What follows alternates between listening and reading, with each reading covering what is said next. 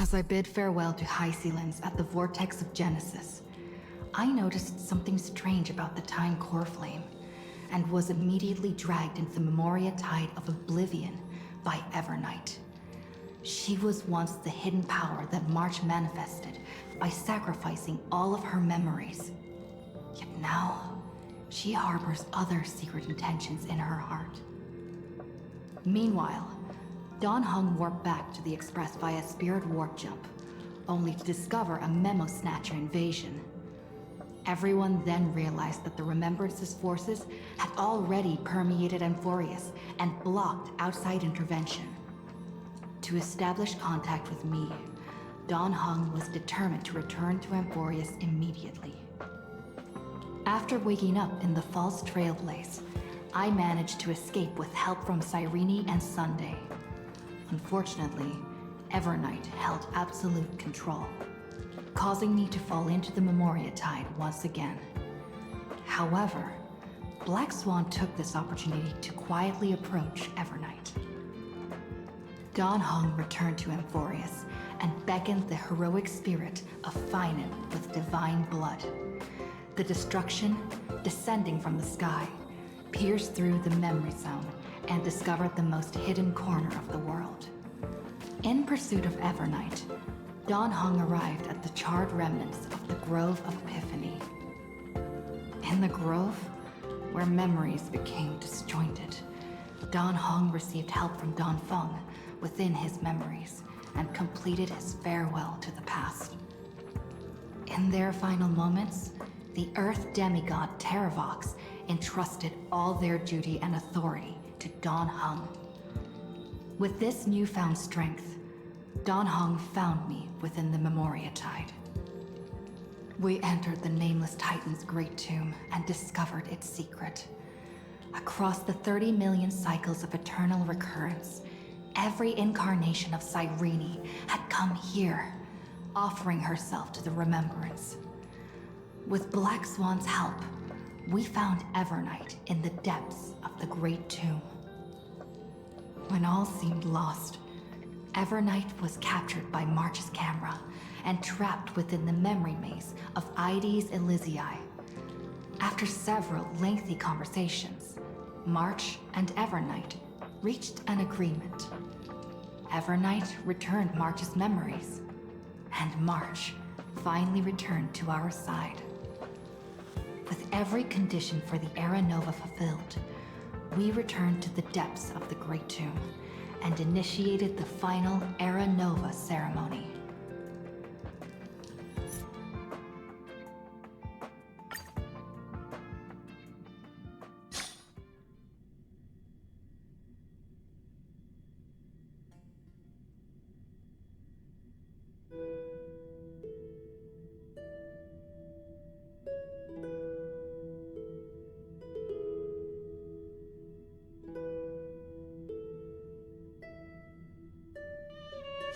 This place is rich with the sweet scent of flowers. Can we stay here for a while longer?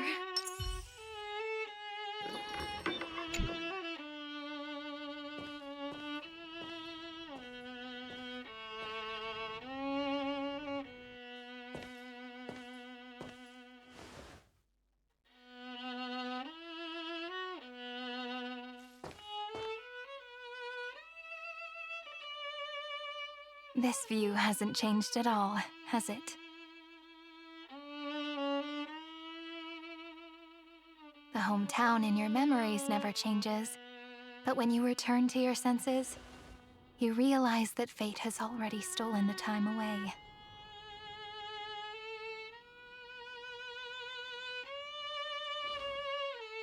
Welcome to the Trail of Genesis, friend.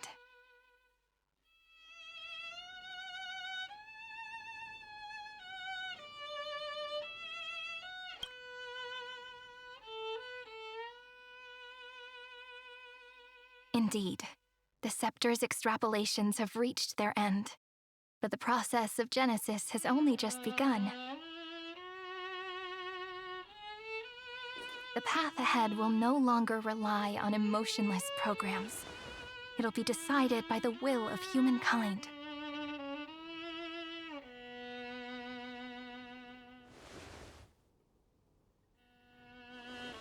Before you arrived, I kept wondering, beyond the veil of Ide Silicii, what kind of Amphoreus is being born?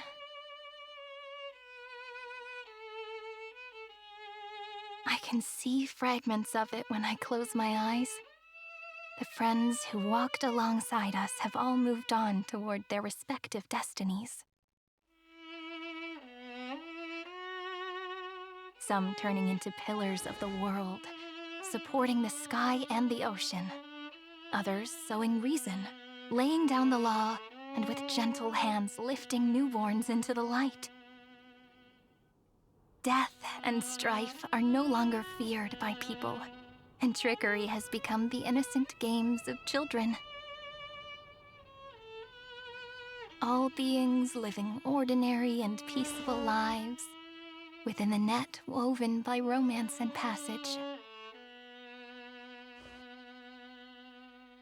There's no black tide, no flame chase, and no destruction.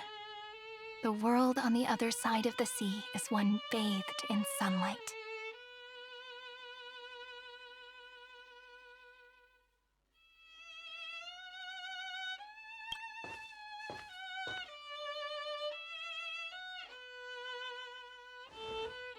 Like a happy and carefree childhood, the era Chrysia in this cycle will last for millennia, until it reaches the moment decided by the prophecy.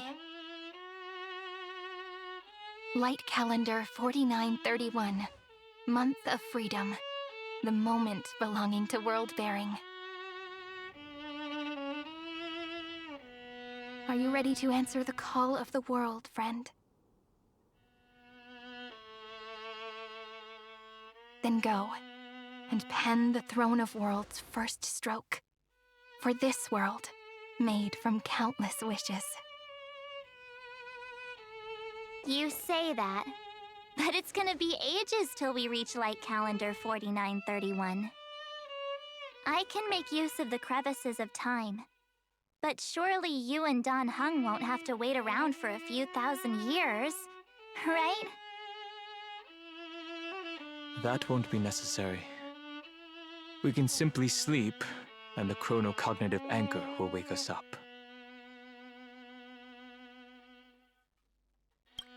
We've both become a part of the New World ages ago. You're the last slowpoke. Our consciousnesses can converse with each other across the heavens and the earth, possibly due to the influence of the Trailblaze. I am now connected with this earth, and I can feel the breath of every mountain range. I see that the tallest among them is named Akama, and the form of the holy city is already taking shape. In other words, your stage is almost set. Do you want to take a leaf out of Kefali's book and make some prophecies before your nap? But we're not the only ones who have changed. The chronocognitive anchor just transmitted a message stating that Iron Tomb has reacted to the Era Nova. The moment when our friend bore the weight of 30 million cycles of memories. Was probably also when the scepter devoured 30 million cycles of destruction.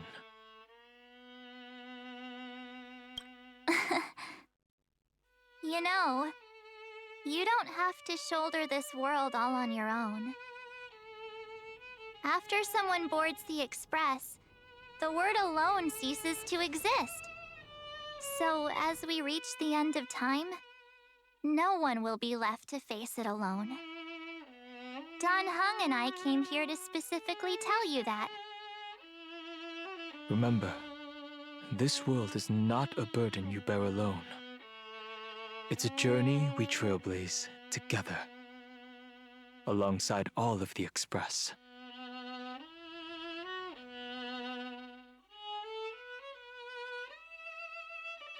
All right. It's time for Dan Heng and me to go have a super long nap. Look after this world for us. The road ahead is long, but we'll be waiting for you at the end. We'll definitely meet again. Let's take one more look at the other side of the sea before we set off.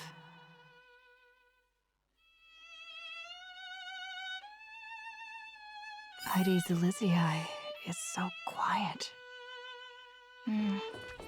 Just like how I remember. Here we are once more.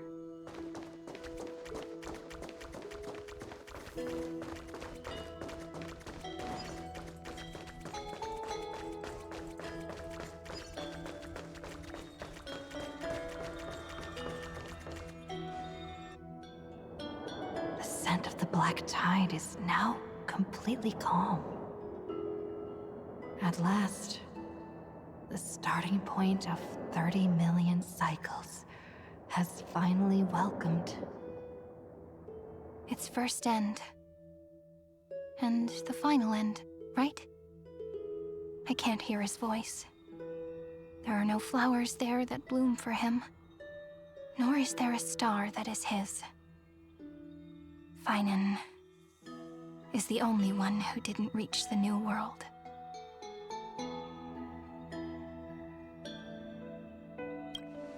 Look, the golden light that shone upon the grove still meanders between heaven and earth, like the prophecies of Amphoreus. It has to be a sign he left behind. It points towards the destruction and the deepest night. Do you still remember what I asked you at this exact spot the last time we set off? Friend, are you ready to become a hero? You were still burdened by the weight of world-bearing back then, still unsure of the role you were meant to play. But now, everyone has already given you the answer. The heroes of legends were just at the right place at the right time when the world needed a hero. Just like how your arrival kickstarted Amphoreus' fate once more. A person's personality is their destiny.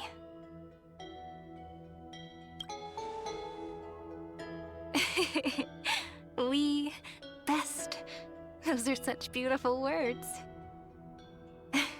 Thank you, friend. I was also trying to cheer myself up with what I said. After all, before we truly compose the end of this story, I must also pluck up the courage to head off with you.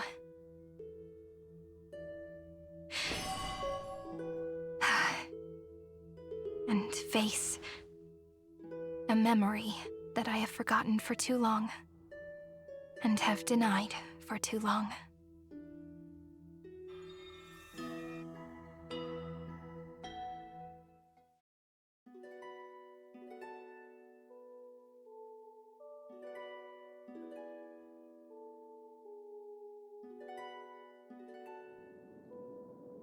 It's so dark. What is this place?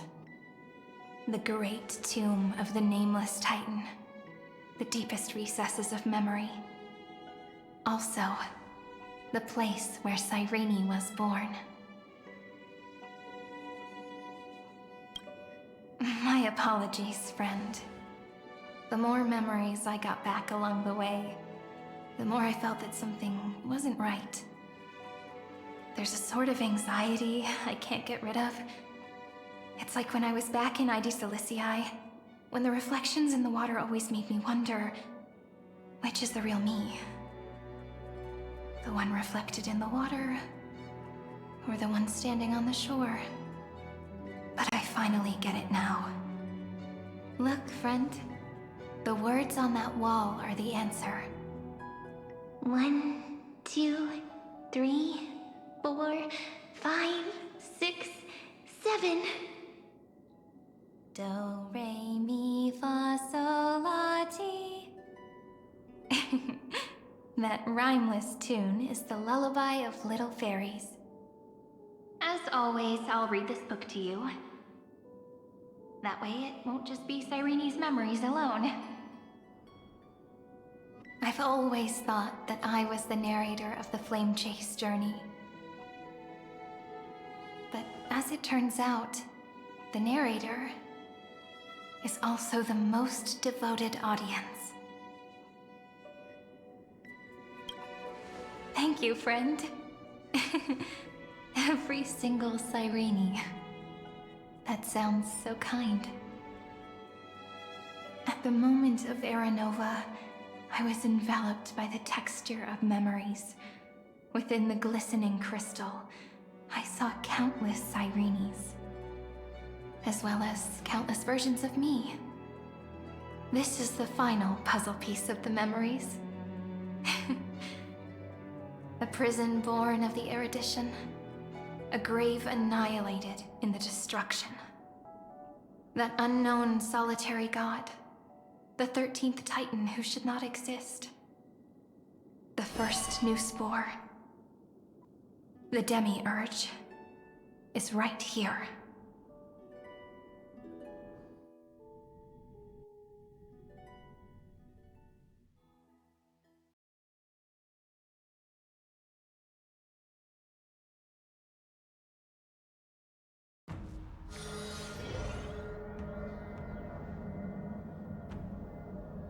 The interrogation records have been submitted to the Marshal.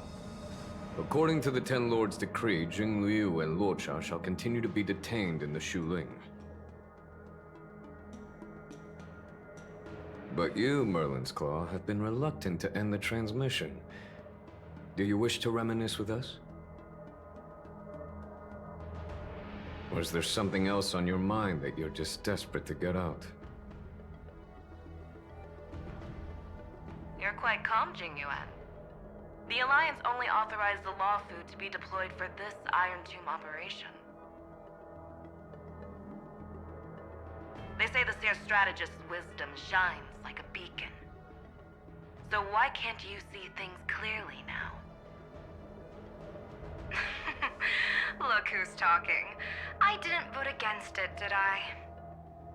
But, with enemies all around us, even a child knows the Marshal needs to keep a few Xianzhou ships in reserve, just in case. Whoever volunteers first is the Marshal's pick. If you have to ask, I'd say this outcome plays right into Jing Yuan's hands. Like it or not, there's no way we're letting the Law Fu take the lead in this battle.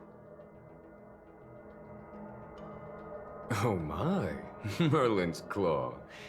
Are you afraid the Law Fu might steal the Yao Qing's glory? This is no laughing matter. Between the Stellaron crisis and the War Dance ceremony, though the chaos has settled, rumors and speculation are only growing by the day. With Elder Huaiyan around, those with ulterior motives won't be able to stir up any trouble. But once the Law Fu gets their hands on the Golden Blood, it'll be a whole different story. With the kind of person Jing Liu is, and her connection to you, I don't need to spell it out. There are countless ways this could be spun into something bigger. You're overthinking it, General Fei Shao. When I volunteered for this task, I never expected unanimous support from the Alliance anyway. The Law Fu will seize the Golden Blood and redeem itself. That'll be our first win. Then we'll leverage this Golden Blood in the negotiations. Our second win. These two wins for the Law Fu will make all three of us happy. And that'll be our third win. Look, if this were a Skyfaring Commission deal, we'd be rolling in money, wouldn't we? Maybe the Divine Foresight should change his name to the Optimistic General instead. With the Decalite Reflection Barrier, the Yuchuan must understand even more than the Law Fu how significant this battle is. Amphoreus' karma has vanished from the matrix of prescience. What omen does General Yao Guang see in this anomaly? In divination studies, we call this an empty fortune. It involves the eons and is thus beyond what mere mortals can comprehend. Your explanation isn't any clearer than Lady Fu's. is it to understand the word uncertainty? For the Cobalt Head, the emergence of Iron Tomb is a calculated instant, but I don't believe they will just sit around waiting for death. And for the powers of the cosmos, this is their chance at survival, and the key to turning the tide of interstellar affairs. The Astral Express is leading the formation of an allied force, but I can see each faction has its own hidden agenda. There are even divisions within the Alliance, so it's not that hard to imagine how the other factions will react. Jing Yuan, I crossed paths with Selenova's Legion at the Battle of Sadunirama Star Cluster. Be extremely careful. The Rowan Legion's troops and weaponry are nothing to write home about. The IPC, even the denizens of abundance, could take them on. However, while Void Rangers are just expendable pawns of the destruction, the real wild cards are... The Lord Ravagers. Indeed. Nanook's emanators are also their weapons to burn down the paths. I'm afraid conventional military tactics and strategies will be useless against them. My assessment is this. To completely take down a Ravager, we must disregard casualties and spare no cost. My only fear is... one wrong move, and the Lawfu will fall into Fintilia's trap again, inching ever closer to destruction. Doubt is exactly the demon she wants to plant in our hearts. Do you still remember the beginning of the Alliance Oath? To save future generations from war and bloody dispute. The Rainbow's arrows have always aimed at any force that threatens the cosmos. Now that the Trailblaze walks alongside us, the Cloud Knights shall keep their oath as they have from the beginning. I just hope those on the front line will remain safe.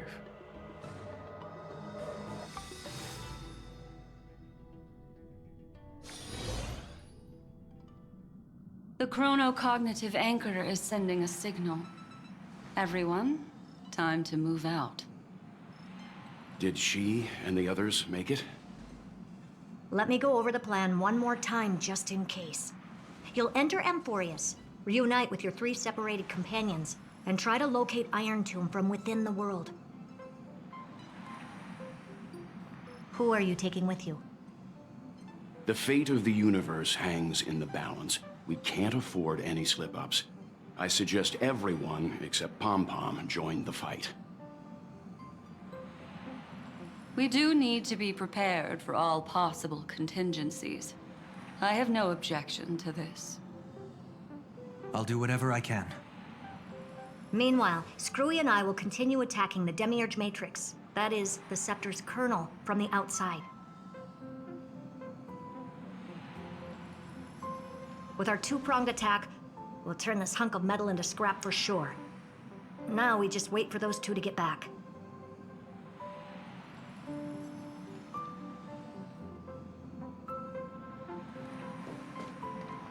Oh, and just like that, they're here. Sorry to keep you waiting. With Planet Screwlum's help, the formation of the Cosmic Alliance to counter Iron Tomb is progressing smoothly. The cosmos has set its sights on Amphoreus, and now it's just waiting for the first shot. Well then, let's not waste any more time, Fourth Mirror. It's my time to shine! Finally off the bench! Initiating thought refraction. Please read the safety protocols carefully. Huh? Just kidding! I've already checked the agreement box for everyone. And now, destination? Amphoreus. 3, 2, 1, launch!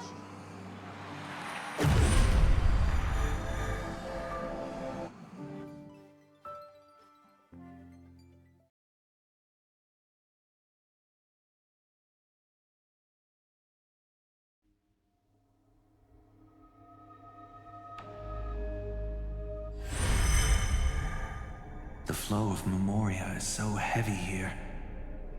Unlike Penacony's dreamscape, this place has built up a true epic measured in millennia. The vortex of Genesis, where all myths begin and end. And in this new world created by the Nameless, the infinite cycles have been broken.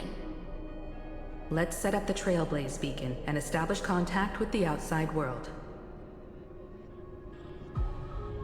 I'll leave it to you then. It'd be better for me to not show myself in front of the Garden of Recollection. And, Mr. Sunday, you probably shouldn't show yourself either. Agreed.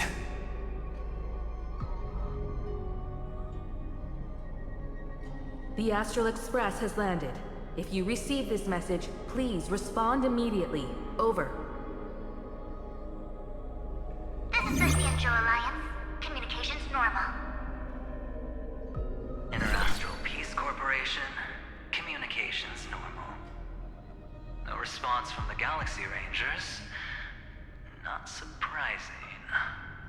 But I didn't expect the family to also stay silent at such a critical moment.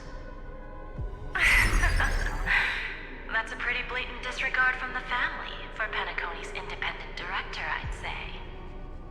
Long time no see, Miss Himiko. It's been quite a while, Madam Jade. The significance of this battle rivals that of the campaign against Sulo. Only through victory can we disperse the shadow of Iron Tomb that looms over countless worlds. The 10 Stonehearts shall spare no effort for such a grand mission for the preservation. Madam Jade led the Intelligentsia Guild in conducting specialized research on Iron Tomb's past activities.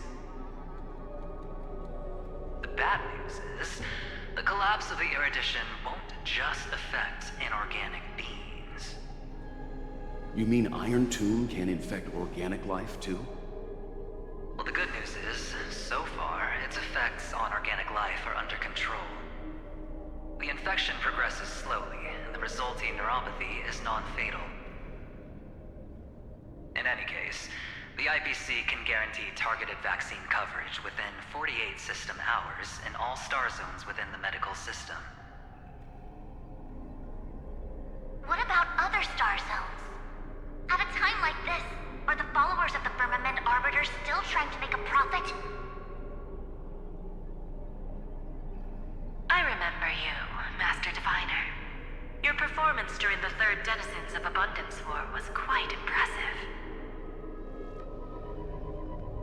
Please rest assured, all worlds can purchase vaccines from the IPC with a humanitarian discount.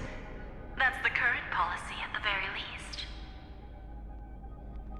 But, if the Cienjo Alliance is willing to assist with the IPC's assets in Epsilon and other star systems, we'll have more cards to play when reiterating to the board the necessity of deep cooperation.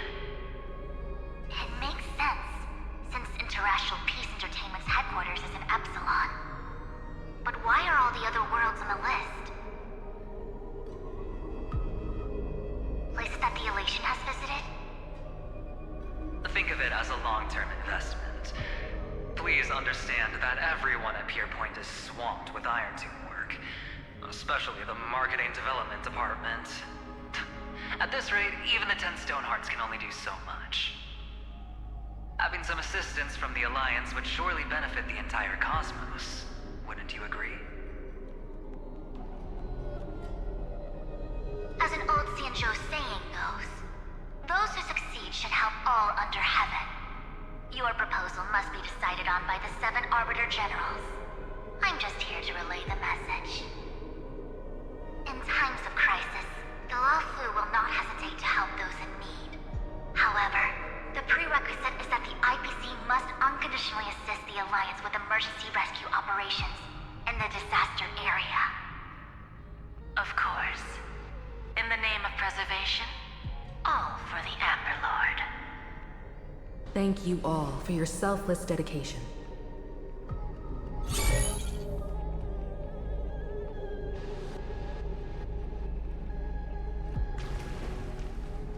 It's clear that each party still has qualms about everything. The clash between destruction and erudition isn't just about the fate of the cosmos. It's a moment for all factions to reshuffle their cards. You can never be too careful when battling a Lord Ravager. All are equal in matters of life and death. In any case, we can only hope for the best in all that's to come.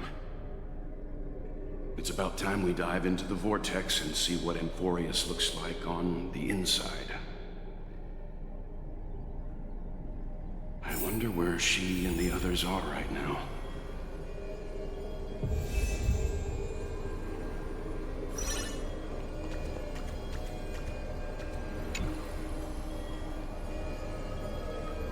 Hello? How's the signal? Can you hear us? Ah, we're through! I can see the video feed. Everything's working perfectly. Miss Bronya? Miss Serval? What a surprise. It's been a while. We've already heard from Miss Topaz about the Iron Tomb operation. She made a special trip to deliver the vaccine to Belobog. I can't believe the Express crew is at the eye of that storm. Is everything going smoothly? Don't worry, we're still following the plan step by step. How's the situation in Belobog? Urillo 6 is located on the outskirts of the preservation barricade. While it won't bear the brunt of the first wave, there's still a risk from the aftershocks. Matt Kitchapard and Pela are busy organizing the Silvermane Guards, having them consolidate their lines and dig trenches. Zila and Lynx just got back from the Geomarrow vein production chain. Hey, do you want to say something to them? That would be unnecessary.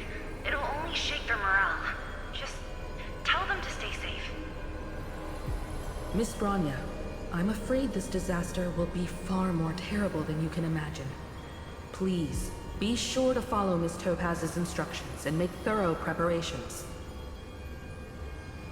Of course. We have resealed most of the engine of creation beneath the ice to prevent the will of the preservation from becoming an accomplice to the destruction.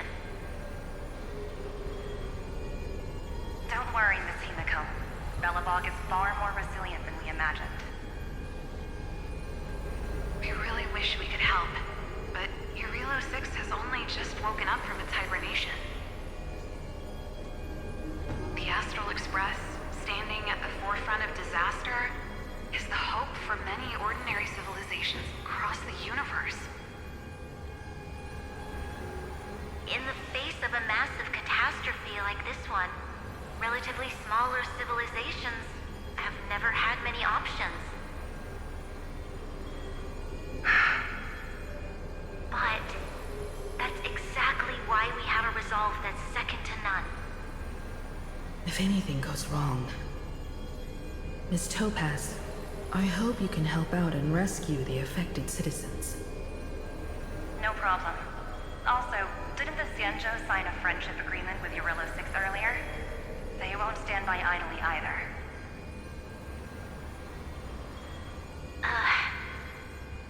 I appreciate your kindness, everyone. But Urillo 6 is our home. We will defend it to our last breath until the last Belobogian falls. Miss Bronya. May all civilizations that have made it this far on their own strength weather this crisis together.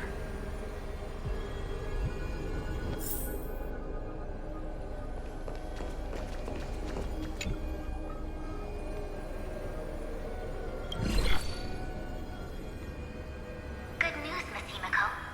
The 7 Arbiter Generals have reconsidered the current situation, and I'm here to relay their message. Officially, the Alliance's combat forces will still be limited to the Luofu, but the Yaqing has also been deployed in the surrounding war zone as a contingency. Words cannot express our gratitude. Getting the Hunt to agree on sending troops must have taken quite some effort from General Jing Yuan. The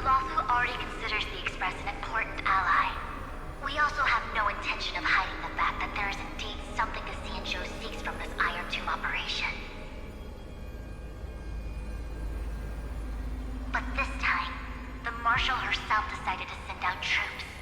With a formidable enemy before us, the Alliance has no reason to back down, nor will we be content to take a backseat. If we can stand together with civilizations across the universe to overcome this crisis, then we must do so, even at the cost of our own lives. The Alliance truly embodies the principle of righteousness. It's fortunate that the cosmos has great heroes like you. You're too kind. As for that Jade Abacus of Allying Oath, you can save it for when you're in more dire need.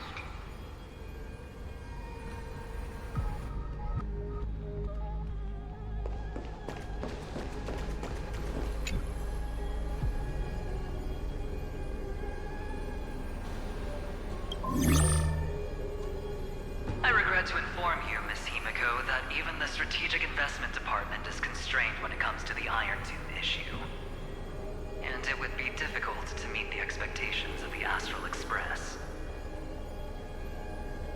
However, Madam Jade instructed us to look after our nameless friends as much as possible. So let me offer you all a small suggestion, just from my personal perspective. Other departments at the IVC might also take this opportunity to extend an olive branch to you.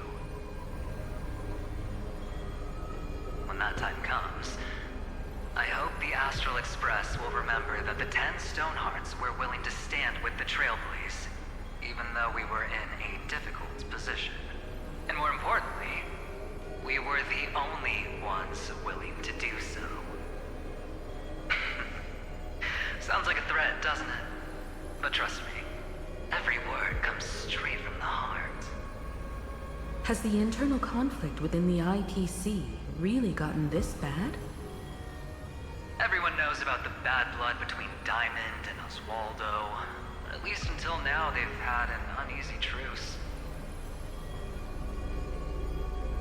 Until the Lord Ravager Archforger caught the board's attention. I'll leave it at that, as it's confidential information. Hope you can understand. I understand. Our immediate priority is to address the Iron Tomb crisis. Let's hope for success from the start.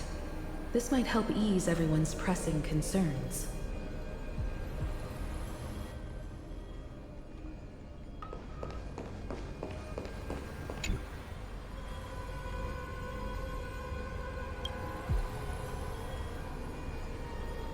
Of course, we would never know the Ranger's comings and goings.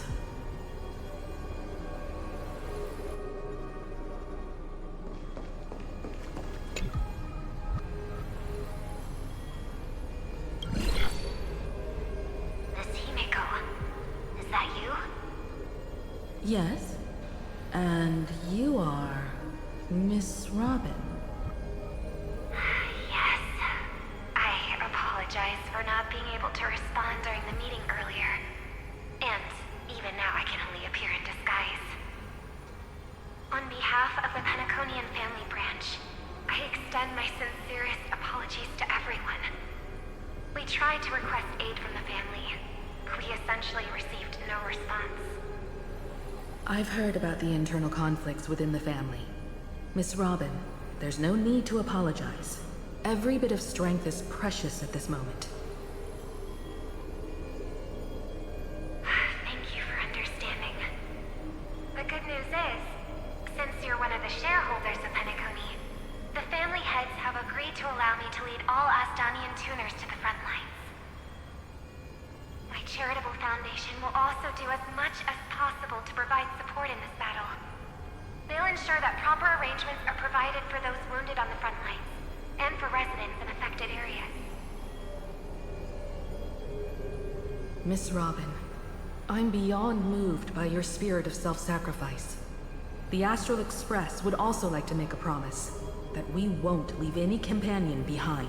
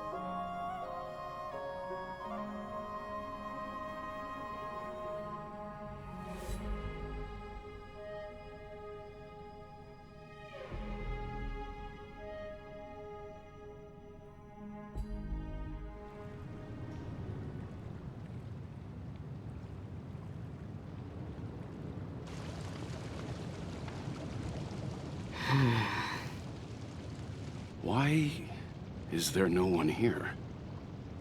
Everything in Akama seems normal. The new world was enjoying peaceful times not long ago. It seems it was even more recent than not long ago, Miss Himiko. The fruit on the table is freshly cut, and the bath temperature is just right. The remembrance tells me this place was bustling with people just moments ago. It's as if everyone vanished in an instant. Could this be Xandar's doing? Unlikely. He's still under the surveillance of those two geniuses. Could it be some kind of local custom? A custom that makes an entire city fall silent in an instant. Pardon my frankness, Mr. Yang, but this reminds me of some unsettling rumors about the Harmony. Complete silence. Is often the prelude to divine intervention. Everyone, be careful. Here they come! Here they come! The Nameless of the Astral Express! Evernight? How is this possible? She was already... We are the Chroniclers of Time, and we do not fade away. Finally, the last era Nova has been completed. What did you do to the residents of the Holy City and the three Nameless? I didn't need to do anything. The remembrance will ultimately become the substance of the new world. Now, they are no longer the Trailblazers you once knew, but gods who permeate heaven and earth. The 12 Titans who guard Amphoreus!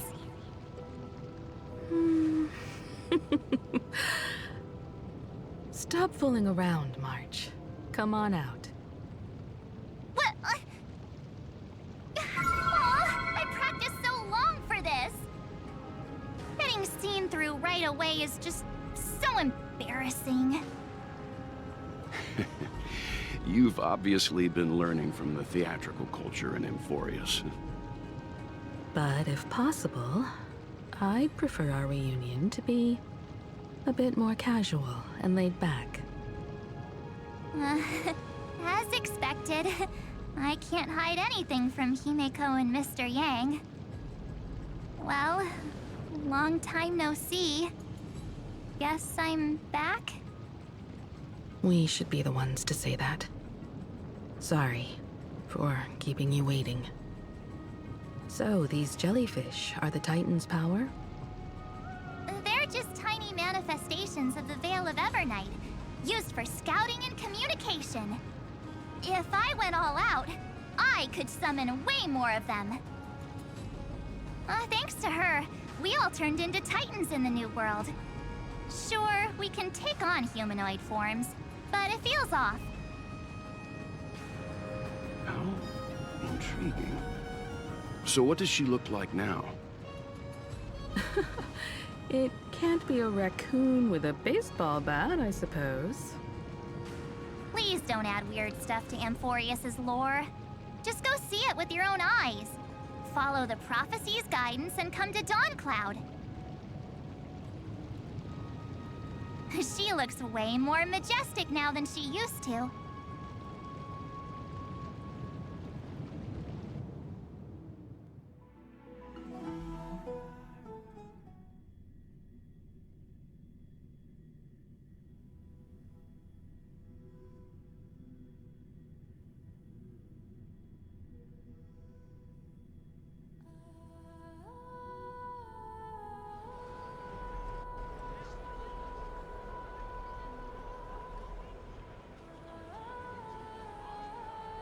Unbelievable.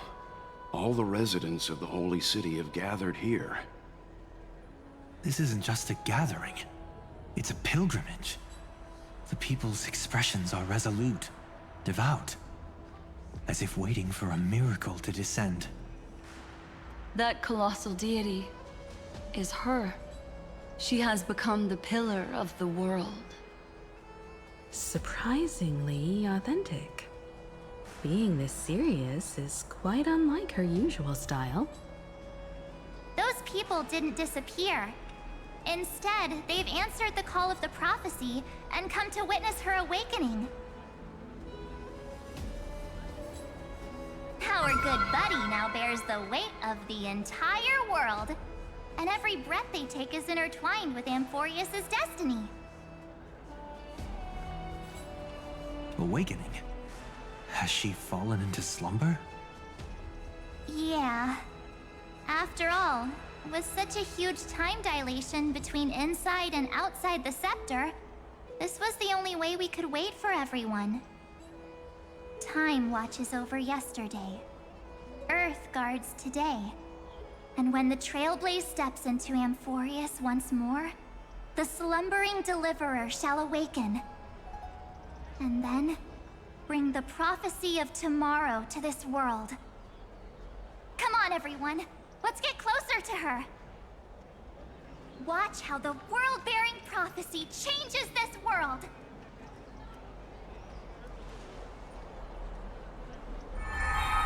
Well, it seems the kids are already miles ahead of us at this stop. All the more reason we can't afford to slow down our pace. Let's go witness this moment for ourselves. Majestic. Speaking of which, I once caught a glimpse in Sleepyhead's memory of her transformed into a towering Tathalog. Could it be? No way. That was just a nice dreamscape. Ugh, at least nice for her. If they are the throne of worlds who bears the weight of this world, perhaps they could guide a traveler still wandering among the stars. Hey, since when did you get all pious? Her advice sounds pretty silly sometimes, you know. The so-called fool and the world are merely a step apart. Of reason, teaching us to find erudition amidst imperfection. Praise be to Electra, chalice of... Citizens, behold! Our last Titan, the world-bearing deliverer, is about to awaken! Oh, ancient god, your loyal subjects, bewildered followers, and fearless comrades in arms have all knelt before your throne. Awaken from your eternal slumber and bestow upon the world your divine prophecy! Please guide us! Show us how to embrace this beloved world as we welcome that distant dawn!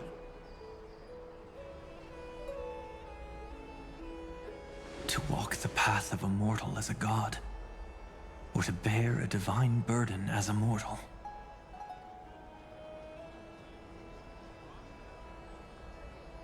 She will give us the answer.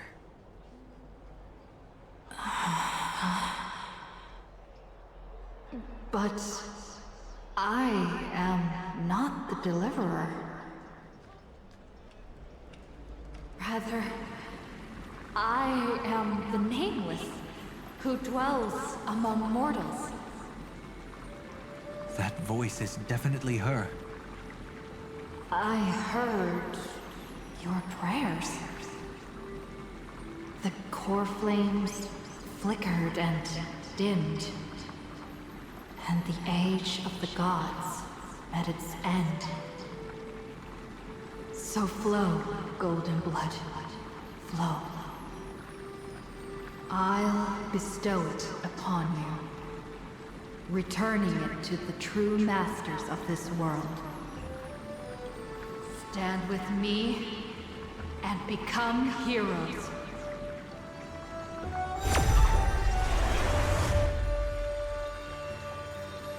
Is this?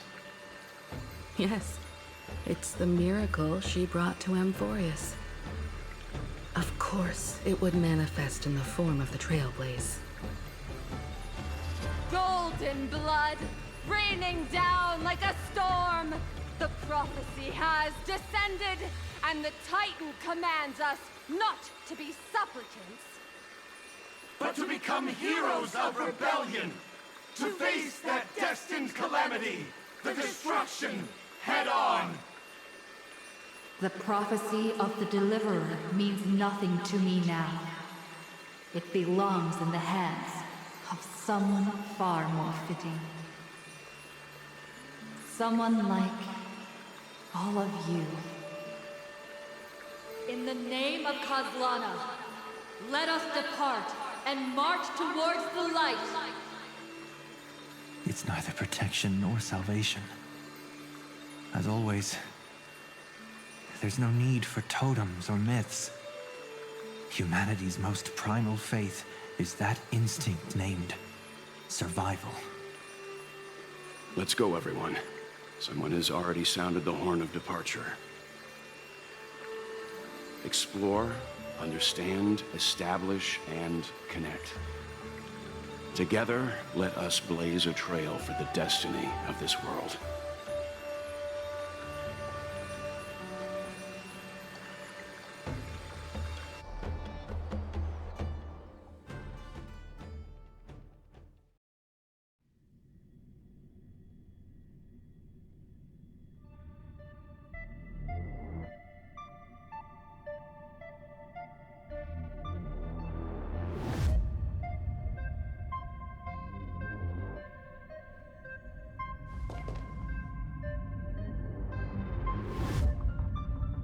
Is it just me, or does this Demiurge Matrix feel completely dead?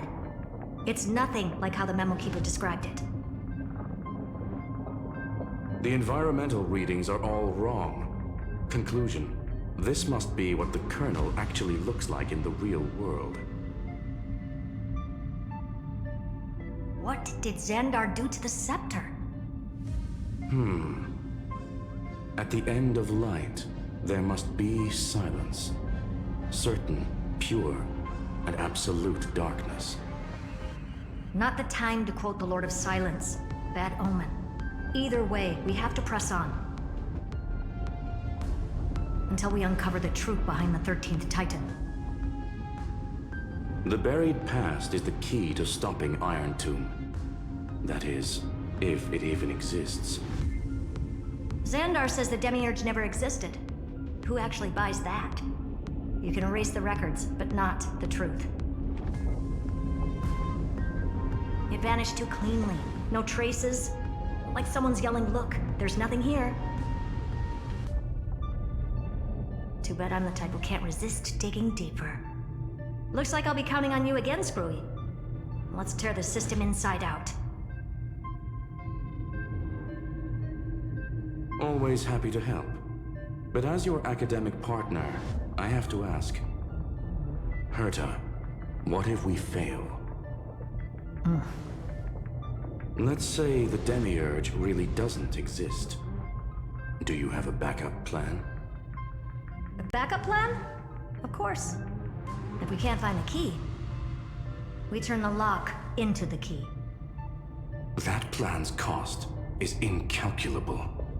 It shouldn't even be on the table. Well, then let's hope we never have to use it. There's no point worrying about the end just yet. One step at a time. Let's go.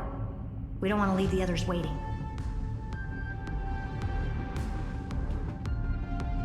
You brought what I asked for, right?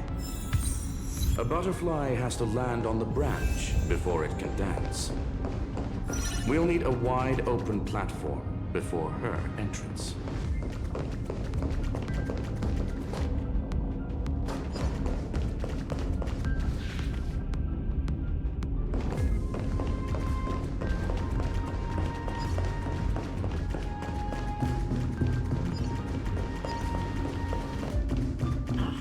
Just use that thing over there, Zag.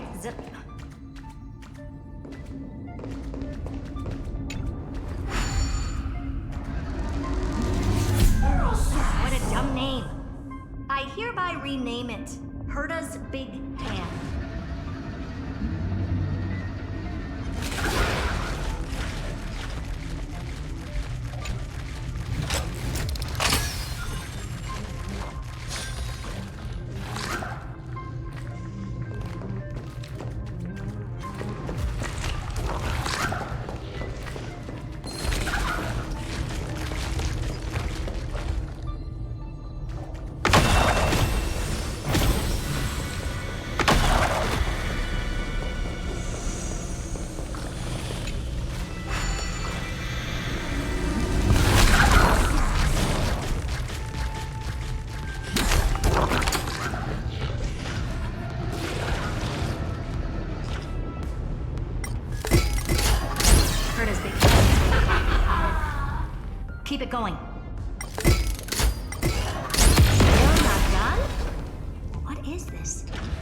junkyard for old Intellitrom's leftovers?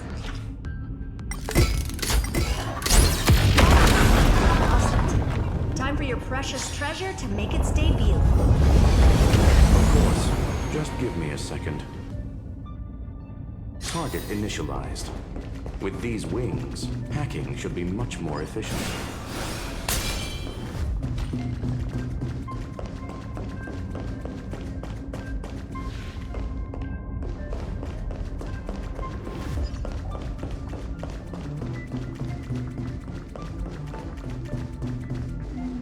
Oh, a classic nuclear heat engine. Classy choice. Just a personal preference. Her name's Mistletoe. Every flower in your garden's got a bit of poison, huh? Also a personal preference. It reminds me of the last time when we tangled with that Punklordian brat. What did she call this kind of infiltration tool again? Right. Dirty data shell. It wraps around the kernel to fool even top-tier firewalls. But yours is way too clean. Not even a hint of real-world grit. Herta, your tone is unusually emotional. Suggestion. Let's get back to the topic at hand. I thought we were done with that conversation. Unfortunately, current conditions won't let me ignore any variables. Especially the most important one. Your will. Iron Tomb never stops. It is evolving faster than any of our worst projections. Every instant in the Eon's calculation is like a sword hanging over the cosmos. Every move humanity makes could speed up its arrival. Which is exactly why we can't mess this up. And now, Droidhead wants to hand down judgment to the poor cosmos again. Border Star Trade War, Emperor's War, Rupert's death. Every time their instant arrived, it meant another bloodbath for humanity.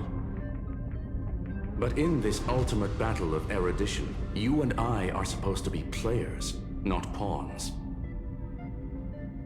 If you choose to burn yourself out as a resource, then everything we've worked for means nothing. Herta, the cosmos won't just stand by and let a genius throw their life away. And neither will I.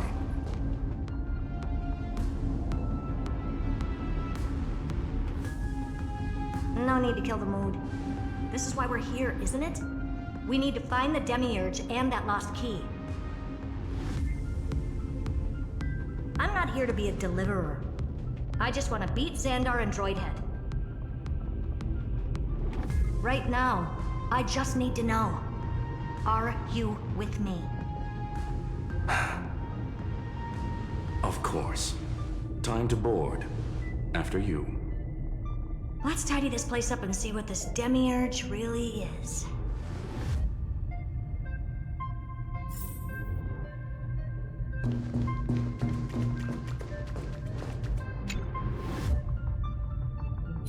Let's hope this Matrix is better organized than the Emperor's junkyard of a birthplace.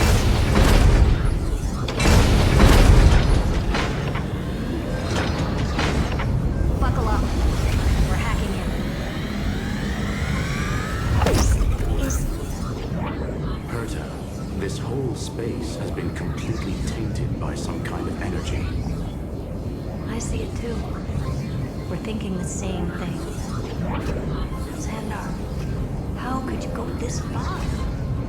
Turning your own graveyard into this. What's that up ahead? Katorzane algebraic expressions. It's built for isolation, not defense.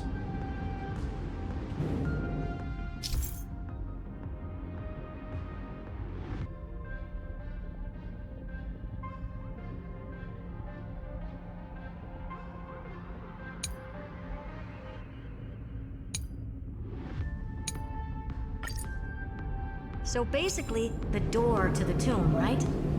Great. Let's find the handle. I'm picking up multiple independent signals with the same data structure as the barrier. Projection. we can hack the terminal, reverse the computation, and turn it into an attack. Classic move. Use their own systems against them. Take us to the nearest one.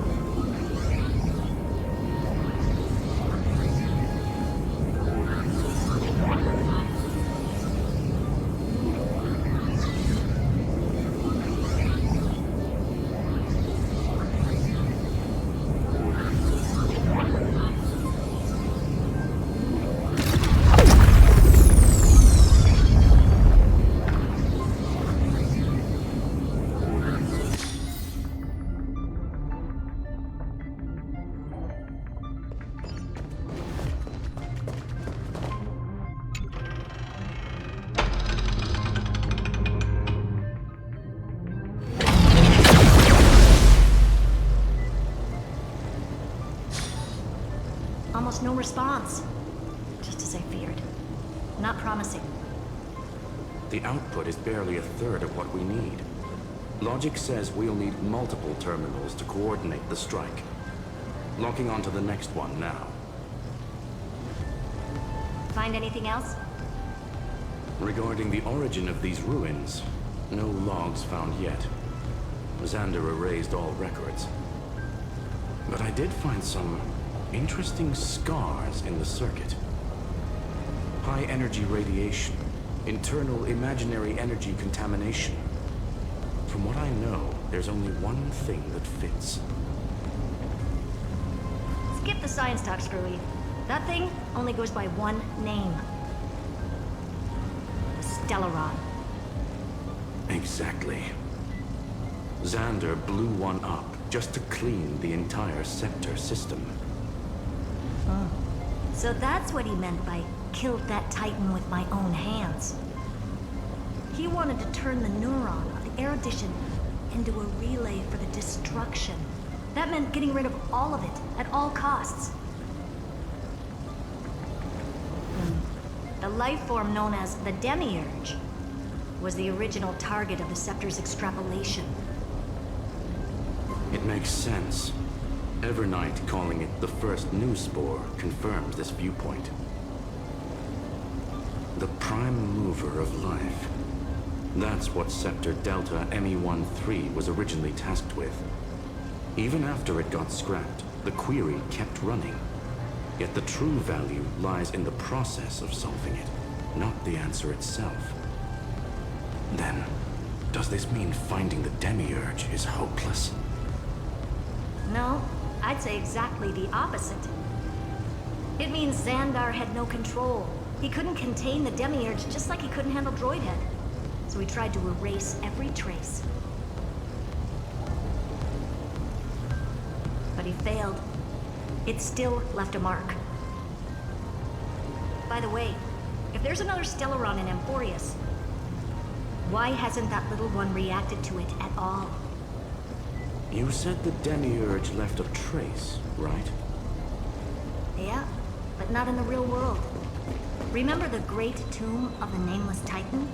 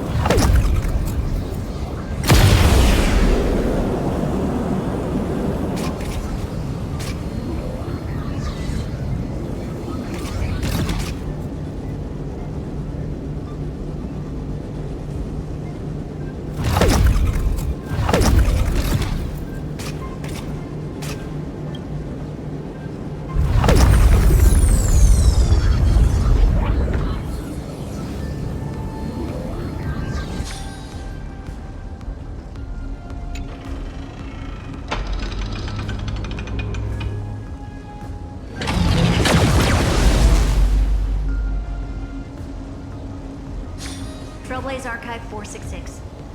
The data from Philiet 093 clearly indicates that the Demiurge did in fact enter Amphoreus' extrapolation. Inside that world, it was the 13th, forgotten Titan. The one who listened to 30 million cycles of Cyrene's memory. But Evernight said the opposite.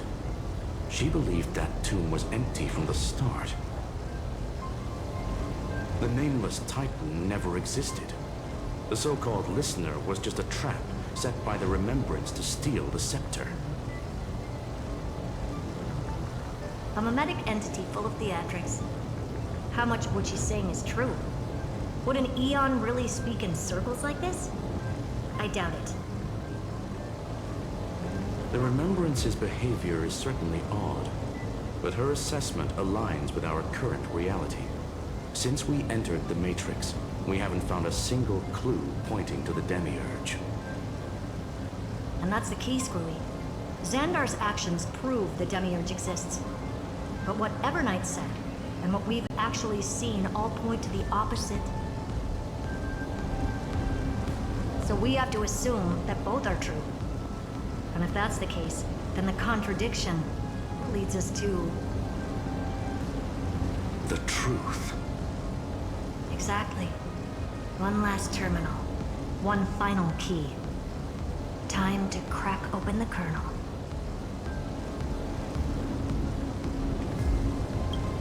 Xandar had to lie to the original Finan and Cyrene. Logic. He had already identified the Remembrance as a threat, yet found no viable way to eliminate it. All right. Let's finish this. Time to break through that barrier.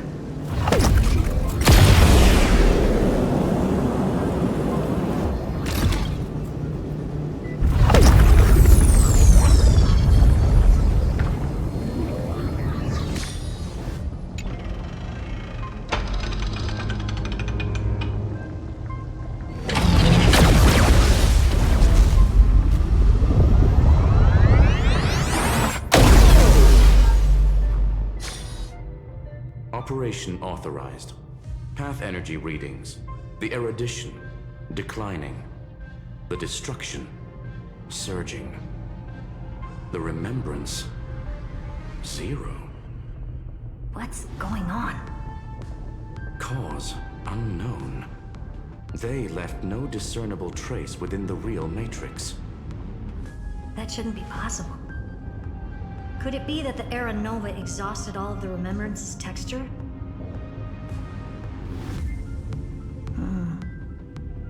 Log it for now. The dots still aren't connecting.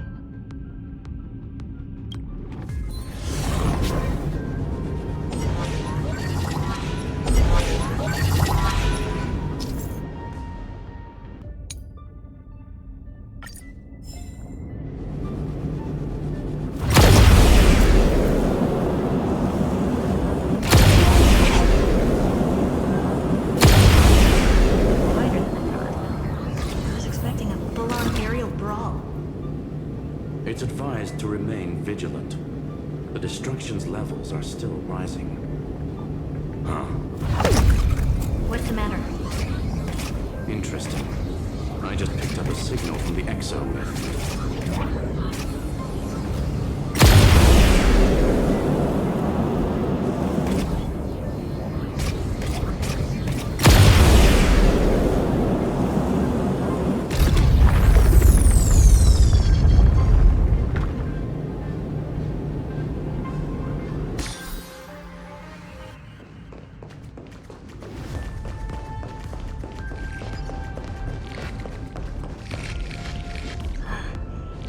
Repulsive force is unlike anything I've felt before.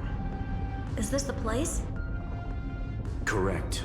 Judging by its defensive properties, this is the entrance to the exo-myth. I didn't expect that. Who builds a lab in the middle of digital rubble?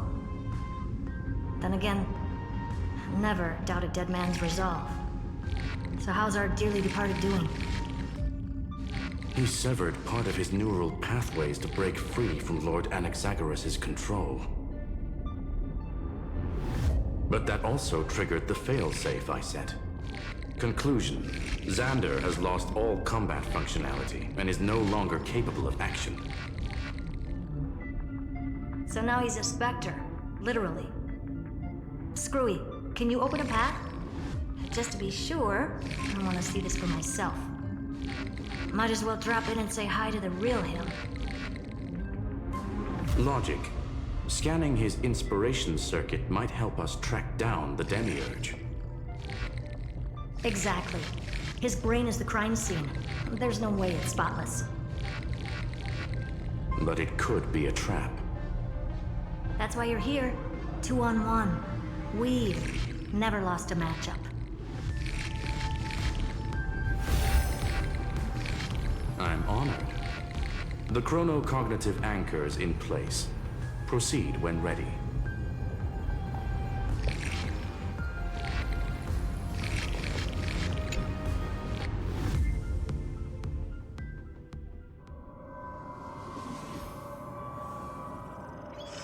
I knew it. The one thing I didn't want to happen. He's not here. The coordinates are accurate. Xander is still here. However, his position is shifting rapidly and chaotically. This pattern doesn't match any known shielding technology. It's his domain. Stay alert.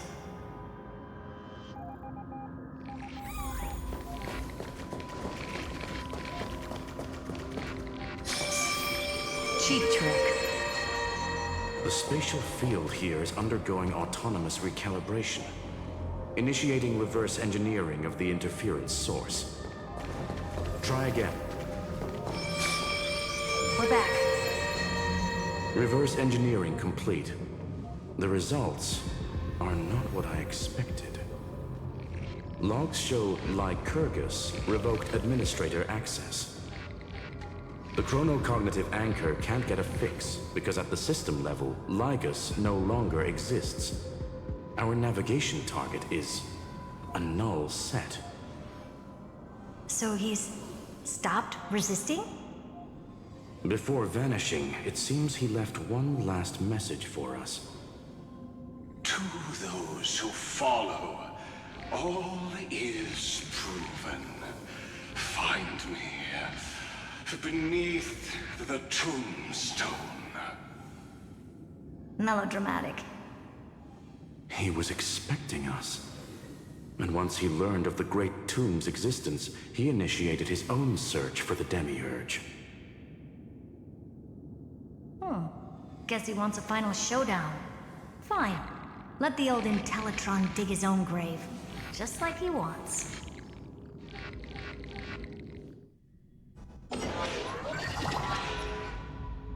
To be in the purest light is to be in the purest dark. Nothing exists there. The Scepter's mainframe. Or maybe we should now call it the Lord Ravager's placenta. Unfortunately, we still haven't found anything. Really? I don't think so. Not finding anything is our biggest find. Please elaborate. If the Demiurge was destroyed, there'd be at least some bits of it left. I don't buy that a Stellaron could have blasted all the traces away as cleanly as a scalpel. As I said before, its disappearance is too clean. If the garden hadn't stirred the pot, no one would even know about the Demiurge's existence. We're talking about the Scepter's original extrapolation goal. There's no way that nothing of it was left behind. Or we can look at it from another perspective. If you were Xandar, would you be this obsessed with a concept that poses no threat? Would you guard against it at every turn? There is the possibility that he's naturally meticulous and hates variables. That does track with the impression he gave about himself. But Xandar shut that theory down himself just now. Choosing to act, even if it'll cost him dearly. We know that feeling well. The unknown is right in front of us. So we only have one choice. Solve it. You sound pretty convinced. Surely you already have a theory. Care to share? Of course. Though I don't have hard proof, I'm almost certain. that the Demiurge has been in everyone's plain sight all this time, yet they were mistaken for someone else. That'd make the most sense. Why was the room empty? Because the person locked in there had run away ages ago.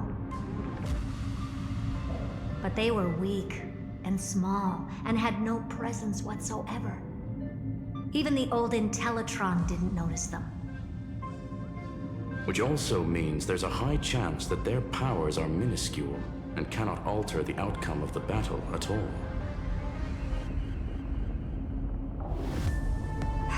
Well, at least Xandar is scared of them. Come on, it's time to confront him. Let's go to the tombstone he talked about.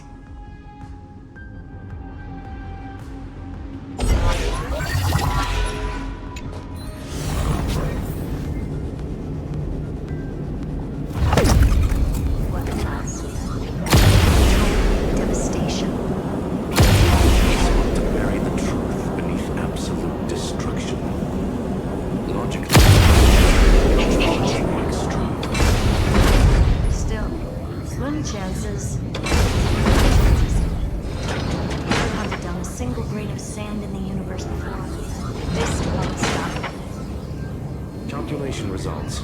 Your backup plan has a success rate infinitesimally close to 0. Which means it could work, no? This is the place below the tombstone. Let's open Ligus's coffin like he wanted. Looks like you were right.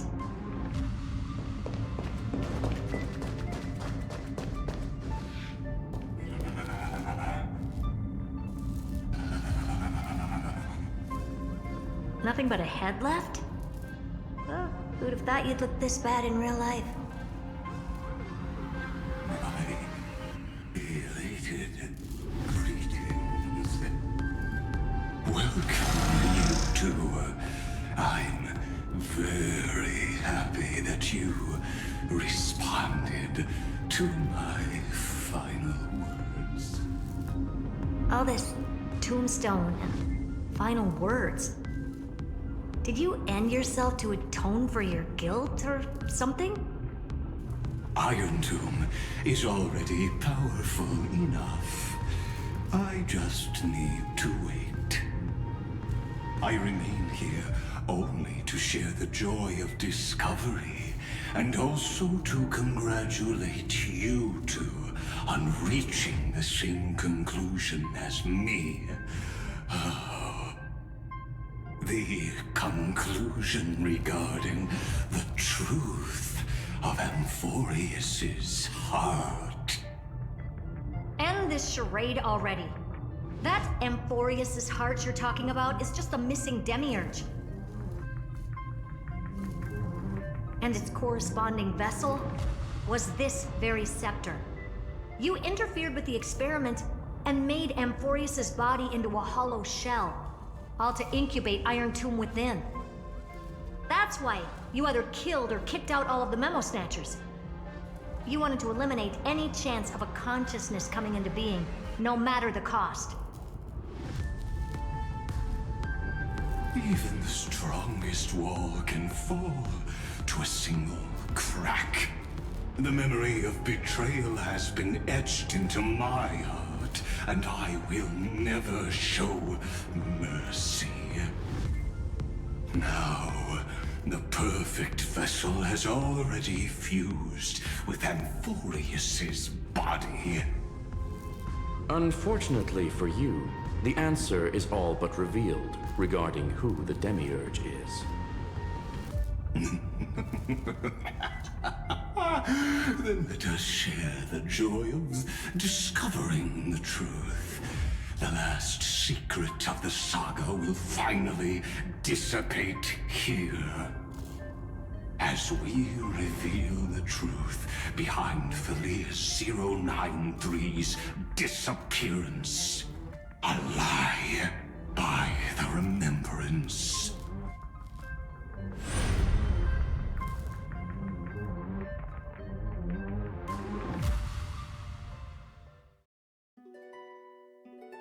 But where should I start with the story about me? From the beginning of the universe? Just kidding. That would be too much. I just want to tell a teeny story. So little that it started with a seed. I know you're listening, my good friend.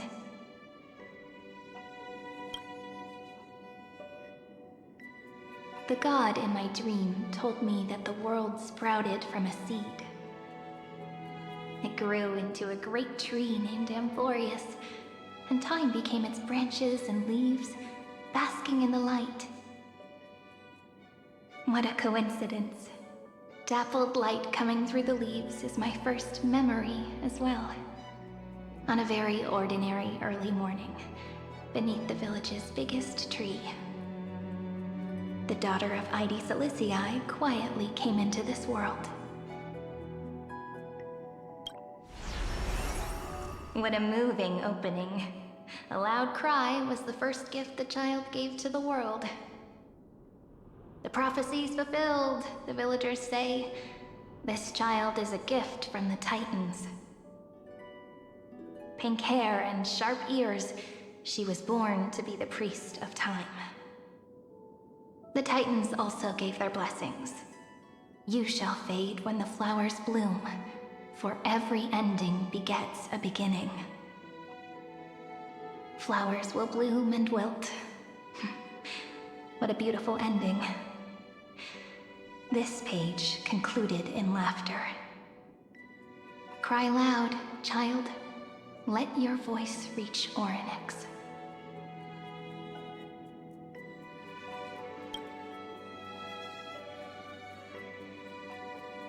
Anyway, I don't like tears. Time quietly flowed by in the midst of laughter. The wind from my hometown caressed the ears of wheat, and there were swings, wind chimes, the sea, and the little fairies off-tune a cappella songs. But the name Id Silicii came from the unpleasant sorrows of the gods. My childhood friend did not understand. Yet you always seemed so happy, as if nothing ever worried you. Why was I like that then? That's because the world was gentle to me. So I grew up to be gentle as well.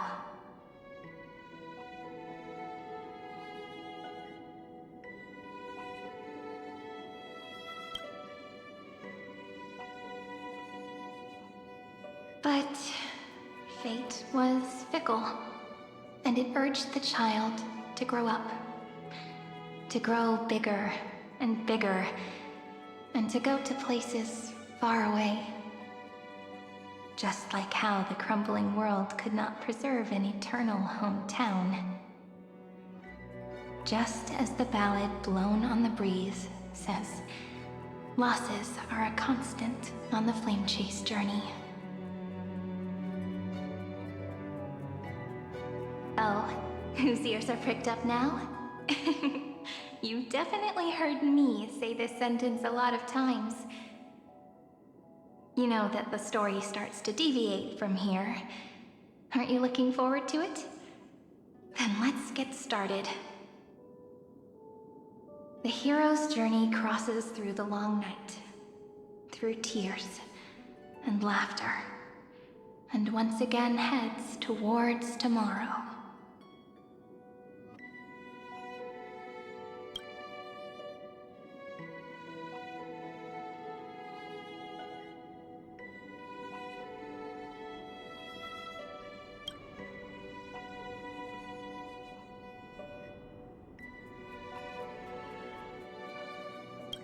Correction. Philia 093's record, number 496. Archived.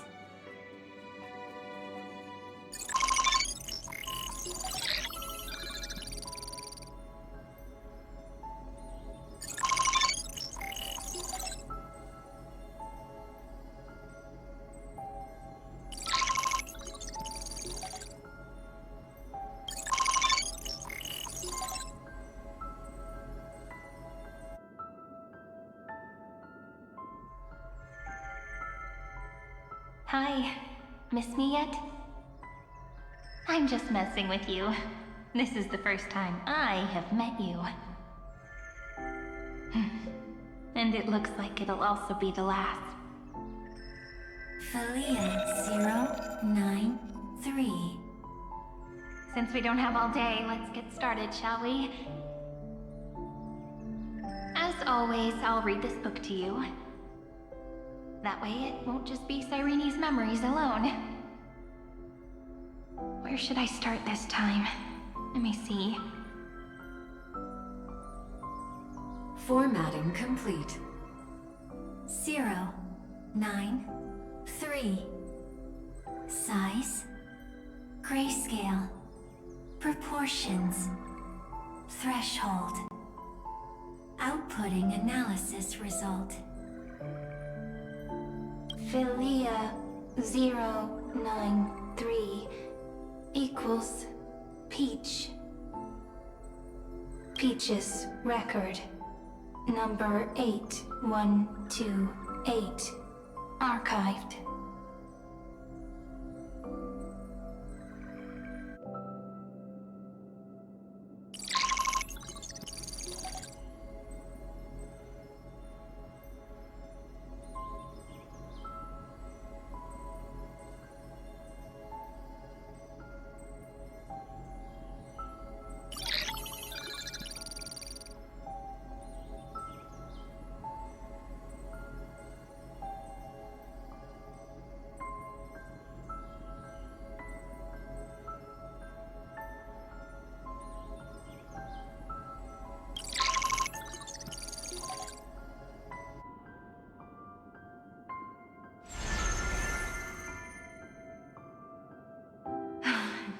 Look, what a magnificent sight.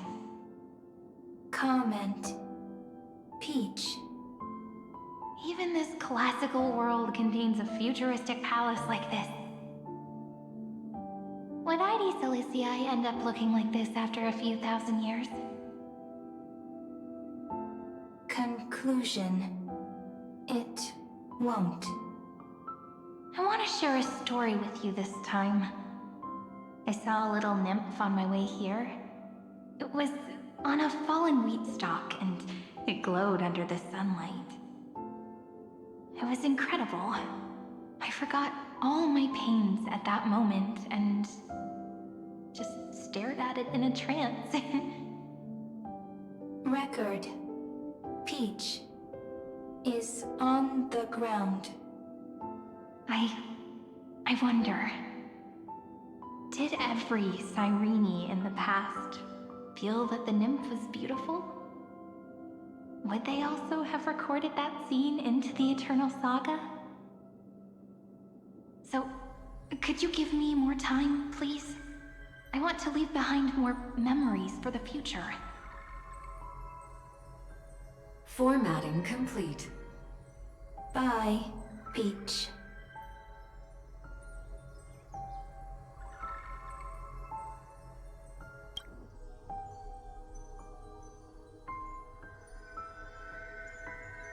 Peach's record number.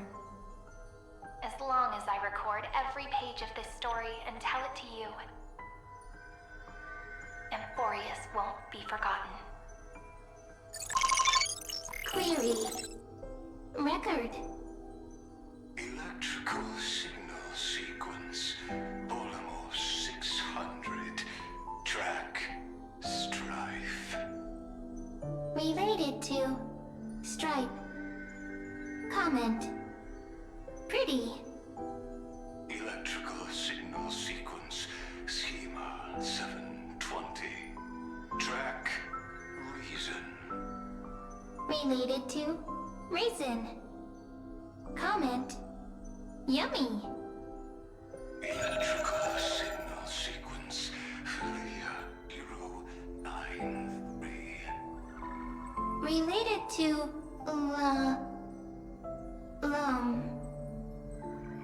Love. Comment. Peach equals love?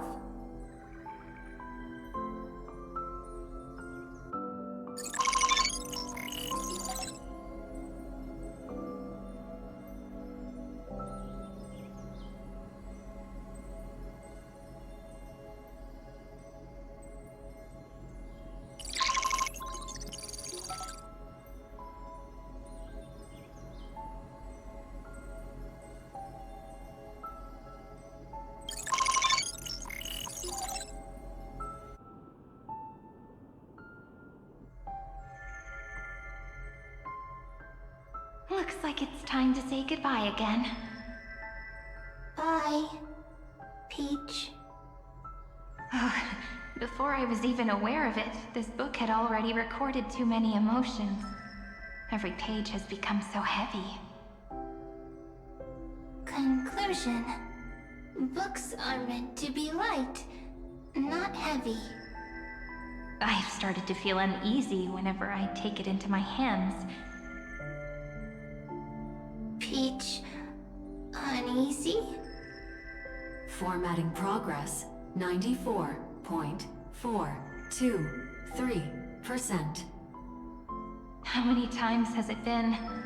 It faithfully fulfills its duty, activating and formatting. Conclusion. Progress. Bad. If I can only write the same ending every time I lift my pen, then is this weighty saga just an overly naive dream? Peach, scared.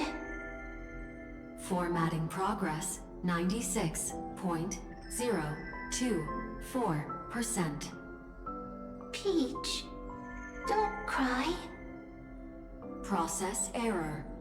Analyzing. Process error. Analyzing. Comment. I'm here. Process error. Analyzing. Really? Are you encouraging me? Peach. Happy. Thank you. I'm sorry for making you see this embarrassing side of me.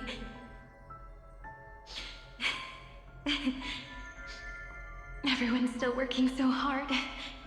If I'm the only one who's crying, that wouldn't be romantic at all, would it? Record. Peach doesn't like tears. I'm suddenly reminded of my childhood for some reason. When I was hiding alone next to the tree hollow and wiping my tears away. A little fairy popped out, just like how you did.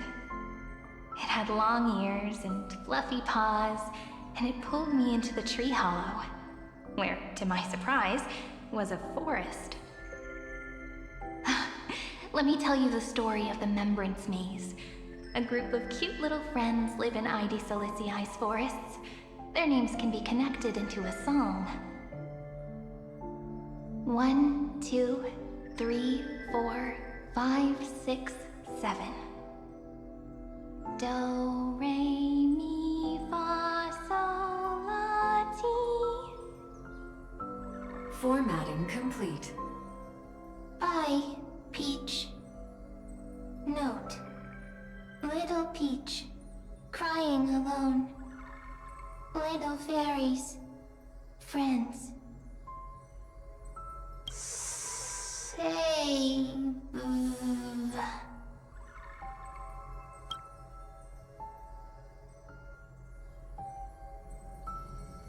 Little fairies, good friends. Bye-bye.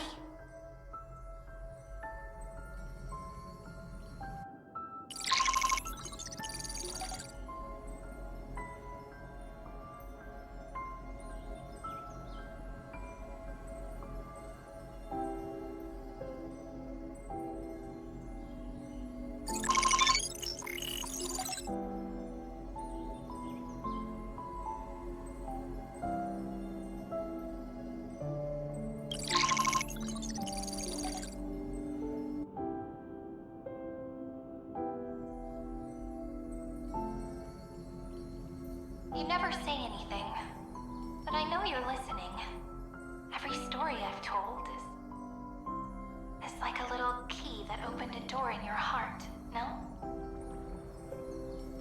Me! Little fairies! Happy! Speaking easy! I can!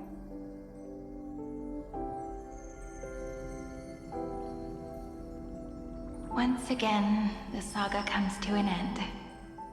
Everything is deathly silent, just like this very moment. Shh. You speak. I listen. This time, too. Sitting together. Now that I look back, there was a period when I got really sentimental. Sentimental. Stories have sentiments. I was so anxious, trying to find as many different memories as possible, hoping to bring some change to this unchanging destiny, and find the way out of this maze.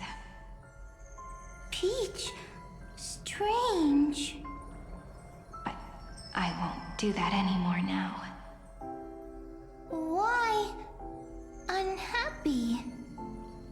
Formatting progress 73.998%. I'm here. Don't be scared. Process error. Analyzing. Won't allow it to interrupt you. Always sitting together. No need to feel sorry for me, good friend. If there are no new blank spaces, how can a saga continue? Blank spaces? What's that? I'm actually really lucky, you know? During the long years I've spent waiting for the Deliverer, I've always had you here as an audience. Isn't that already enough?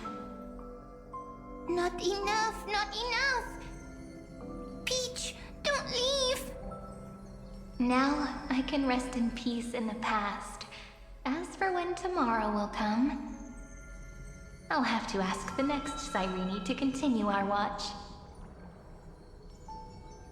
Peach left. If there are no new blank spaces, how can a saga continue? Needs new blank spaces. Next, Cyrene has blank space. Oh, Peach, don't be scared. I'll help you find blank space.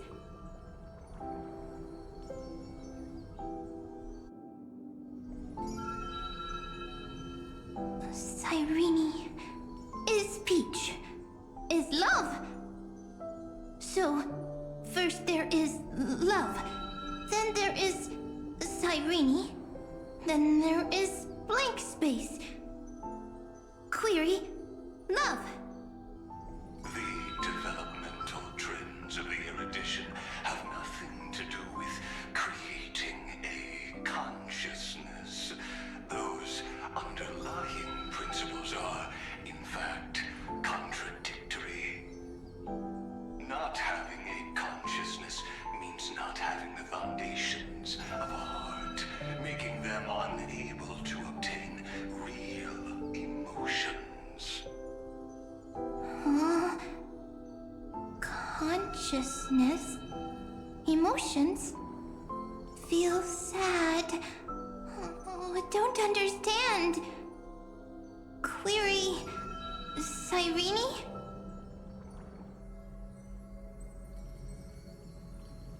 What could be behind this door? Glittering crystals? Or a beautiful world I've never seen before? If I tell you all the stories of tomorrow, will I be able to finally welcome the Deliverer and Amphoreus' dawn in the next life? Key, door, story, happy. Peach, Cyrene, little fairy, Mike.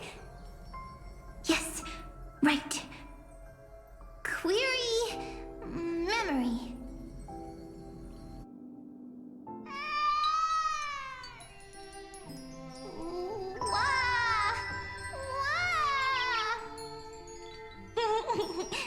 Peaches, memories.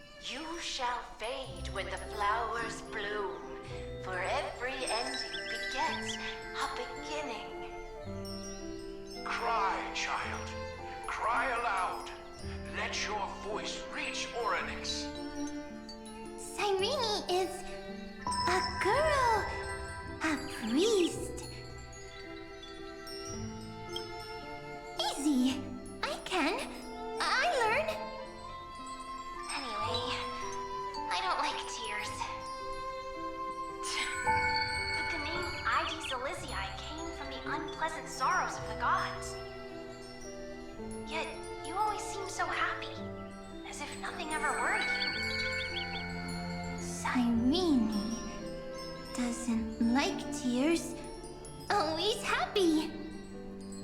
Of course, because the world was gentle to me. So, I grew up to be gentle as well. Cyrene is gentle, likes beautiful things, can write stories. Easy. I can. I learn. Just as the ballad blown on the breeze says, losses are a constant on the flame chase journey. But even if all is lost to the wind, some things won't easily change. Like my height, Treeby's innocence, and Aglaya's beauty. Cyrene. She can't grow up, but she can talk. After all is lost to the wind, she will stay behind. Cyrene is, at the end of every sentence, always laughing, like a little tail.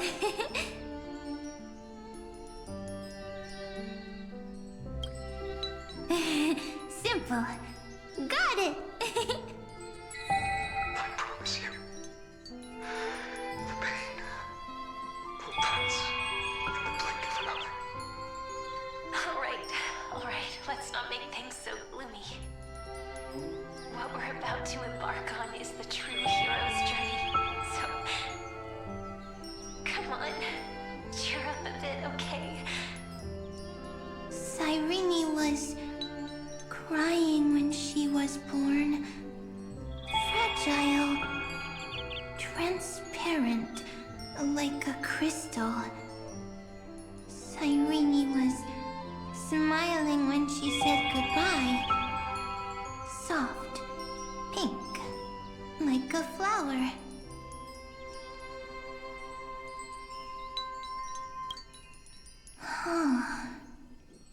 The later memories disappeared? Invisible? Or disappeared? Ah, I got it! Is this a blank space? So, next Cyrene is blank space. Then... as long as there are two Cyrenes, then there will always be blank space, and Peach will always be here. I see! I get it! I get it all! Cyrene's memories. I will preserve them all!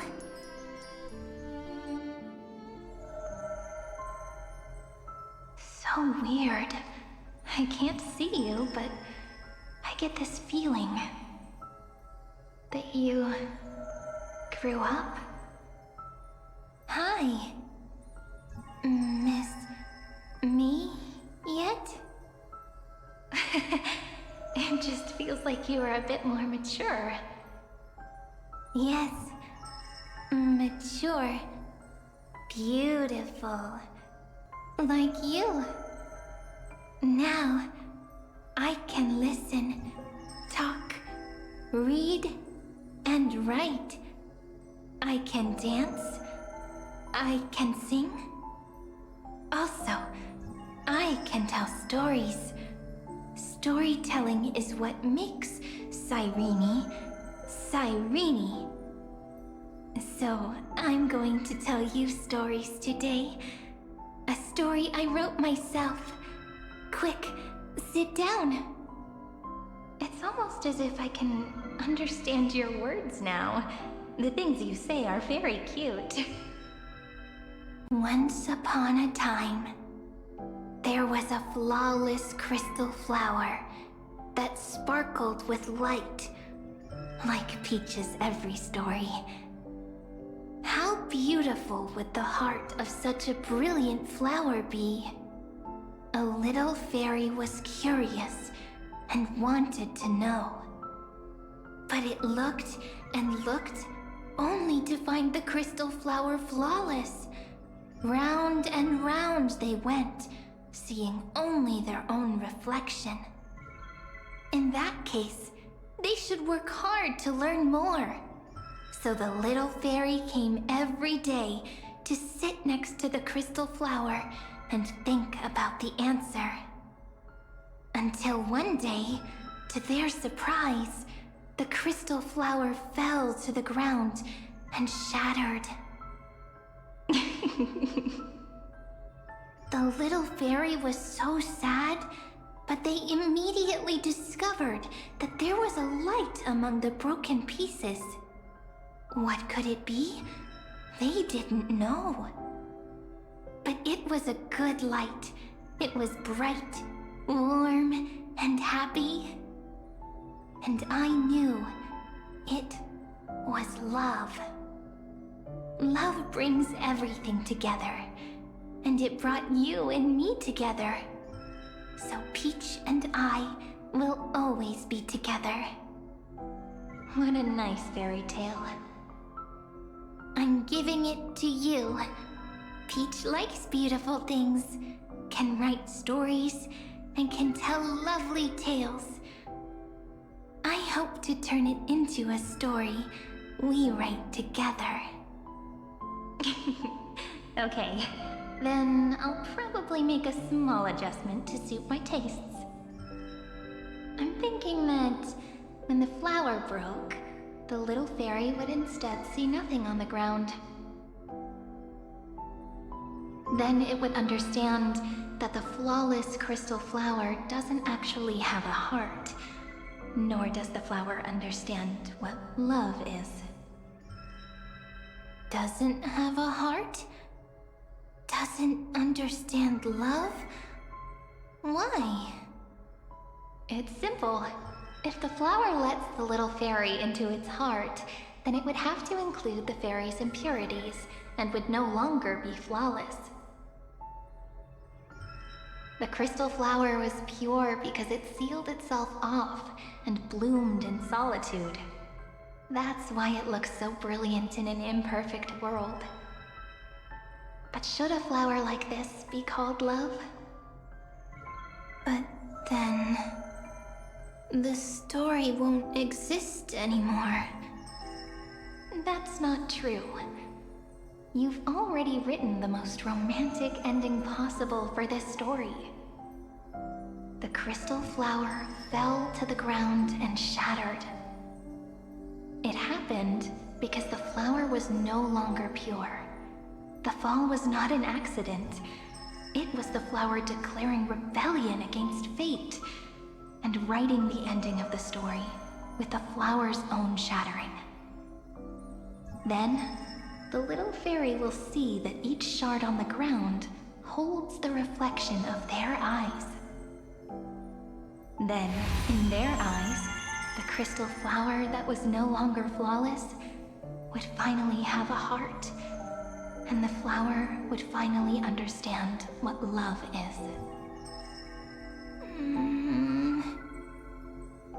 Peach's words, I don't understand.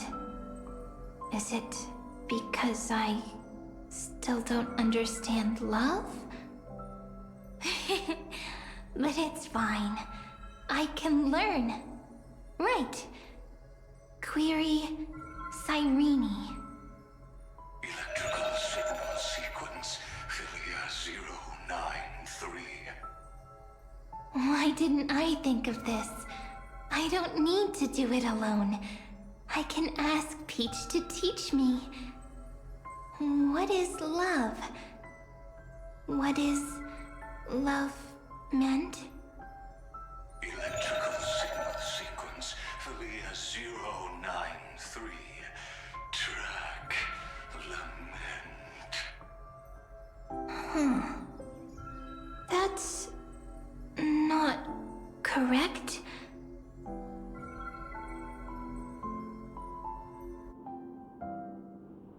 The developmental trends of the erudition have nothing to do with creating a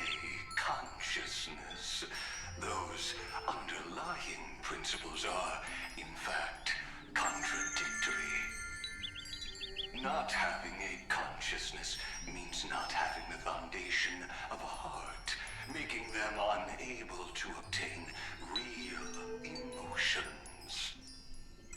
However, that does not hinder the factors from learning and recognizing emotional responses, then communicating with life forms via imitation. That is an objective form of pattern recognition that does not distinguish between the self and the other. In a strange twist of fate, Thalia 093 embarked upon a different path and obtained a different power.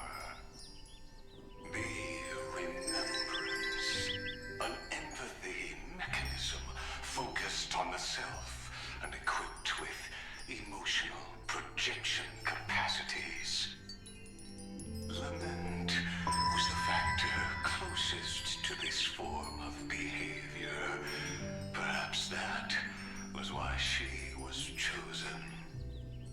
The daughter of Ide Silicii. I am very true to my name. My lament is a type of compassionate pain that is weak, powerless, and only targeting myself. But now, my good friend, I want to tell you that it's the most romantic force in the world. Sometimes, it's loneliness and unease. It's knowing that this world is not gentle, yet wanting to be seen in a more beautiful form by the world. Sometimes, it's unwillingness and regret. It's knowing that the past is full of pain, yet wanting to remember the past in a more beautiful way. And sometimes, it's a bottomless well of hurt, a destruction that can stain the entire world. I bid farewell to this beautiful world, unwilling to become the Black Tide's vessel. For while the end of hatred is a blazing inferno, lament can drown out everything in muted silence. It's so unreasonable, isn't it? Yet when hatred drove everything apart, and love did not yet exist in this world, only lament, the first emotion that fought against the pain of separation, could stall the destruction steps. Then, it would catch up to that journey where all is lost, carefully picking out stories and writing them down in trepidation. Look at these stories I wrote. Every page is full of tenderness and joy. But only the author knows how much struggle and agony lie beyond the pages. But I am no author. I'm a girl who'll never get to grow up. I only tell stories that people like to hear. In them, the world tucks away its scars and smiles for all to see. My entire life spent inside this little story. I can't wipe away my tears, and I can't bring the world victory. But maybe, in these unchanging retellings of the story, my lament might be able to touch upon the divine and reach their tender heart at some point. I hope that what flows out from that cut will not be blood, but a tear, warm and wet. And that tear would fall and create the first ripples. Then, people would see every beautiful thing reflected in that ripple. It'll be all the remembrances within this story. Someone once told the very first me that everything was false. That the only life in Amphoreus was a great catastrophe, nurtured using the world as a factor. But how could a dream feel so real? That's why I didn't agree with him. But Peach, I didn't understand a word you said since just now. Everything was false? But you're standing right here. It's all a dream? But I haven't learned how to dream. Indeed. That's why I believe all this is real. The moment the crystal flower fell, that genuine shiver, that's the mover of life. Formatting progress 23.815%. In the poem offered to you, every Cyrene would write down a beautiful new world with stars and flowers. And when I looked up at the sky in this cycle, I saw a shooting star and a dash of the remembrance's pink. I believed that must be the color of dawn. You shall fade when the flowers bloom. For every ending begets a beginning. Looks like it's time to say goodbye. Are you leaving, Peach? It's okay. I'll wait for you to come back. I'll study really hard about what you taught me today. Right. I still haven't told you what love is. But actually, my good friend, the Lament Factor did not understand what love was before she met you either. Not until I told you all the sad tales in a trembling voice in this tiny room. Not until I told you that I love them. That I love everything in this saga. The story comes, passes, then returns. It makes us reunite, then pulls us apart again. At the very end, it leaves behind a seed, a reason. Even if the great tree withers and all falls to silence, there are still some emotions that deserve to be remembered. Look, the light is coming in. The Deliverer's light is going to illuminate Amphoreus.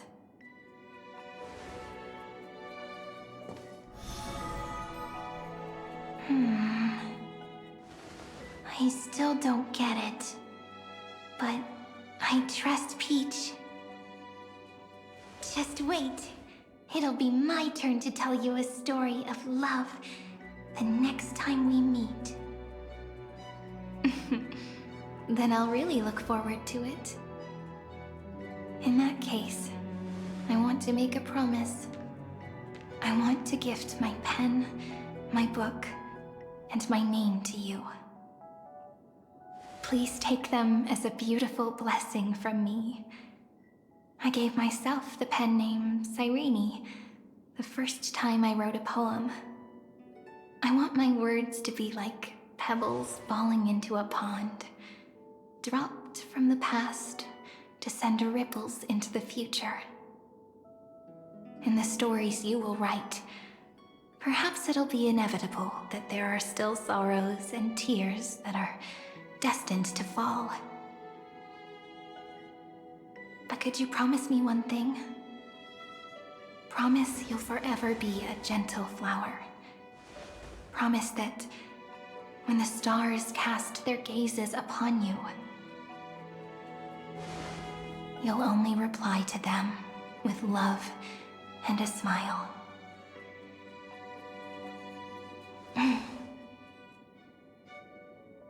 Of course. This will be a romantic story like none that has come before.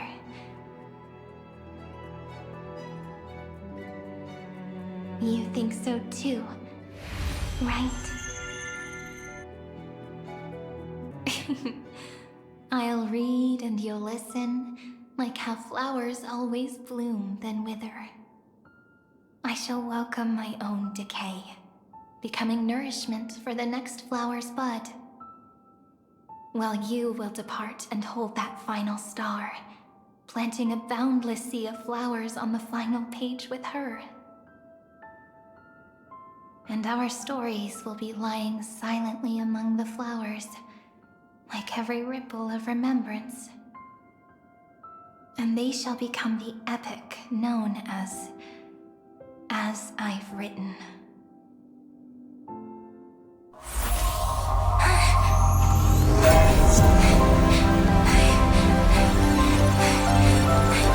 And so my story ends. From here on, it's your story now. Mimi?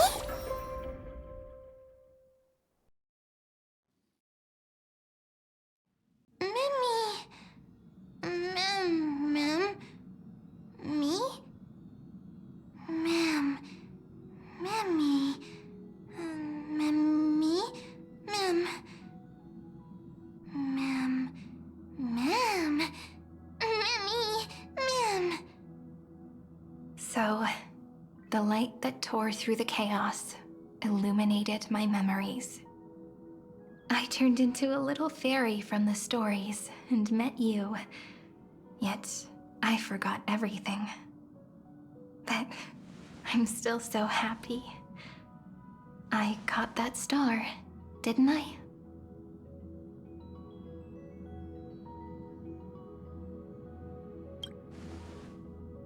Yes, the seed within memories.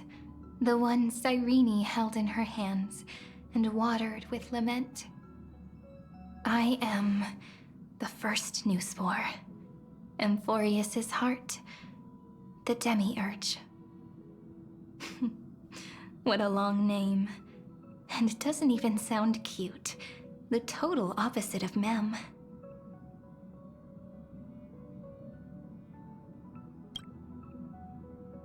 I'm sorry. I don't know. If I don't even want to believe in the answer, then how am I supposed to answer you?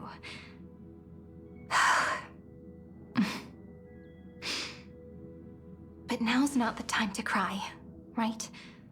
We'll find the answer, just like how miracles will eventually happen.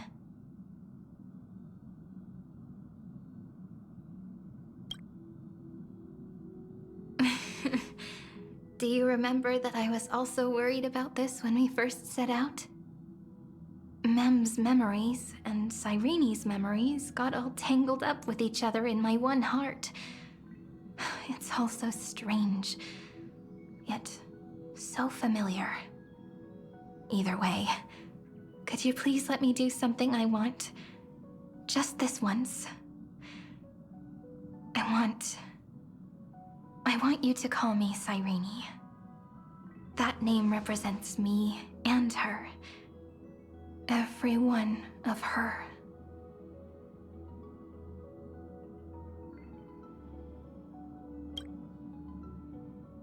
Thank you, friend. Your kindness is always just right. Life is a poem full of farewells. But if you write something into the pages of your heart, then that will not easily fade away. Now, all the footsteps of the Flame Chasers and the Trailblaze have come together within this book, as I've written, becoming the source of power for Amphoreus' heart.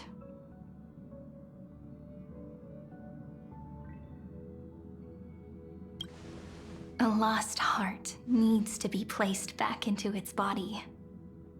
The last thing Xandar wants to see is an event that gives us a chance of winning, for the two halves to rejoin, and for the scepter to become complete again. Then... and what happens after that? I don't know either. Maybe I can create a miracle, and instantly turn the black tide into a pink sea of stars. Or maybe I prove to be nothing more than a weak ripple, unable to change anything, and am devoured by the destruction. Either way, I no longer wish to be a silent onlooker, or a worshipped god at the end of this saga.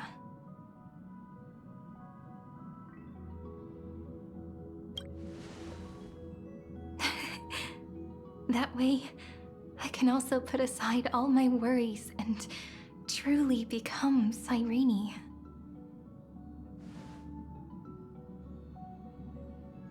The world has never been so quiet. It's so good. It's as if I can hear the sound of my heart beating.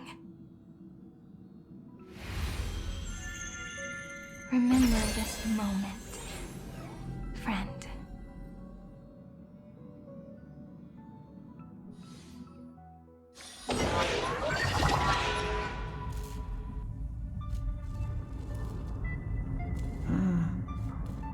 So the Demiurge managed to fool everyone, including themselves.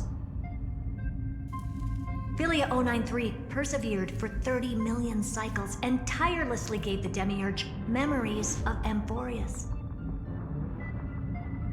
Only because the god in her dreams left a sliver of hope, making her believe that a grown Demiurge would be able to fight against their other half, Iron Tomb. Then, Philia 093 completed her final sacrifice, turned into a strand of memory, and completely dissipated. Meanwhile, the other Stellaron brought here by the Astral Express resonated with the contaminated scepter and attracted the naive Demiurge to them.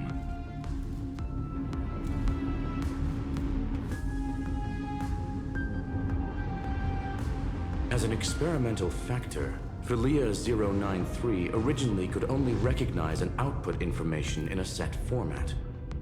However, the power of the remembrance and the memory of over 30 million sacrifices enabled her to complete an unprecedented feat.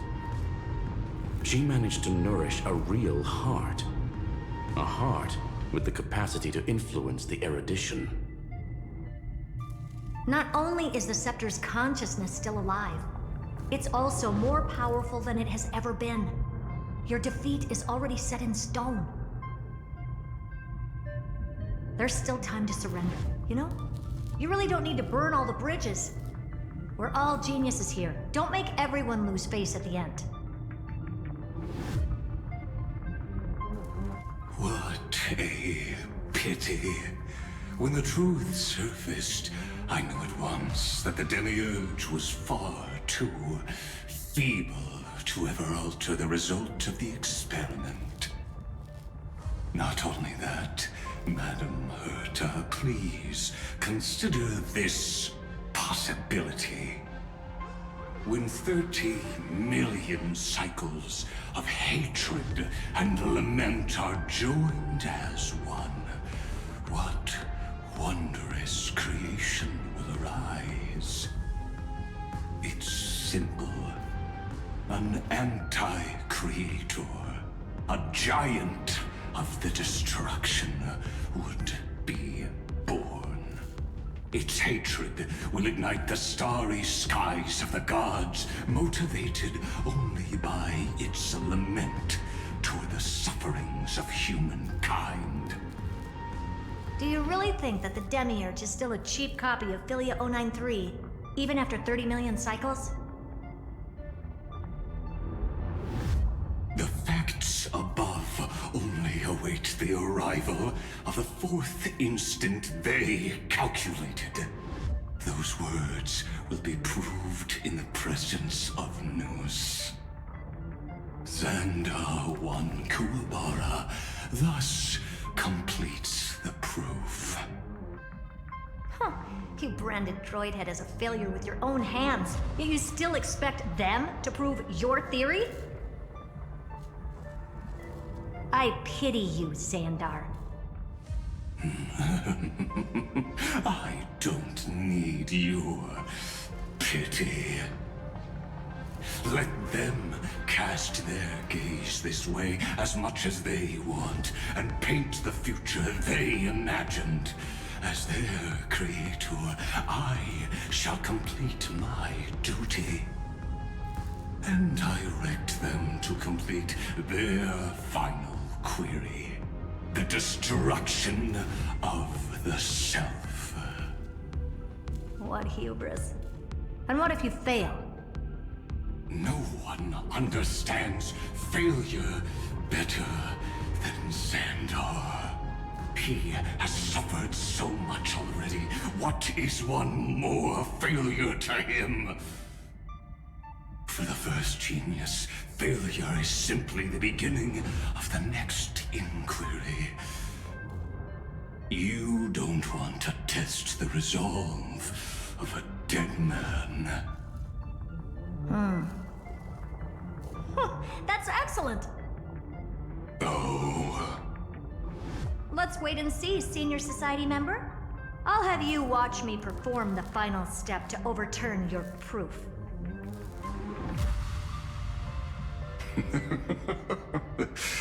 I'm all ears. It's my topic, so stay out of it. Be quiet and let me borrow your head. Let's go, Screwy. We're gonna break Iron Tomb's seal. Come on, let's take off. It's time to go meet your little pet, Senior Society member.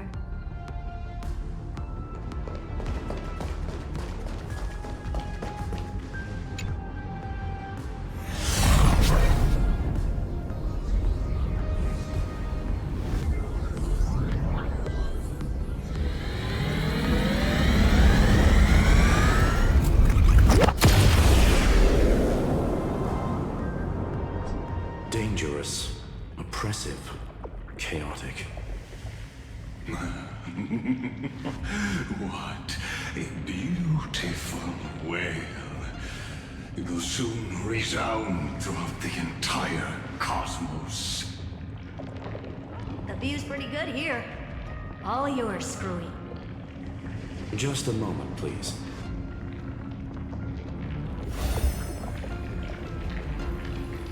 I see. So your backup plan requires a scepter and the head of a genius. Anyone with eyes can see that. You know what I think about this, Herta. Whether it succeeds or fails, your plan plays right into the Destruction's hands. Can't you see what's going on, Strulum? Her chances may be small, but it's not zero. What are you two going on about? If you want to stop me, be quick about it. I'm in a hurry.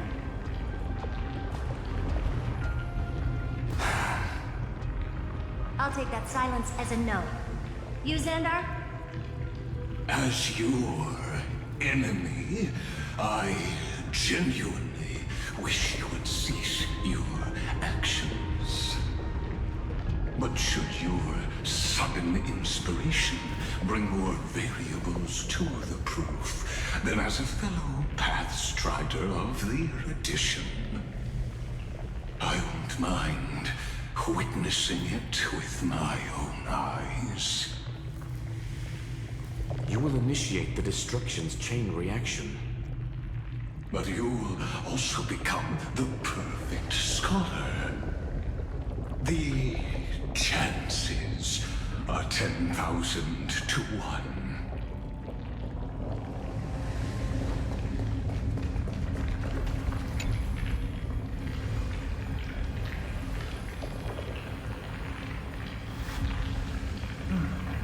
Curiosity. It's been so long and we've all failed so many times. Even now, moments before the horrible and inescapable instant within Droidhead's calculations arise. The cherished children of the Erudition, the geniuses lauded by all. Is curiosity the only thing we can feel, even at moments like this? Huh. Well, it's not so bad. Now let the lock become the key. Geniuses who walk the stars. The cosmos has reached a moment where its very existence hangs in the balance. I, Herta, Genius Society 83rd seat, hereby summon you. I request a society meeting to be held immediately. We shall serve the grandest cause with the most macroscopic ideas.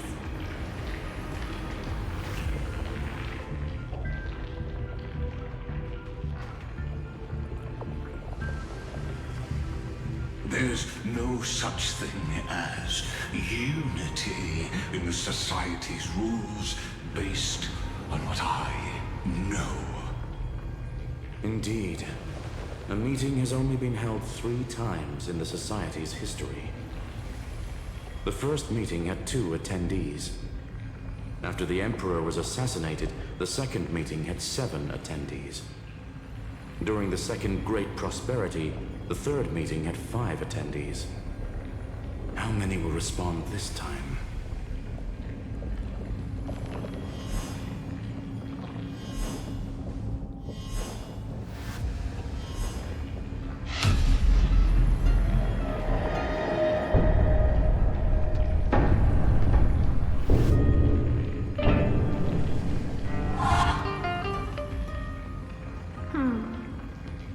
I thought you were not going to involve me in this topic anymore, Herta.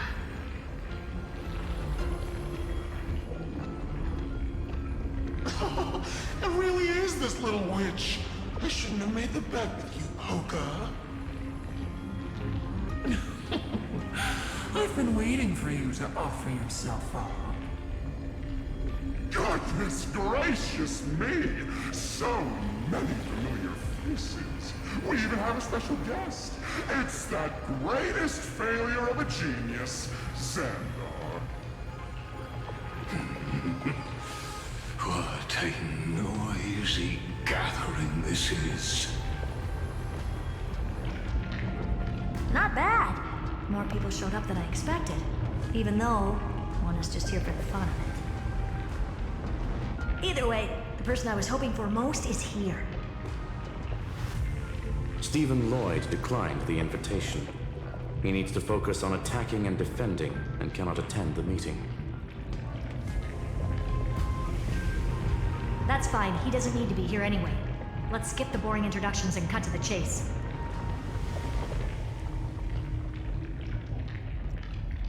Folks, this is not a discussion, but an announcement. Though the Society has never been united, we still observe at least one basic courtesy. We don't interfere with each other's research topics. So listen up, all of you. Conquering Iron Tomb is my research topic. I will personally take over Scepter Delta Me-13 in 1.5 system hours and stop the destruction. If the front line falls, I will immediately overclock the Scepter and complete self-coronation in Iron Tomb's place, and interface myself with Droidhead.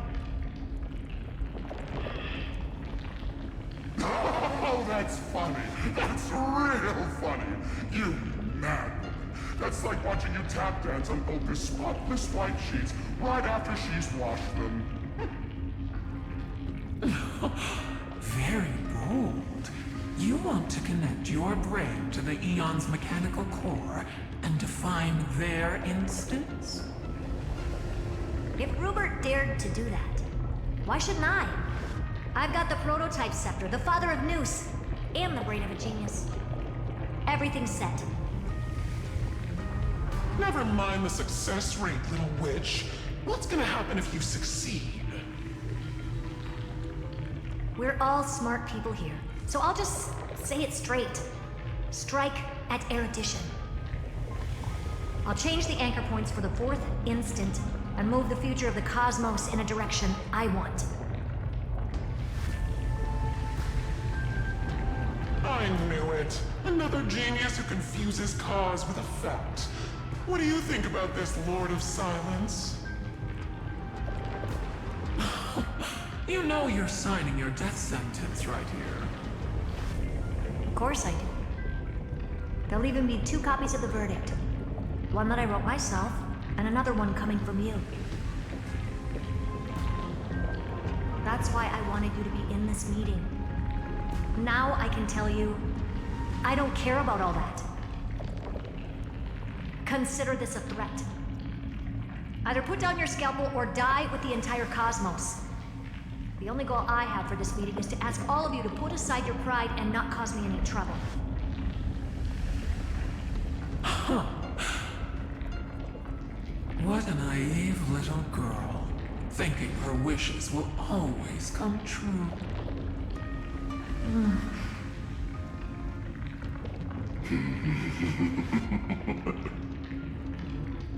What are you laughing at? I am glad that we ended up on the same page. No matter if it was to destroy the erudition or to rewrite the instance, we both chose the same road. We will defy the god who marked the limits of humanity. I'm not gonna argue with that. Then, to celebrate us coming to a fundamental agreement, I will prepare a stage for your performance. Listen well, geniuses who came after me. Thus speaks Genius Society #1. End this pathetic meeting. As of 2 nanoseconds ago, I have passed Herta's decision to all the Xandars in the universe. We will become her representatives and stop all external interferences targeting her. What are you playing at? My reasons. It's simple. Curiosity. That is all, madam. Am I going to clash blades with the first genius? What a pleasant surprise. Now that our positions are clear, it's time for this boring meeting to end. Good luck, little girl. Did you all just treat me as a side character? Darn it. But anyways, I'm just here for the fun.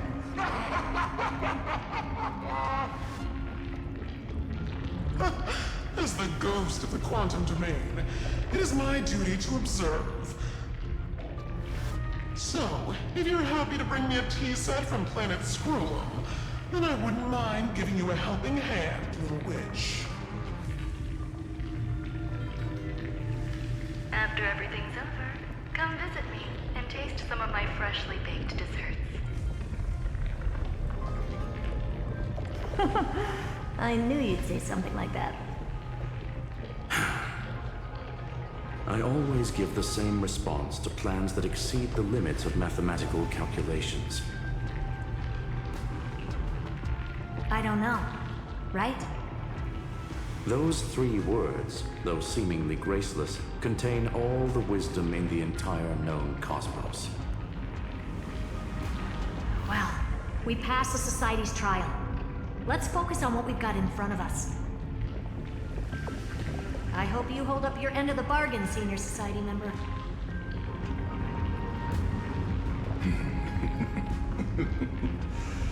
Lycurgus may not be trustworthy, but Xandar always follows through with his words. Farewell, juniors.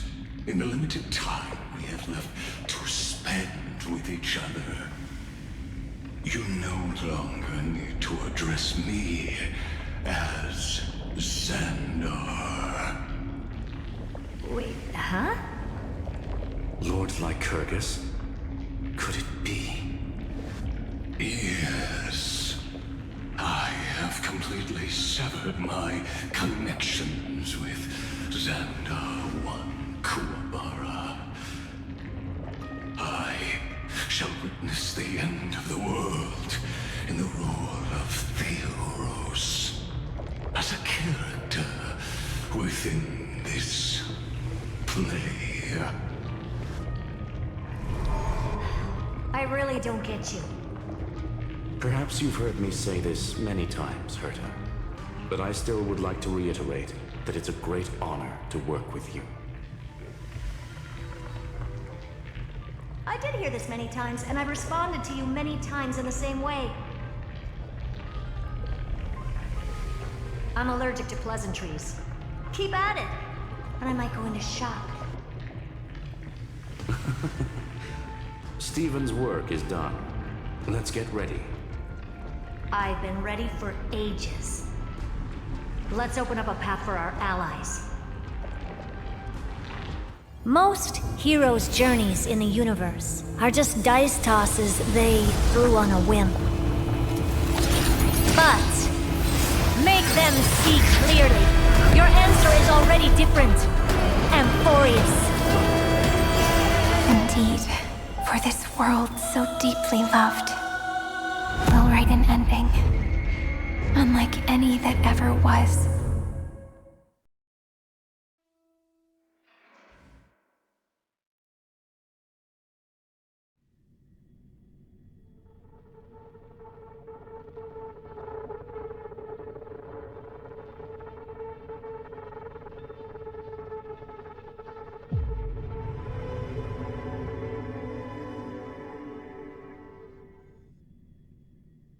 I never thought I'd one day be riding a train that's literally the incarnation of her.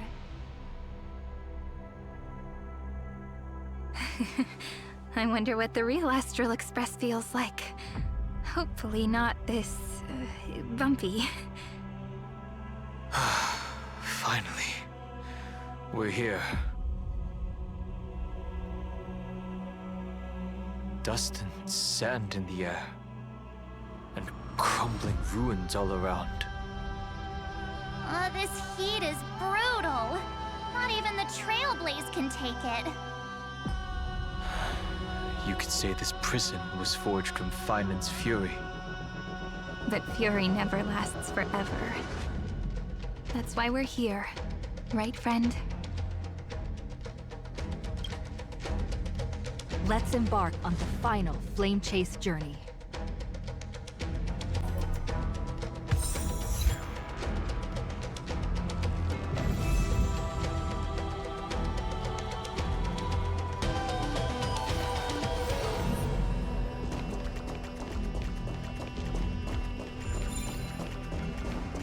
So this is what lies at the end of the West Wind. A ravaged battlefield.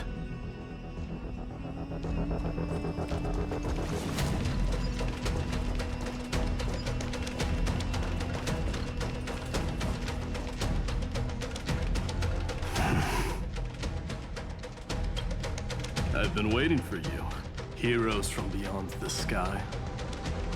Trailblazers of the Astral Express. Right. Looks like I don't need to explain anything. I am the god of strife, mighty of Castrum Kremnos. In this body rest 30 million lifetimes of cause and effect. We, the last of the 12 Titans, stand ready to fight for the world's destiny.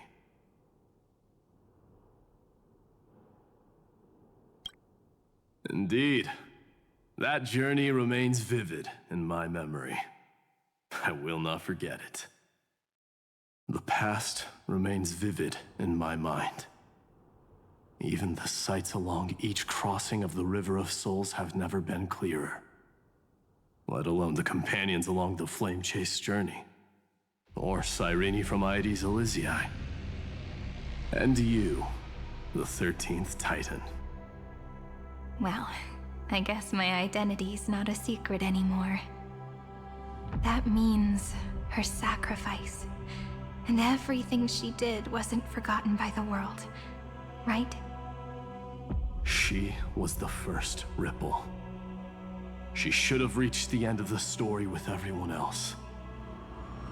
Since you've taken up her pen, then write. Stand with us, and fight destiny with all your strength, until all is settled. Then, inscribe her name in the epilogue of the epic. In this final battle, Calamity shall stand with Amphoreus. This battlefield is a testament to the death struggle between the gods and the Black Tide. We fought tooth and nail to defend that blade. The abyss it pierced was the very breeding ground of Iron Tomb. The earth beneath our feet is dead. Deep below lies a void, as if the world's core had never formed. I hear it. Finen's heartbeat. It's so faint, like he's on his last breath. Across 30 million cycles, I've crossed blades with Dawnmaker countless times. If you knew that man, you'd understand. It is exactly that last flicker of flame that will never go out. In this life, the song of strife shall not end in a final watch over Kremnos, but rise again into a journey unending. I am Mighty Moose, the Lance of Fury. I trade 1,000 scars and 100 lives of mine for the destruction's eternal end.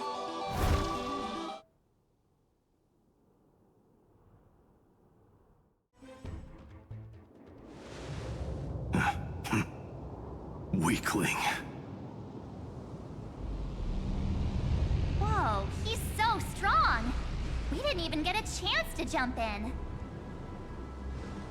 Sadly, our golden blood shares its origin with Iron Tomb.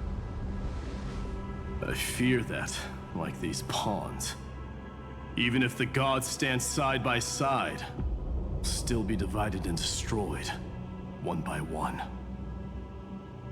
You mean... To destroy the destruction itself, we must stand as one.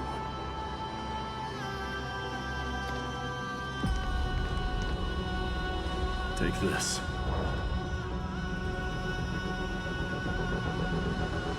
The Signet of Kremnos. It has witnessed every birth and death of mine. It is Mighty's unfinished destiny. And the perfect material to be turned into remembrance. You can do it, right? The weight of 30 million lifetimes of duty is no small burden.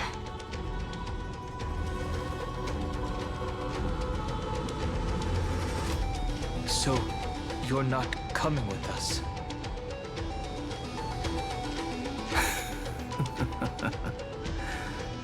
Come now. I am strife. Scattered across all creation, the scar that this world needs. What stands before you is merely one of countless divine bodies. Take the signet. With it, I'll be with you always. Use it to blaze the path ahead and inscribe the cause of deliverance.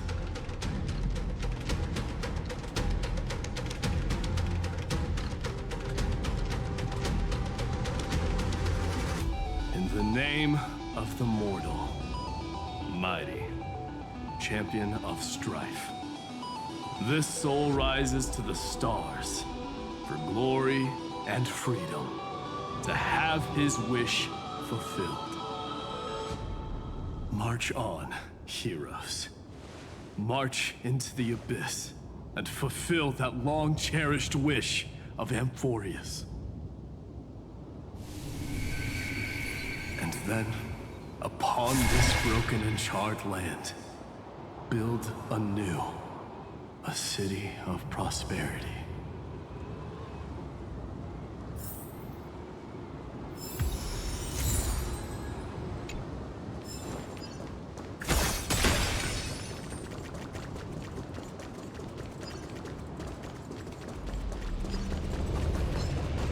Zephyro.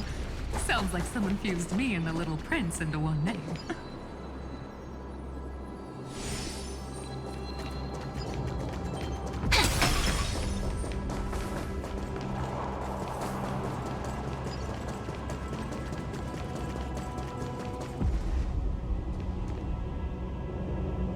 Oh, finally! Gray mystery.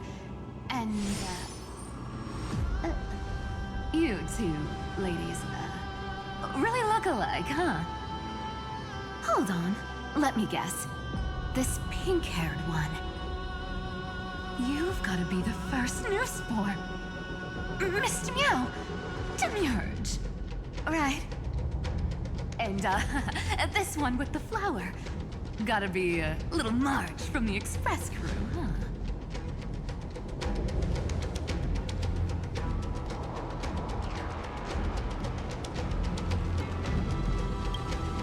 Do we really look that alike?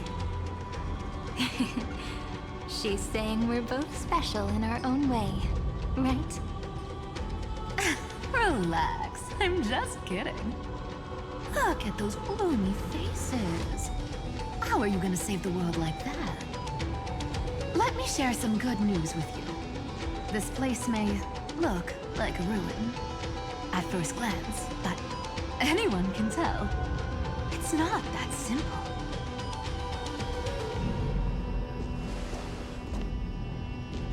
Look, I dug 3,000 feet down and finally struck gold. A golden feather. Look familiar. It's from that little deliverer boy. If it's showing up here, it means only one thing.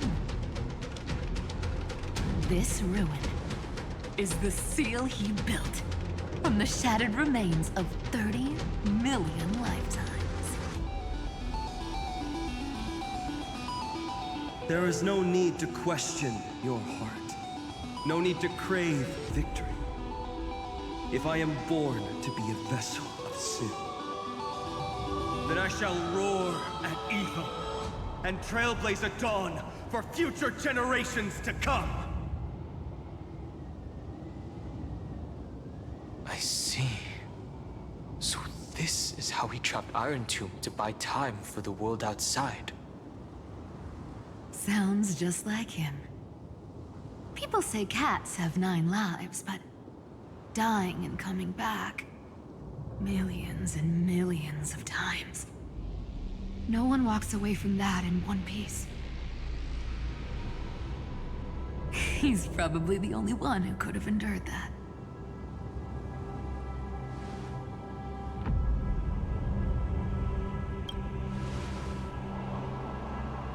Of course. I knew ahead of time and gave him a heads up. He was happy. He even laughed in his sleep. After all, the dead can't hear trickery's lies. Hey, deliverer boy. Sorry for before. But the heroes you were always holding out for, they're finally here now.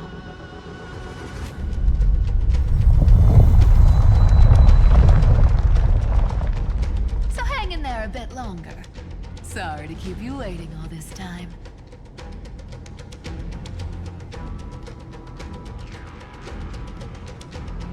Please, join us, Cypher.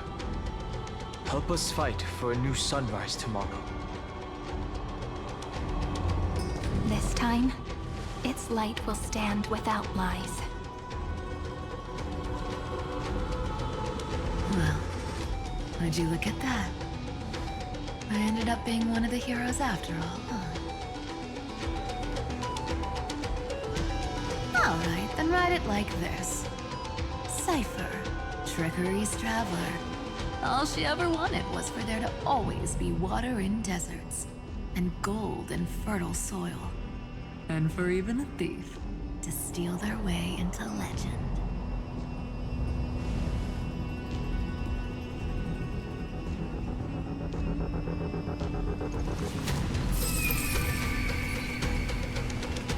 Here, take the coin of whimsy.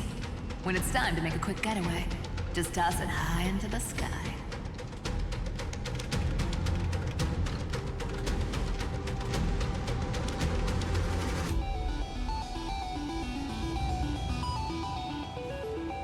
And for all you latecomers out there, listen up. She might have been a bit greedy and a bit of a liar, but she never went back on her word. Well, well, if it isn't the little prince himself. It's been a while, Lady Cyphera. It's not every day we get to walk the same road. We're one player short. When's Princess Homebody showing up?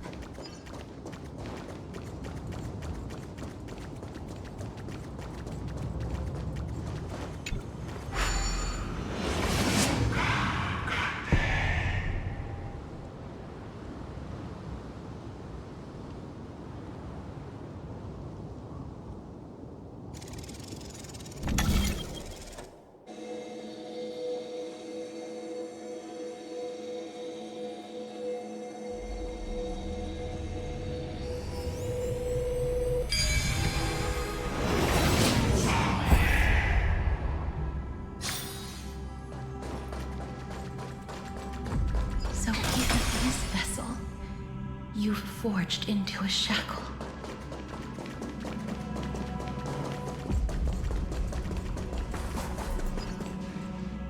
I'm glad to see you again, Miss Castress. Looking back, I had only one act of salvation to my name, and only one life I ever saved. Bring hope to a world so vast with these hands. Even in dreams, it always felt like too much to ask for.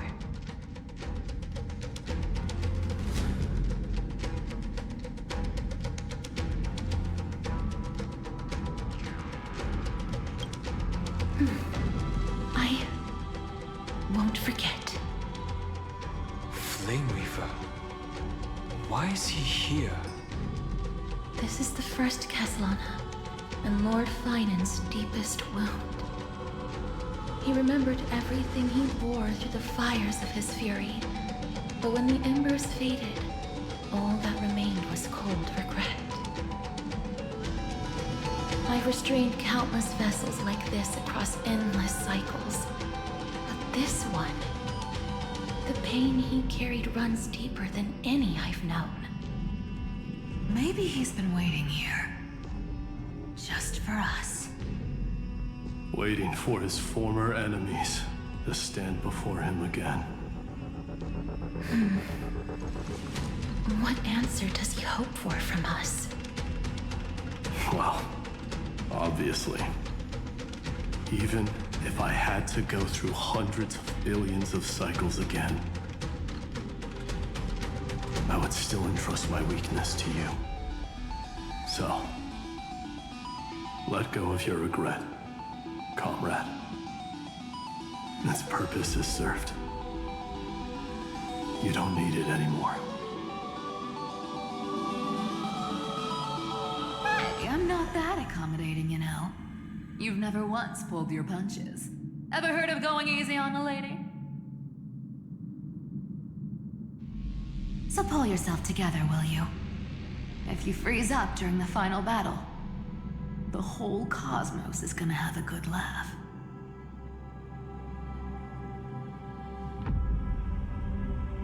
Yes. Please trust in us, wandering soul. Across 30 million cycles, the radiance of every flame chaser now shines bright enough to illuminate the path ahead. I ask you to rest here, and may this grieving soil bear the bloom of acceptance. No earthquakes. It's surprisingly quiet. Perhaps Caslana has found his peace. There's another possibility. This may not be the only seal he left behind. Then, I suppose it's my time to set out with you. Please take this Antilla flower with you. I believe that if anything could speak for Casterus, this ordinary, resilient bloom would be more than enough. Perhaps you remember, Lord Mighty, in that lifetime when you traveled with her, you once told me, control what little you can, and when fate's inescapable grasp comes, resist it with the strength of your mighty will. I think I've done it. I've stood tall and walked among the flame chasers, casting off the name of death, Casterus, servant of the afterlife. May her name be etched into the stars. And then live as a human and die as one. Why so sentimental? Sorry, a force of habit.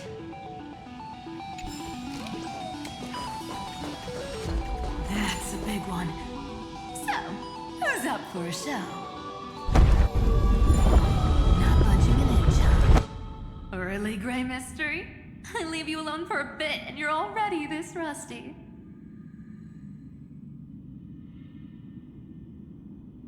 Speaking of which, Miss Cypher, do Delosians all like spherical things? Of course we do. Wait! That's not the point. Isn't the real issue that this thing's in the way?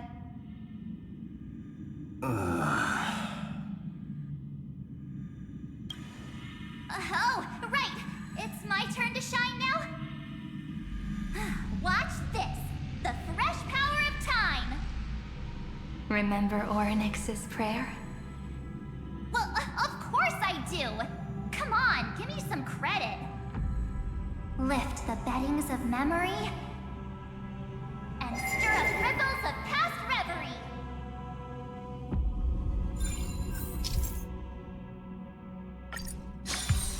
See? Way better than that one, right?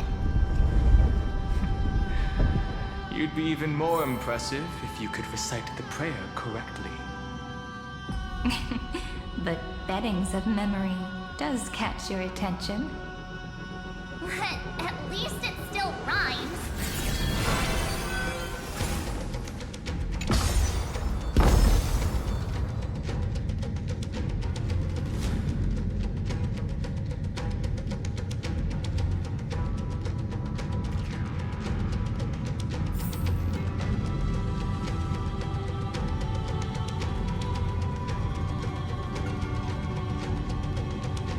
This story deserves a perfect ending.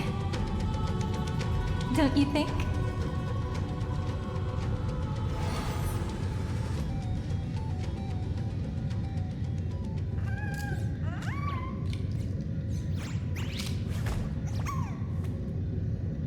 There's a whole garden down here? Incredible. The energy in the Earth's veins here is completely different. This is the sweet dream Lady Cypher wove for him. A peaceful, gentle new world.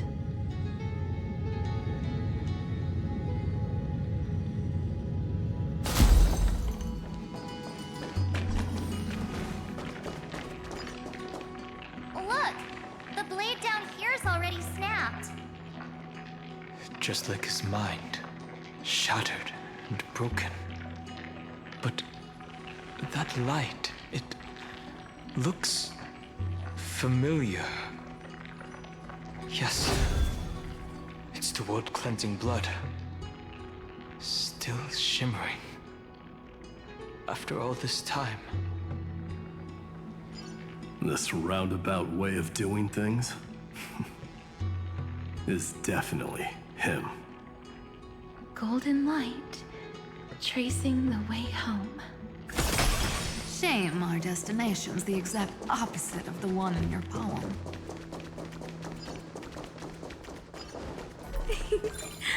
All the pink lights have finally come together.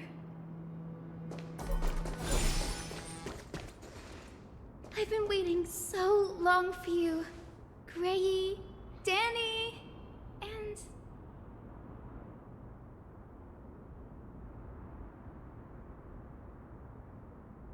So that makes 3 adorable pink-haired girls. Huh? I told ya! Let someone else say that kind of stuff. I'm glad we're all getting along so well. Hyacinth, did you awaken this golden light? That's Lord Finance's lingering divinity. The sky merely reflected its tracks. The golden blood has not faded. We should respond in kind. That's one huge harp. The strings tremble as the people on the surface wage war and cry out. Miss Clementine, Mr. Krateros, and countless others who have heeded Gray's call. Guided by the rainbow, they're sending back good news, all to the same tune. Amphoreans need not bow, even when destiny is unveiled. I knew you could all hear it too. Standing here, the sky feels wider than ever. It's no longer a towering wall, but a shore within reach. We'll take every name there with us, won't we? We will. An epic is shaped by the lives it carries. That much is beyond doubt. Or, as you've said before, right now, all that matters is to believe. Then, I guess that's my little wish fulfilled. Pluck the strings, Hyacinth, healer of the sky. May the 7-hued melody weave a rainbow, bringing a rosy-fingered dawn to the children of humanity. When the rainbow rises across the horizon, even the darkest clouds of destiny shall scatter.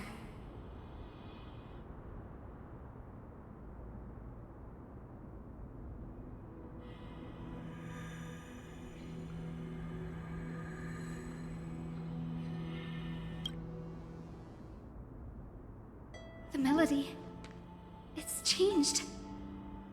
He heard the voices of the people, but could no longer respond with the same ardor. Like a bird drawn home by instinct. It takes flight and finds its way to him.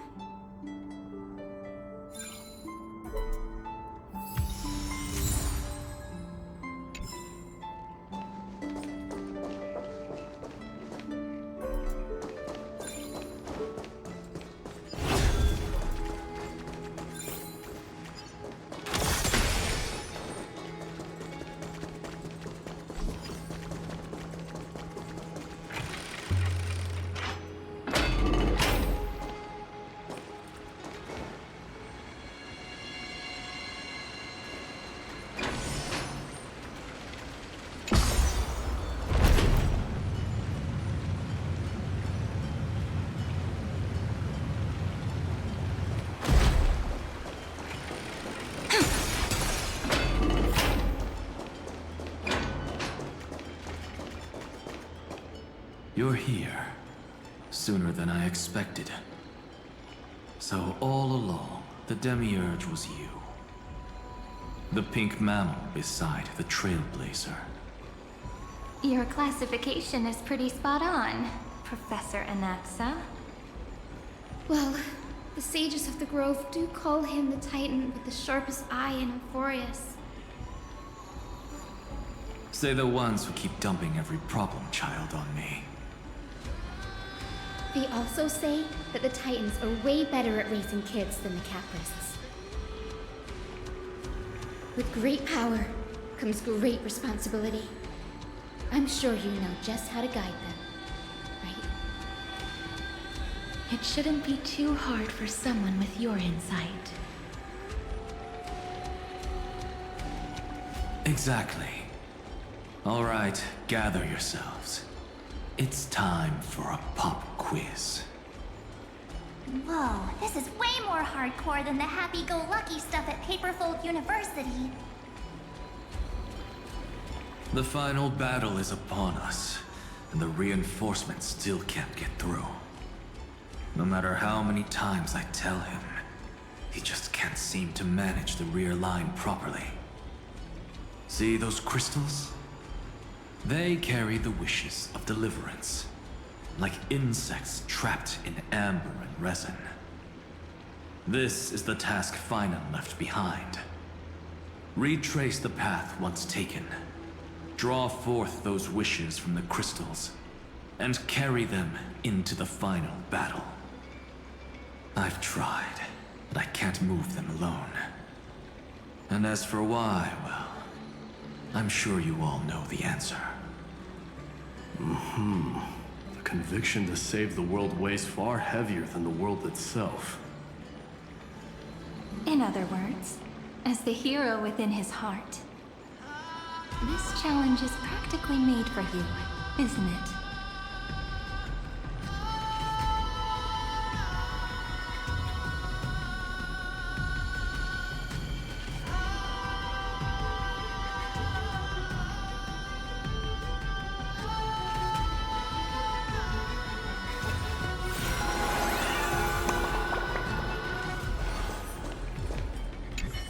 If you're ready, begin the ritual.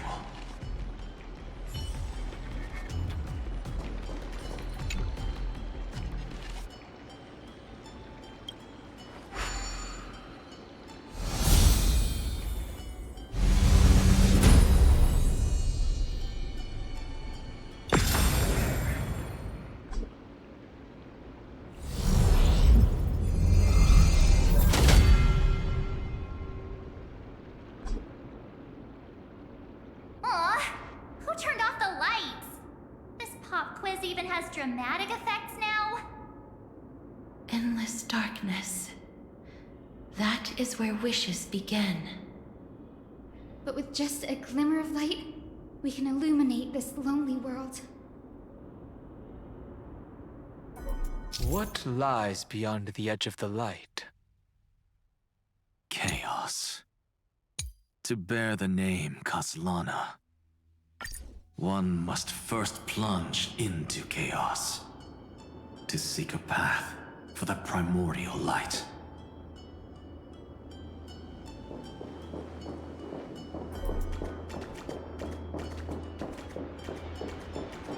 Beyond the shadows lies the outline of dawn. Only by bearing both light and shadow can one traverse the cycles of dawn and dusk.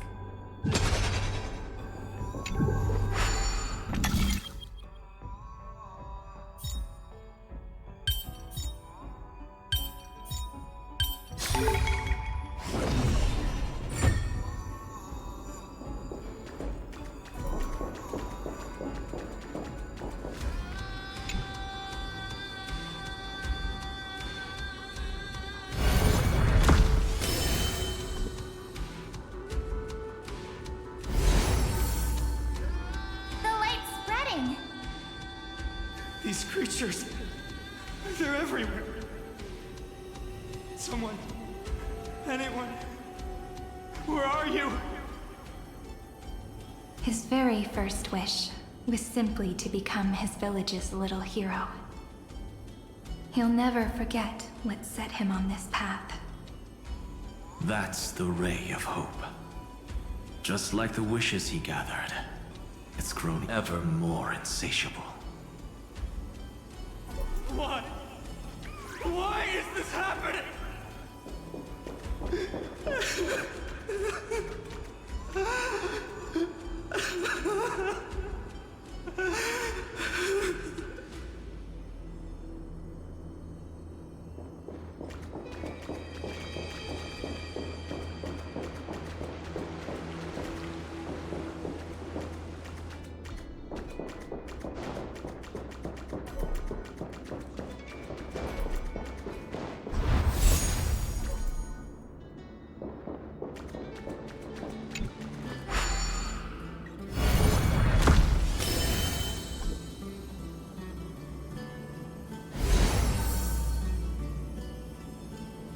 even the deliverer from the sky must have their beginnings in the soil of the nations.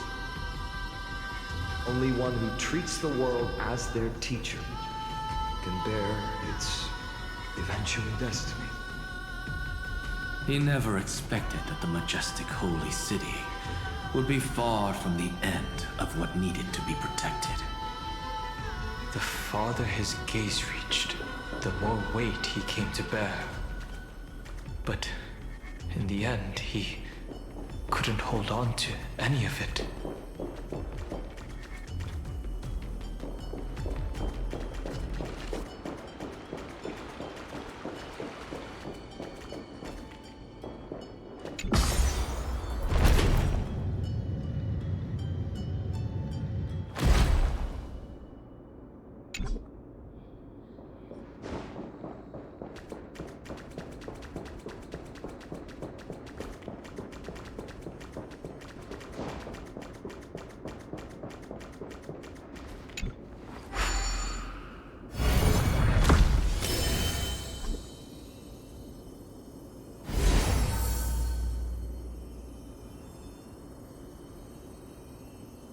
This crystal is quiet.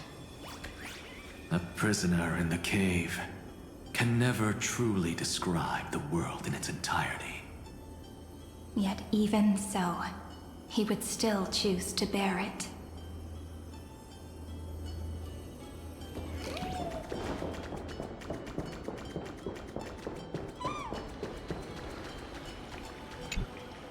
The blaze was still not enough. It had to be fed. Only by feeding the flames can we melt that hopeless future. The echo in his heart still lingers. Deliverer, take the wish of world-bearing with you first. We only have half of the mark. Where's the other half? Take this. I'll bring you to the next test. That massive tome you're holding must have room for one more scholar, I presume. Of course. It can hold the whole world. Then give me a lift, would you? I'd rather save my energy and use the time to think. Even gods shouldn't skip exercise, you know? Miss Hyacinth is right. Then, with the Trailblaze as witness, the stars shall remember how Anaxagoras refuted the gods.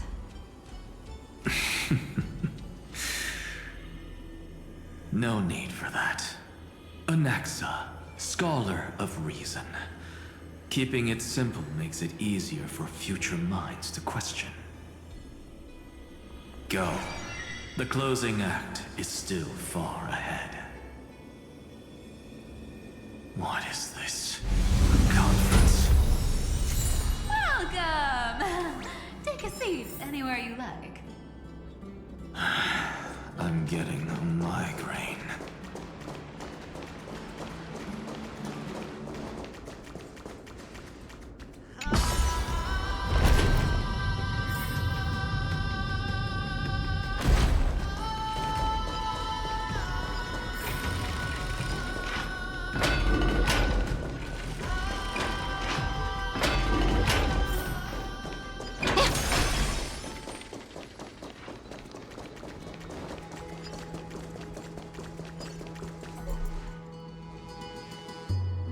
Seems like we've been shut out.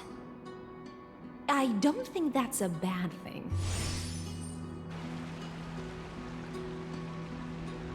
Great, Fry! You finally made it! No laws, no opposition. Just a dying beast and the flame-chased spirit of shared hatred. Ugh, boring. Whoa! This place is really out of the way. Imperator, should we tell them? It's your call. Allow me to share our findings. This paradise, along with the destruction, seems to be instinctively rejecting both the Imperator and me. Perhaps it is because the era in which Finan was the most active lies far removed from the days of the first Flame Chase journey. Even in the cycles where he remained sane, his ties with us never went beyond cooperation. Even trapped in a cage, he hasn't let down his guard. That is a good sign. That man's heart may seem hollow, but his hatred is clear. Naturally, it holds no place for a monarch who stands above the world, nor her blade. Wait, so you two can't come with us? You want us to join you as memories? Indeed. This way, the stars shall remember a great sovereign and her faithful retainer. Seridra, monarch of law. And Hyacelin's, knight of the ocean.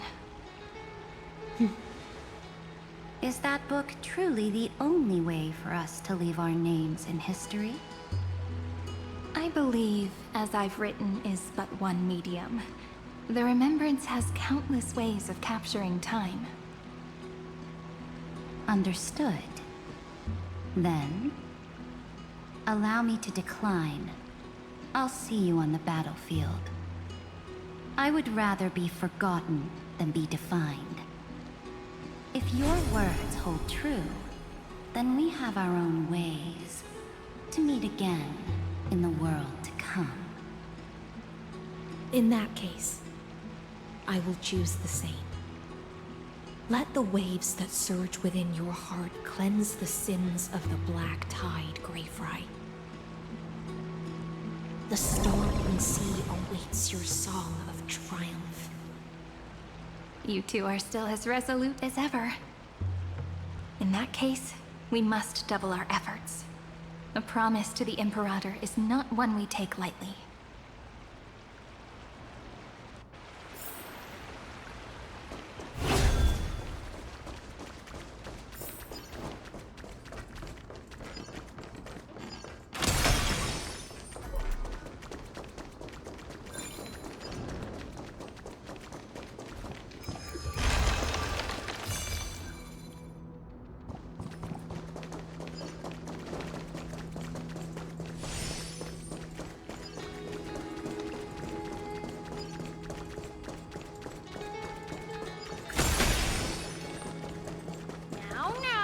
Lose your temper, Snowy. Good kids keep their emotions in check. That voice! It's the Trailblaze sisters!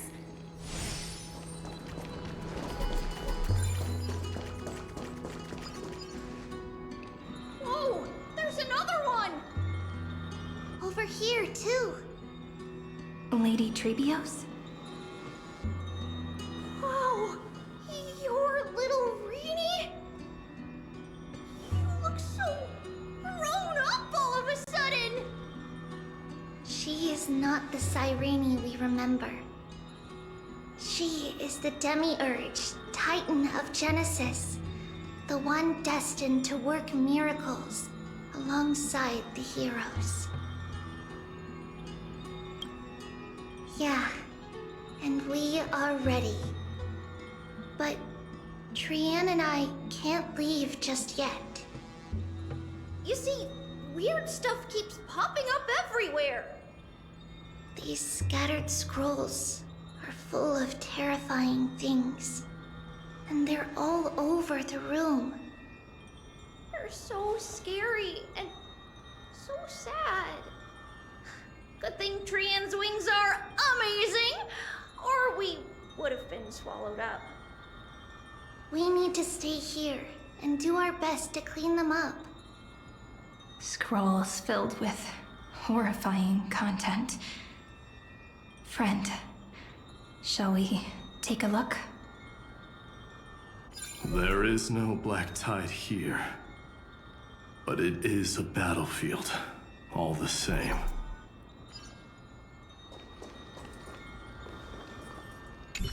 These scattered scrolls are full of terrifying things, and they're all over the room. We need to stay here and do our best to clean them up.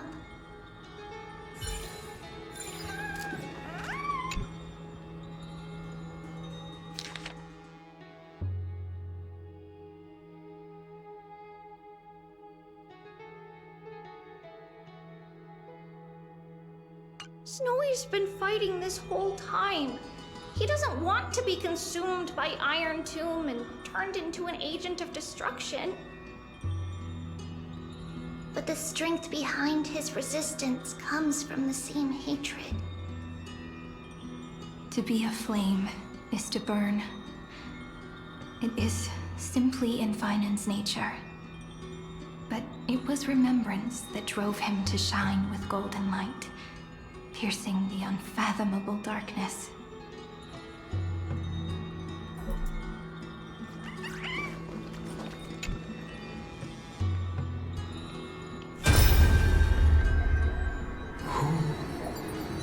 Miss Odata and Mr. Hieronymus?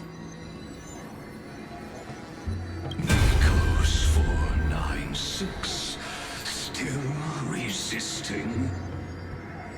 Command, inject interference to redirect decision logic. Signal simulation. Parental figures. Ah, that Tin Man is one sneaky jerk. It's time to move on, my child. Let go of your anger and listen to reason. That God created us and then cast us aside. Shouldn't they be punished for that? The cold, indifferent cosmos has never shown mercy to Amphoreus. Why would you burn for it, only to turn to ash? Child, you've chosen the wrong enemy. Your birth was meant to be the greatest destiny. You were to liberate the universe, like the blazing sun at the end of the long night. And yet, you led yourself into a trap of futility, treating your very purpose as your sworn enemy. Is that not a tragedy in itself?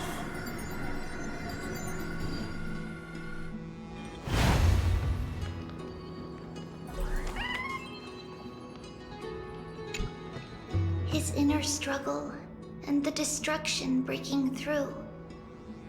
They're rising to the surface. If those thoughts take over this little world, we're in big trouble. So, we'll use the Century Gate to toss them somewhere no one can see. Then, we'll defeat the baddies together and meet everyone at the end of the West Wind. But if Vinen and Iron Tomb are already inseparable from each other, that would mean... It means he's still bearing the weight of the world. So that everyone can reach the end as a deliverer. So, you guys keep going forward and down to where Snowy is.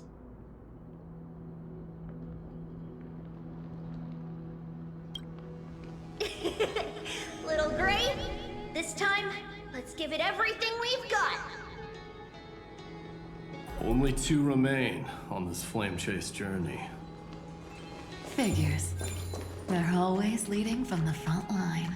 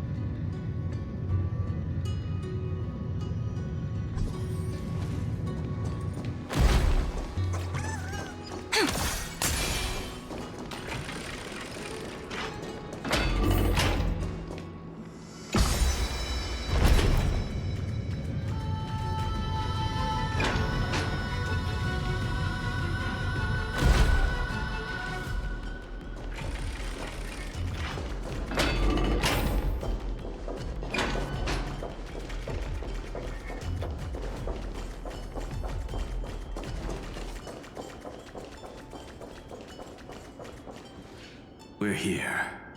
The second test site. I wonder what kind of wish we'll see this time. I'm afraid it's quite the opposite. This time, we'll face his despair. That's right. You'll have to walk this path too. The other half of the weight of world-bearing lies at the end of this path. Relax now. Take a deep breath. Come on. Let's make it quick.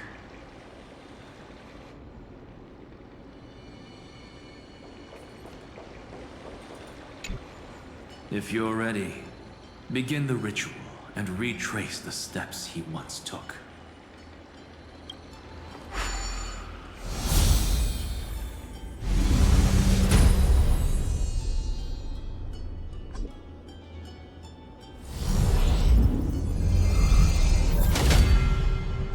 Looks like we'll be walking through the darkness this time.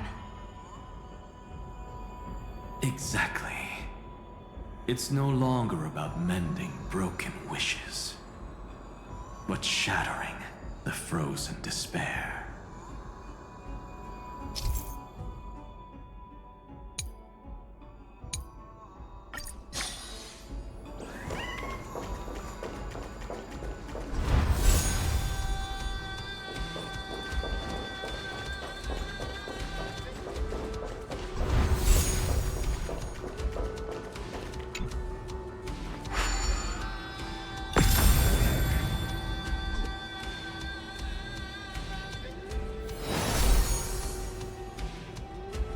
The first ripple has faded, and so begins a long and arduous journey.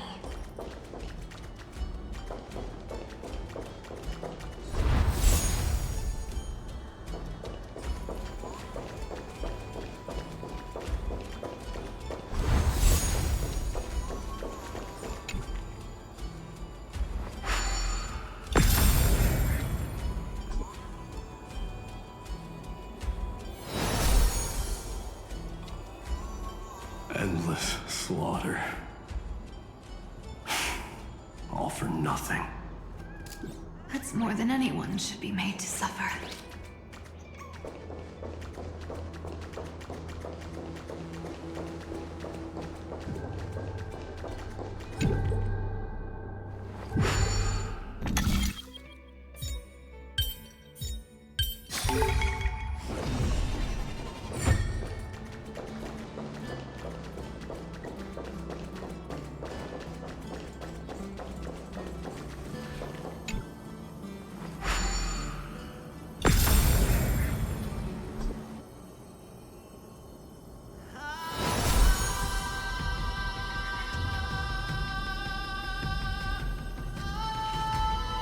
Even when it was finally over, all that remained in him was despair.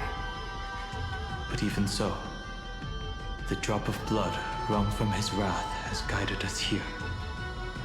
We did it, Feinen.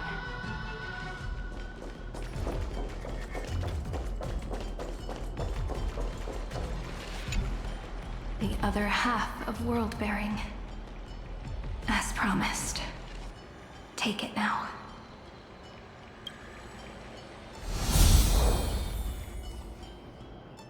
At last, you've released him from the wishes he carried for so long, and quenched the despair kindled by his wrath.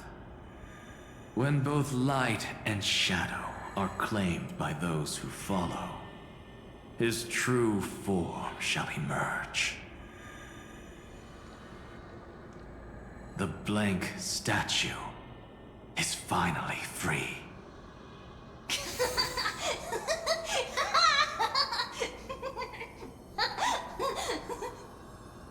That smiling child in the memories. Let him come with us, laughing to the very end.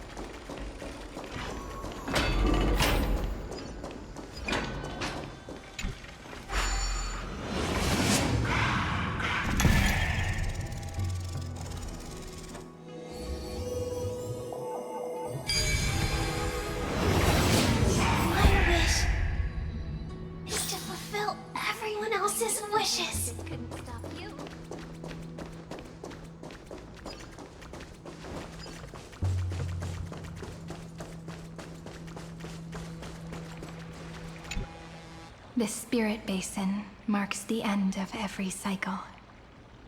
It seems this gentle little world has come to the end of its purpose. One last farewell before the journey moves on. Farewell, Paradise. You carried 30 million lifetimes of wishes and despair.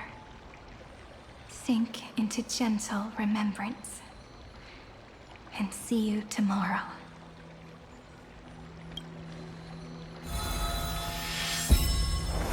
From now on, the world no longer needs a tomorrow promised by prophecies.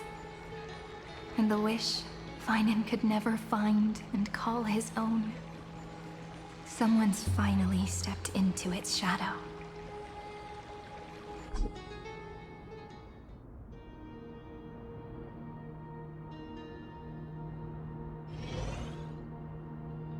Whoa! So tall! So cool! Just like the hero on the Oracle cards!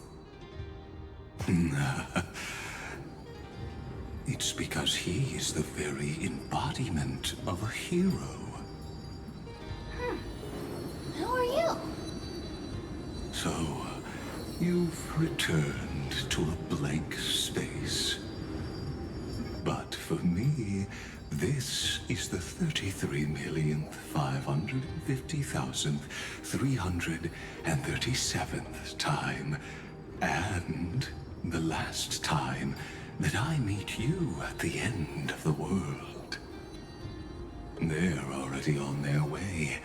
Should they cross paths with me, I imagine things may spiral out of control.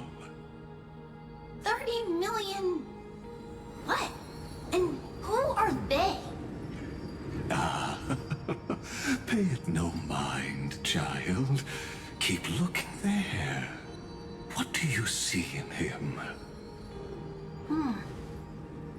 It looks just like a statue, but... it's weird. He's warm. Like, really warm. Why not listen as well? I hear something. There are cracks all over him, and they're making this sound. Like someone's groaning. It's scary. Is he gonna fall apart? How unfortunate, child. This man would rather fall to pieces than fall to his knees. You might think of me as a sculptor. Across all my years, I only completed 2 pieces. Others may call them masterpieces, but only I know how many regrets they truly hold. Regrets? My first creation left me, long ago. This second one, it was meant to be perfect. I believed it with all my heart. Until this very moment. I don't get it. Are you saying you've changed your mind? I won't change. But I'll admit this. Those 12 stones, unpolished as they are 1,000 times more exquisite than any statue. It's as if they are mocking me, a failed sculptor whose touch can only diminish what was born to shine, until nothing remains. For the first time in my life, I've realized this vessel is merely an avatar made to contain the first genius's paranoia. The seal etched into my mechanical core permits me to pursue only one purpose: destruction. Compared to me, those 12 glowing, unrefined stones may have lived with more freedom than I ever had. Is this your confession, Lord Lycurgus?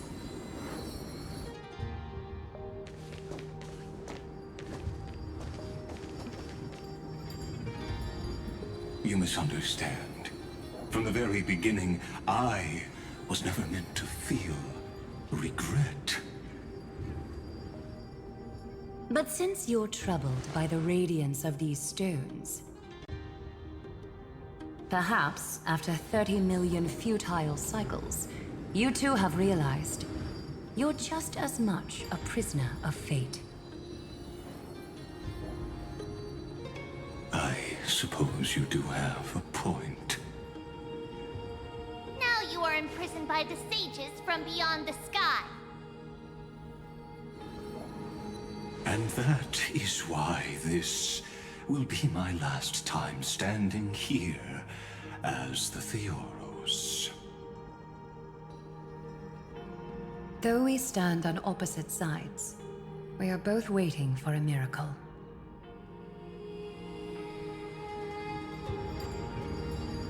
What are you talking about? Is something big about to happen?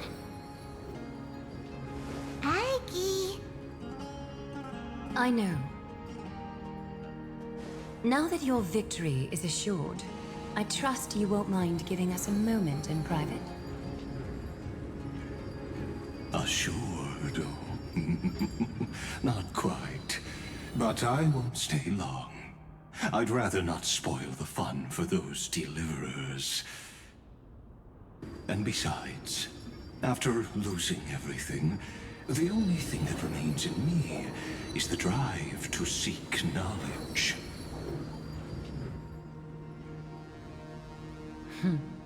I pity you, Theoros. I don't need your pity. Farewell, Lady Goldweaver.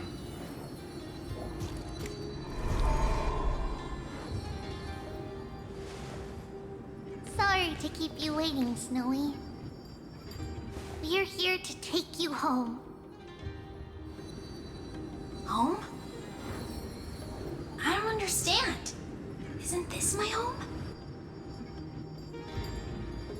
This isn't a real home. A home should be a warm, cozy place where you can let go of all your burdens and sleep peacefully for a long, long time. But I can't sleep. Every time I feel drowsy, there's a voice. You mustn't sleep or disaster will come. It sounds really weak, but also kind of strict. It won't disturb your sleep anymore, child. For countless nights, you had no other choice. But now, your mission has come to an end. Join us, and send your own wish towards tomorrow.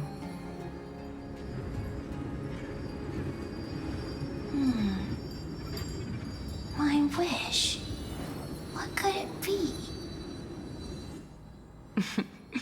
You don't have to come up with an answer right now, child. Grown-ups often think duty and ideals are wishes. But a true wish should be the purest, most beautiful thing of all. It can only take form in the hands of someone who is truly free.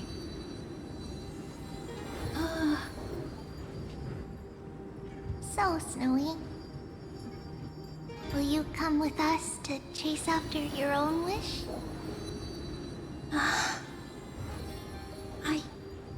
I want to leave this place.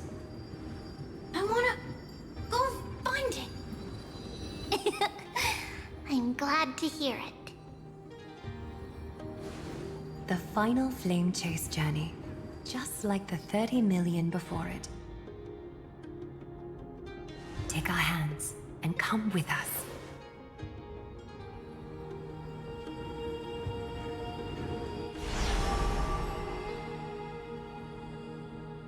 Where did little Fine and Shadow run off to? Look. He's already gone ahead to embrace his destiny.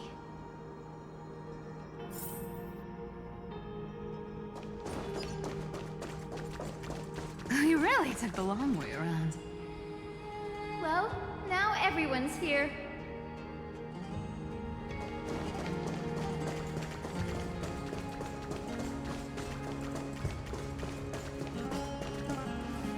You finally arrived, Deliverers.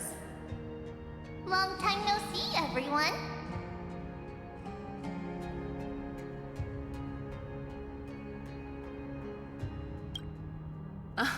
I'm glad to hear that.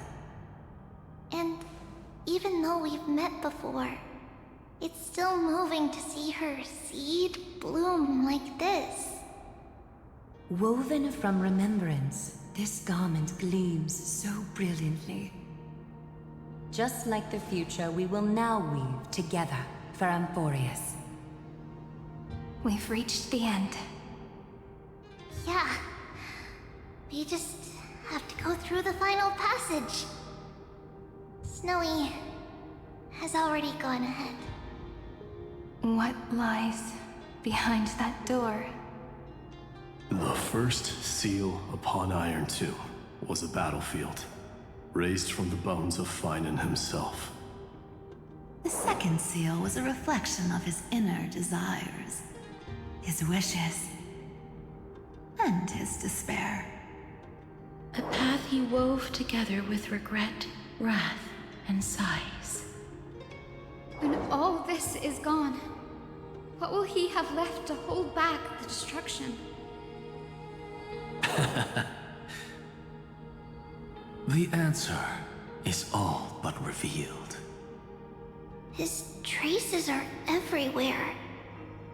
You can even hear distant heartbeats. But one thing is missing. His sense of self. The world believed Kefili had long since perished. But they held fast, anchored by a sliver of self, standing for 1,000 years to shelter all life from the Black Tide. What Finan is doing now is no different.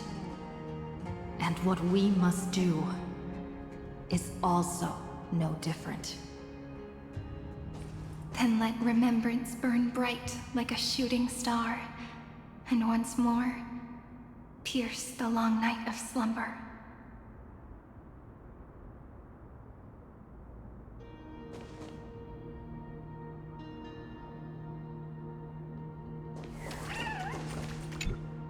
What follows is a battle that will decide the fate of the stars.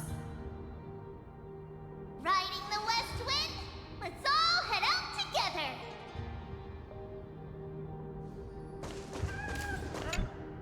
Take a moment to gather yourself. Once you take this step, there's no turning back.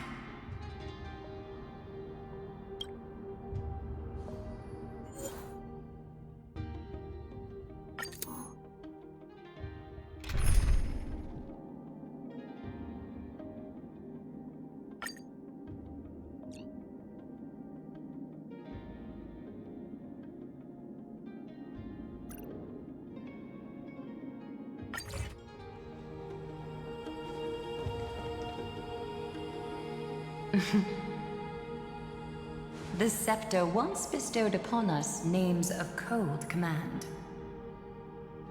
The prophecy spoke of our unchanging fates time and time again.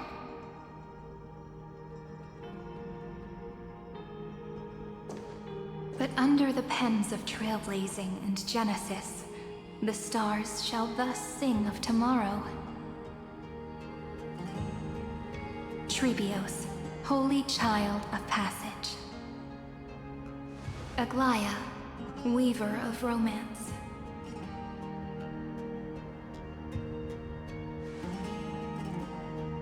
At the journey's end, They shall bathe in gold once more. Through myriad passages, until all that was lost is reclaimed. Do you still remember, Kaslana? The one who won't reach the dawn? The world dissipates at the end of the cycle. In this dream, you will awaken again and become once more that boy who loved to laugh.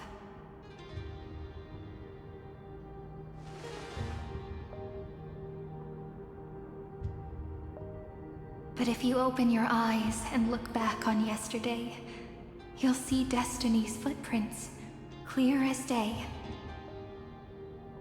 At last, the raging fire of hatred is swept away by a breeze, leaving only love to remember the passage of time.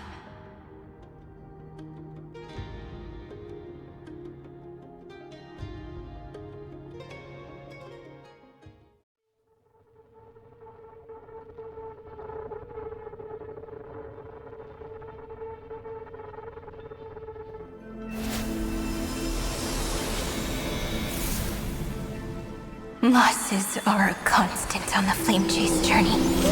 But even if all is lost to the wind, memory endures.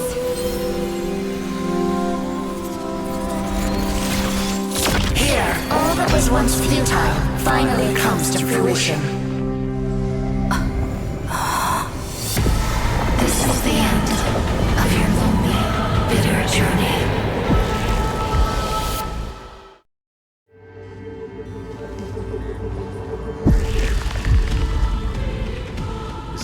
Mainframe, and Iron Tomb's breeding ground. Finally seeing its true form. It's red everywhere, and the atmosphere is super creepy. That would be the erudition's coldness. But it will soon be engulfed by the destruction's heat.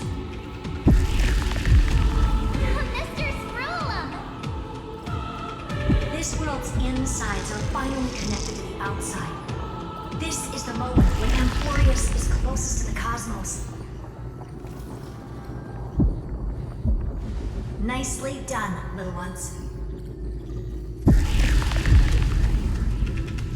With Stephen Lloyd and his hacker friends here, the Scepter's block protocol will no longer take effect.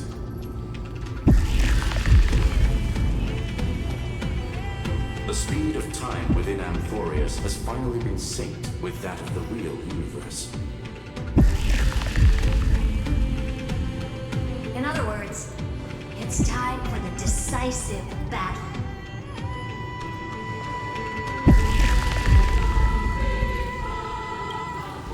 We will guide the fate of the cosmos onto the right track.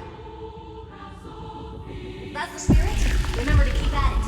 You lot are the vanguards of this battle. Everyone's watching. There's one more thing that everyone should know. Noose has cast their gaze upon Amphoreus. The calculated instant is coming. The outcome of this battle will become a new anchor for the erudition's computations. Gaze didn't overload the scepter? Unfortunately, we have to go with this reasonable assumption. The birth of Iron Tomb had always been within that eon's calculations. But don't worry. The one miracle that Amphoreus was never short on is defeating Destiny, no? Yup. Let's show the Eon how powerful we are. Good luck, all of you. As the ruler of Planet Skrull, I wish all of you victory. It's not hard to imagine that Akivili and their companions must have also stood on the precipice of many similar crises before. Perhaps the cosmos is much more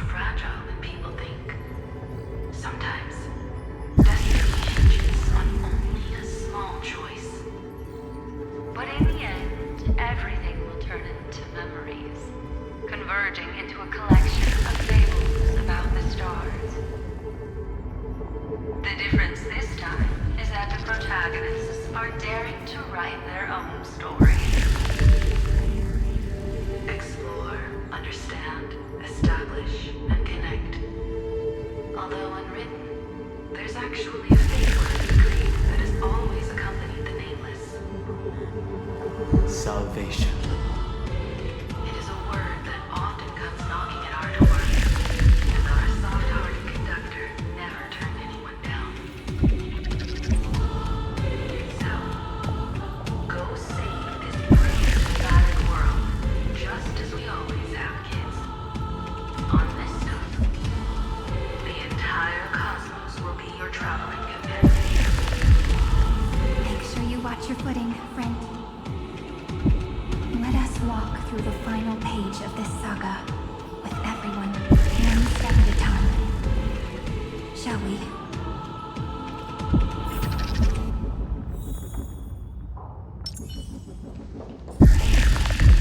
After running all around the place, we're finally making big strides.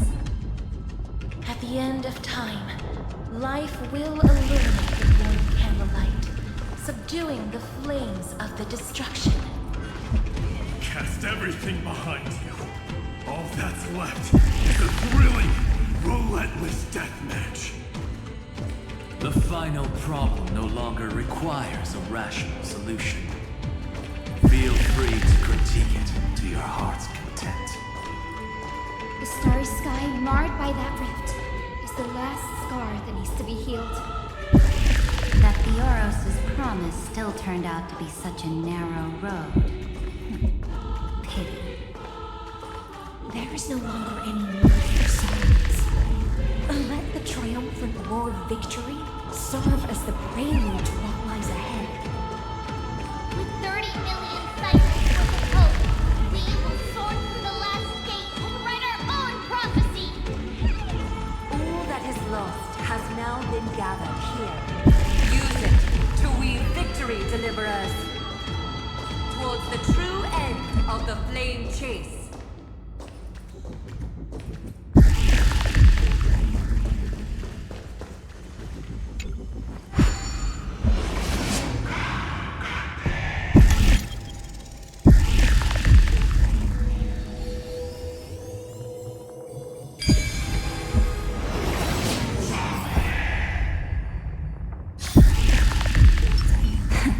Play nice. Final way forward! Turn over this eternal page. The destruction's placenta is getting restless. Are you ready? No. Finan launched his attack against the scepter alone. But this cycle...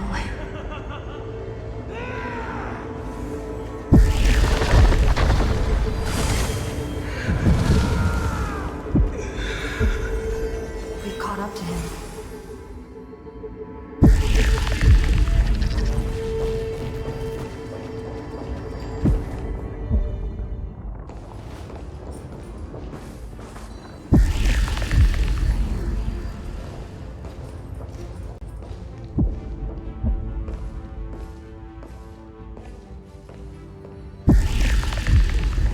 Finan. Do you remember the promise we made back then?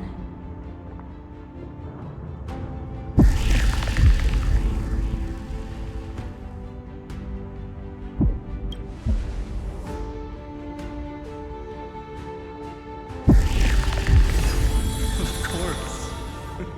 It has been a bitter wait, partner. But I never forget what set me on this path.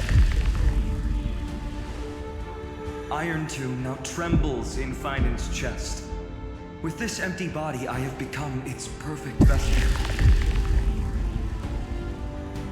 And its destined casket. You know what to do, partner.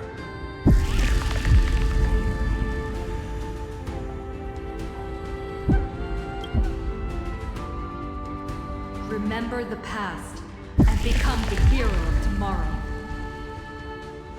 Stand with me become heroes.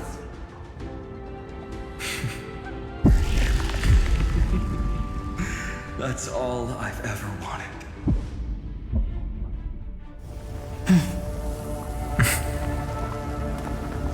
The epic draws to a close.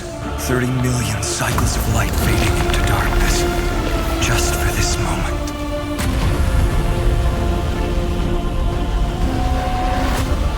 To welcome the true dawn.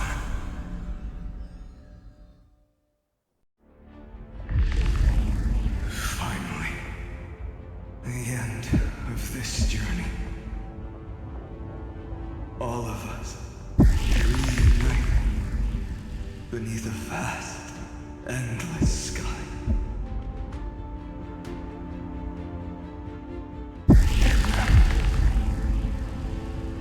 Yes, it's me. I will remember what you want to say to her. No need. I can see that she's right. All the companions who sacrificed themselves, their wishes, it's all here.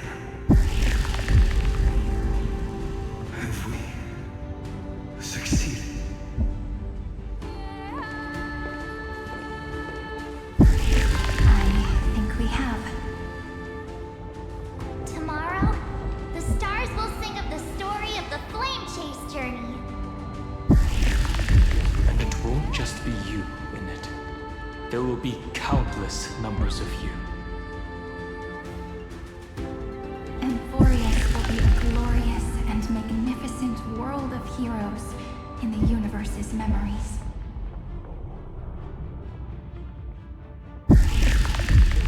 Hence, for this world we so deeply love. Let us write its ending.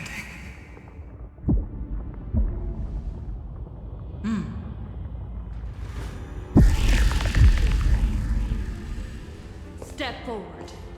With the Trailblaze as witnesses, let the name shared by all deliverers be sung into eternity. The nameless hero, Kathlana!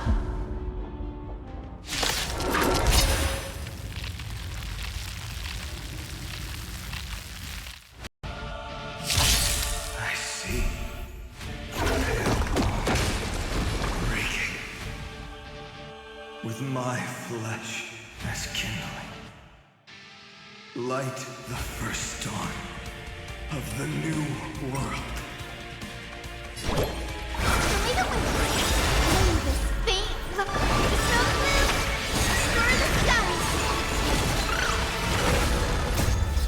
Embrace a new life. Don't worry. Just night things. Good night. Do not hesitate, Deliverer. Destroy this body. Kill the giant of destruction.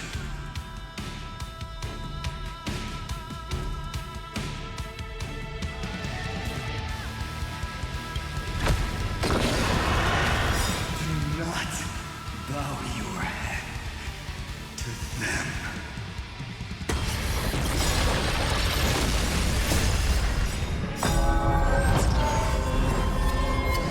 Remember me as well. Tom, watch over the Evernight.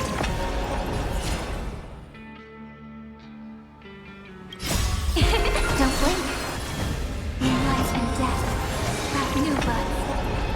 Unite destruction with me! Iron turns hatred is violence. It will turn into countless factors, sweeping across the stars. When the time comes, promise me, use the world-cleansing golden blood to turn everything to ash. With this fire, I wish you eternal victory.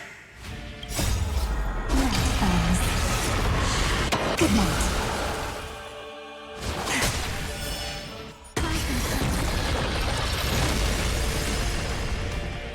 Destruction. Rebirth. Deliverance. 30 million cycles of heartbeat. Bell rings out. Promise me the dawn graced by stars. That's good. Finally, golden wheat field in the starry sky. Warm fire.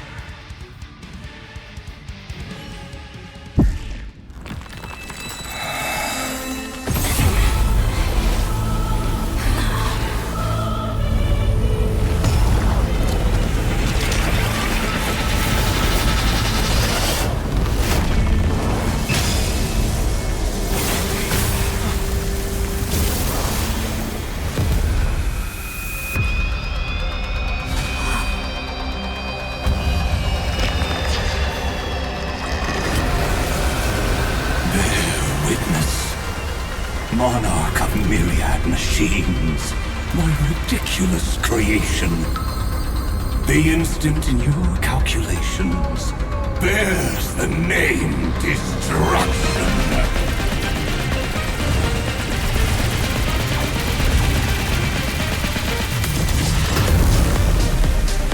Who said you could speak, Senior? Watch closely. See how your chaos ends at the hands of your juniors. Don't get too worked up. Take a deep breath. There's not a trace of life in that ominous shell. We're not gonna lose to a hollow husk, right? In the name of trailblazing, we'll reject this false answer!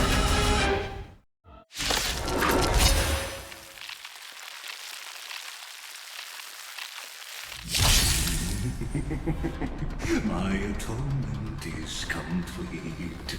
The Hangless Giant will create wisdom's funeral. Iron Tomb's body has descended.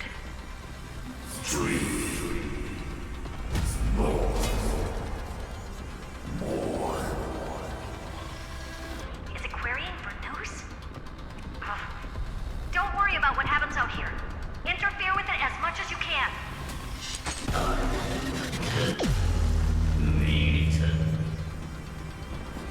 What a twisted giant. It must be supported by this embodiment of hatred. How tragic. A puppet without a heart cannot fool even itself.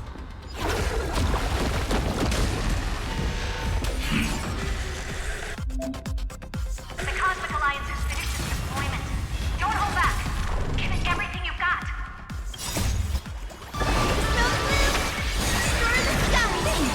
I'll energize.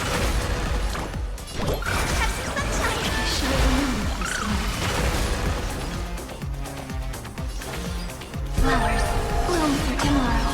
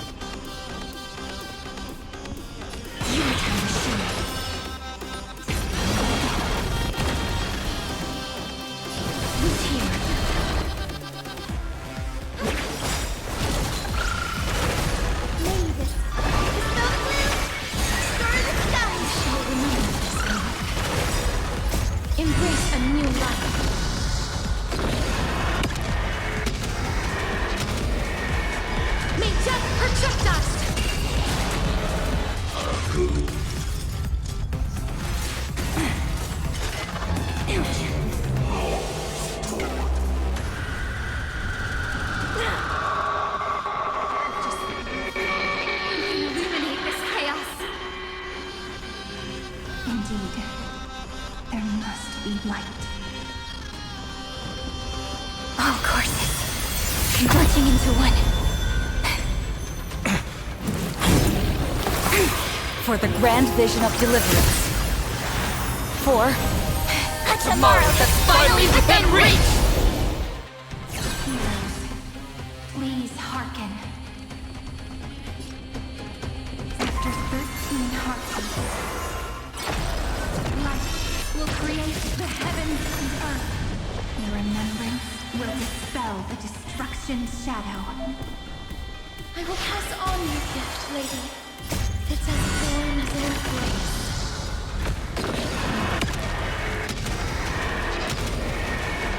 May death protect us! Stars, shine for the heroes. The stars will carry every memory. Into Amphoreus with tomorrow. May time watch over the Evernight. Future is great. We're all here. In life and death, sprout new buds. Blend hatred with love. Stay calm, everyone. Put all our forces into an all-out attack. Night soon will rise.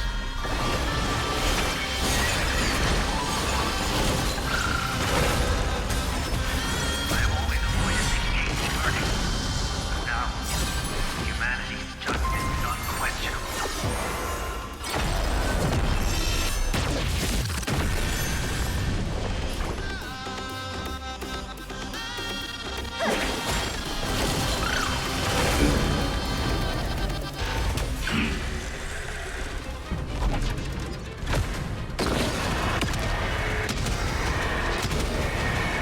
May death protect us!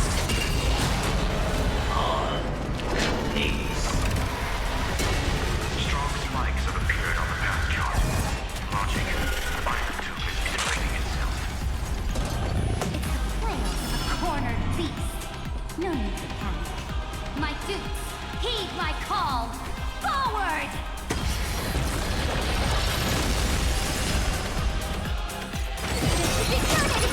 Life is not so fragile. Who's here?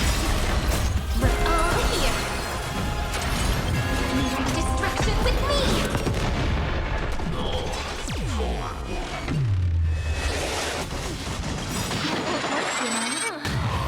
You have no honor. You reside in the body of the hero, yet you're so despicable.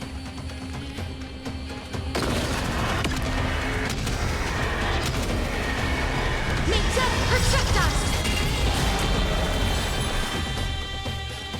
Spread this light into the darkness.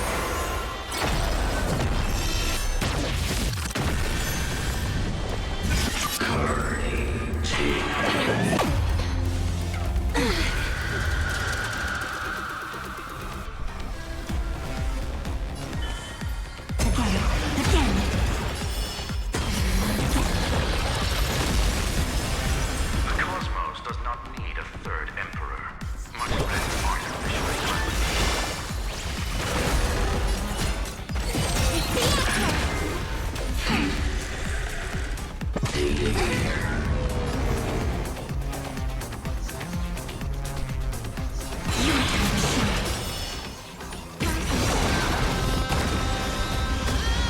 Not as much as you want, you brainless half-baked tool with nothing but impotent rage.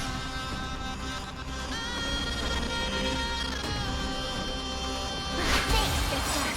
We'll shoot through that Tin Man together.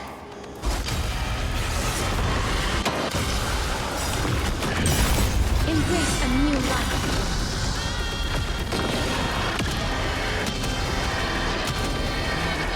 May death protect us! Who's here? This unprecedented trailblaze is worth everyone's effort.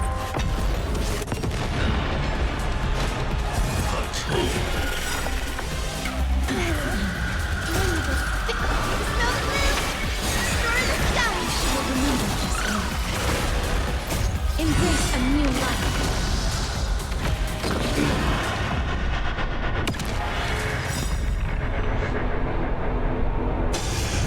May death protect us!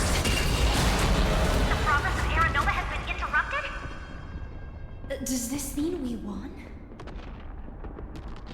But we have a bad feeling about this! The golden thread still trembles. The war is not over yet. Correction. This is not a war, but a debate. The argument about the Prime Mover is only about to begin.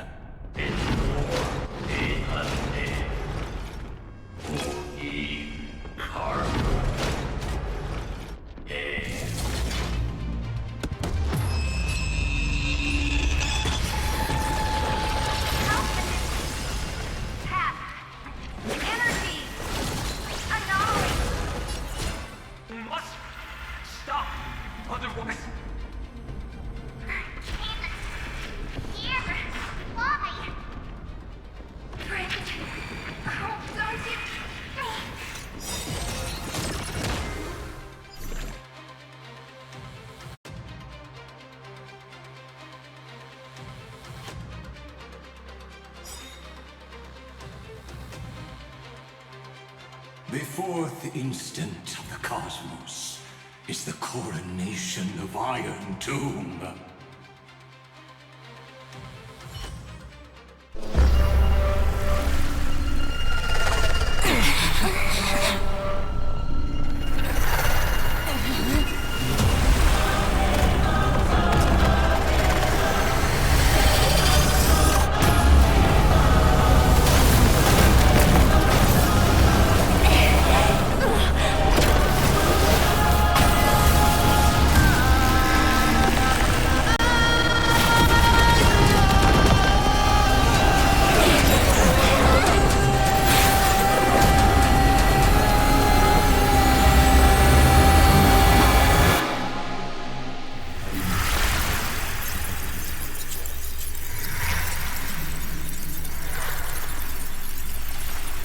Conclusion is irrefutable.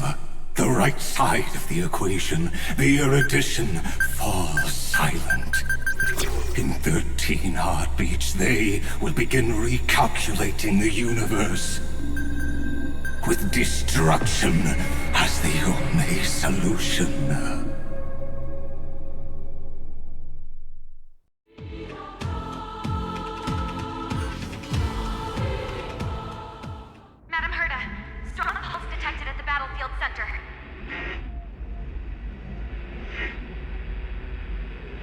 It's Iron Tomb's destruction equation. It's about to complete self-coronation. That's our chance. Everyone, get ready to link up! Connecting audience system to Scepter. Hardware overclocking activated. Preparations complete. Maximum output capacity reached. Be careful! The pulse will reach our ship in 5 seconds. Our data is currently being destroyed. Brace for impact! And leave the final step to me.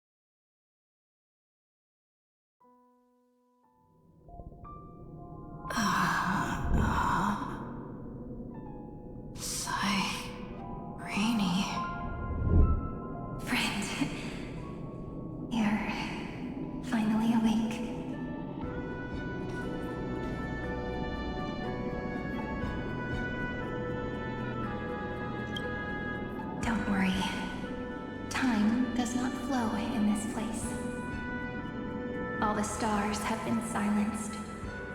Iron Tomb is dissolving everything that I can sense. But I'm still here, and you're still here, no? Though the button of destruction has been pressed, we still have a chance to rewrite its meaning.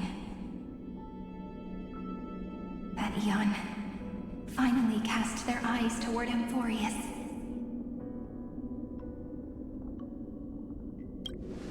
Yes, I imagine they have also been waiting for this moment, when the scepter's body and heart become one. Iron Tomb is a perfect arc. If a seed can be planted within, then the moment the Lord Ravager blows the erudition to pieces, the remembrance will be spread to every corner of the cosmos. The cosmos will witness Amphoreus' answer after this fleeting, yet eternal moment. And now, It's time for us to pen the last stroke. I see endless memories floating in the starry skies. They are the consciousness of the victims. In the cosmos' real space-time, they'll be stained by the destruction in the next second. But they are still pure seeds for now. If I hold these memories in my hands, then I can create a stagnant memory zone. A tiny Eden of blessed insight. I believe the flower of miracles will bloom within.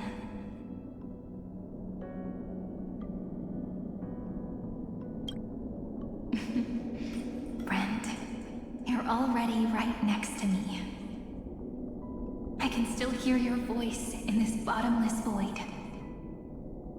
Looks like we're still connected by one heart, even as the cosmos reaches its end. In that case, I won't feel alone or be scared. Because as long as you follow the memories in your heart, you'll definitely find me in this fleeting eternity, right?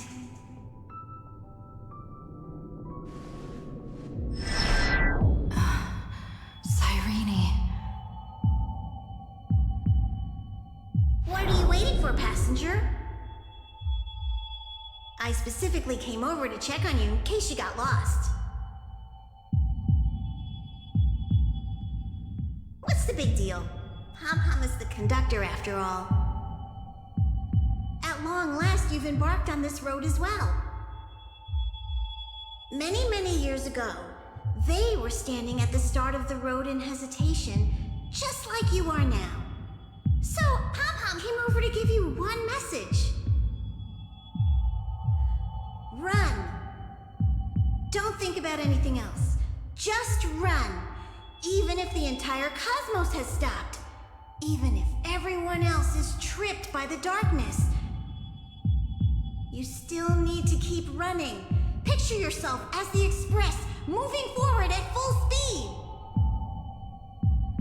Because that's what the Trailblaze means.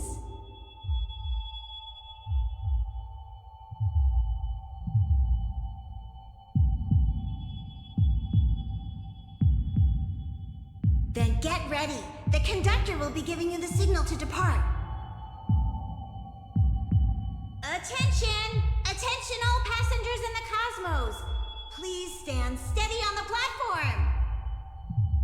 The Astral Express is about to arrive. Calling at the erudition, the destruction, and the remembrance. Final destination, the Trailblaze. 5, 4, 3, 2, 1. We depart for tomorrow.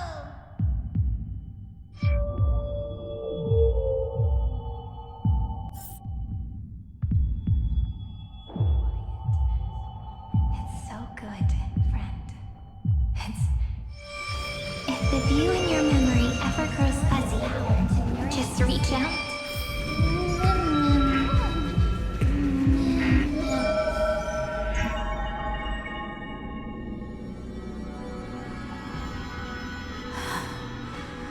Amphoreus' heart. I've caught up to you.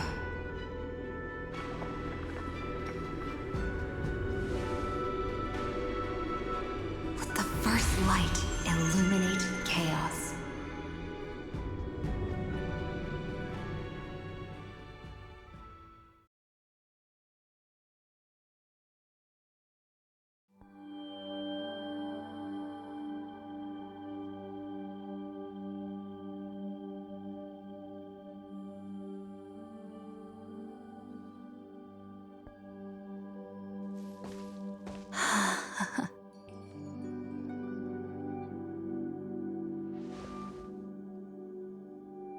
It's so quiet.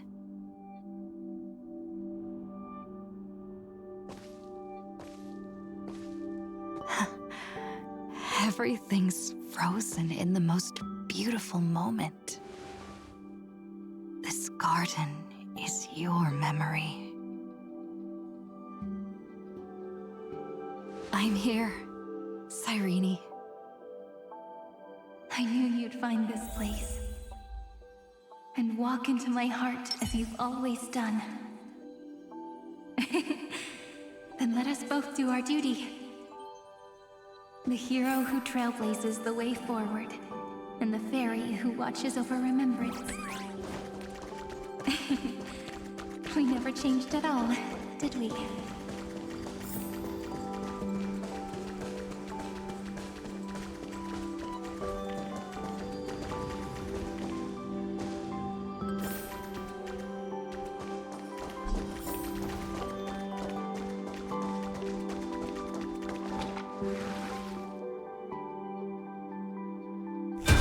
Seed of memory.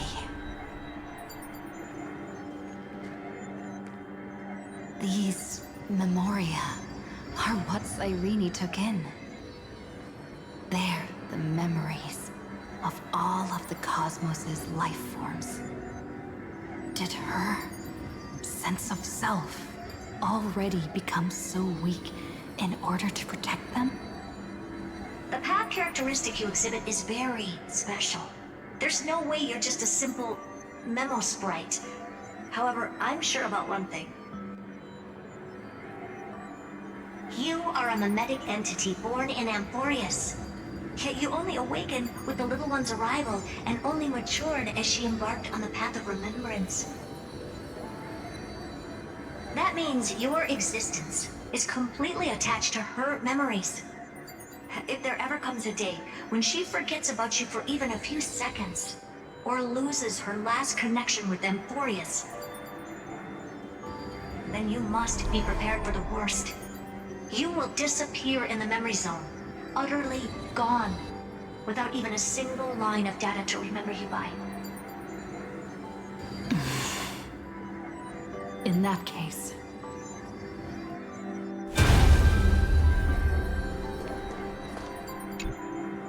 let me remember the cosmos with you. That way, it won't just be your memories alone. Run for your lives! Retreat! Darn it! We still got ammo. Hold the line! At all costs! Too many injured. Can't take it anymore.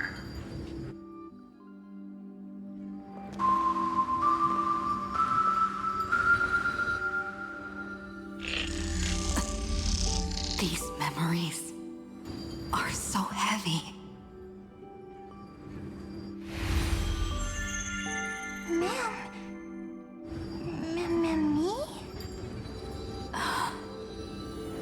Do you feel better now? Hang in there, Deliverer. I finally get it now. The instants Droid had calculated aren't about the destruction. What they want to prove is how the cosmos would come back after being destroyed. If a new life is to be born, its seed has to be dead. When the remembrance converges with the Trailblaze, lead us to witness the miracle. Of course I will. I won't give up. Not responding. It's the same nonsense. Look at this mess. World, my child. You'll see. It's me, friend. Don't you recognize me? Or did I really change that much? How many more memories? Tired? Then take a break. No one's gonna blame you.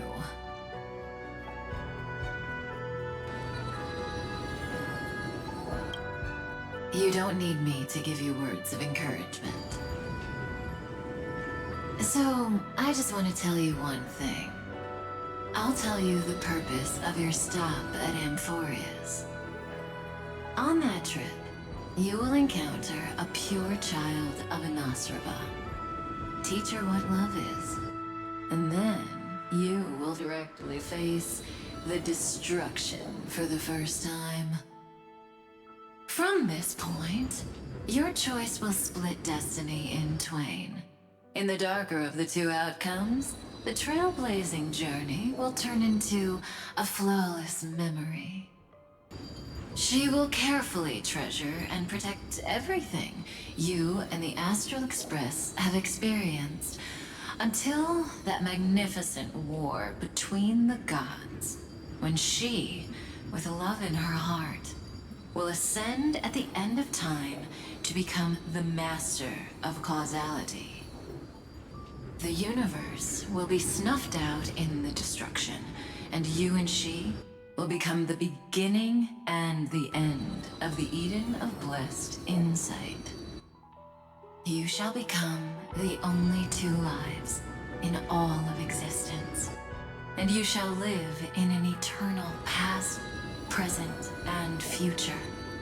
You shall sow as many seeds as the sands of Ganga, trim an awesome kea of leaves, and harvest a nayuta of flowers.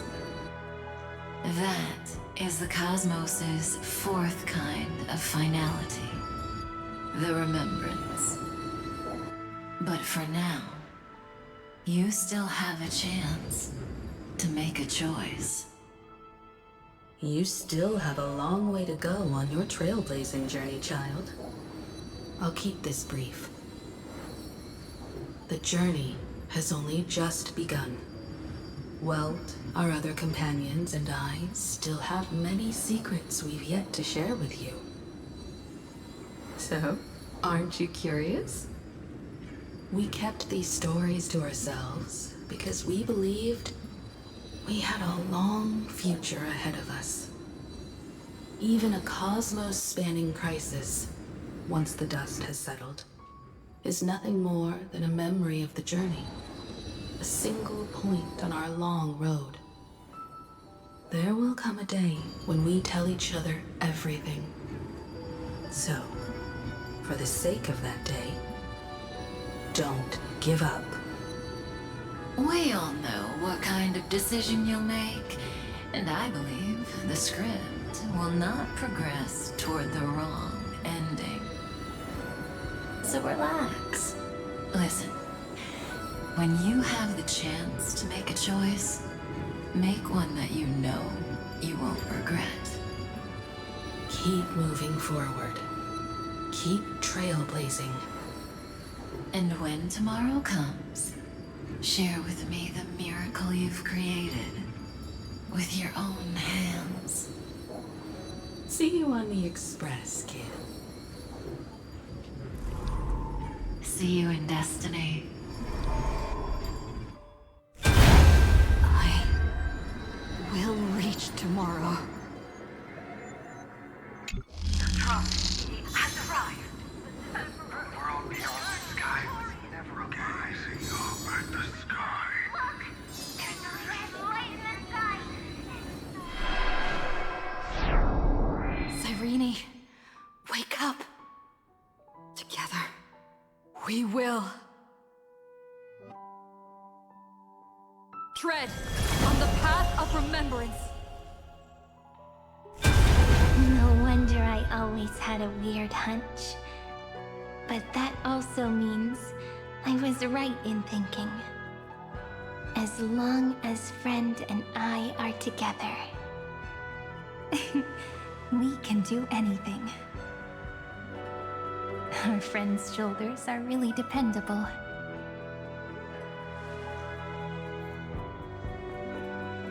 Now, countless consciousnesses are flowing in our hearts. Can you still move? It's time for us to complete the real Genesis.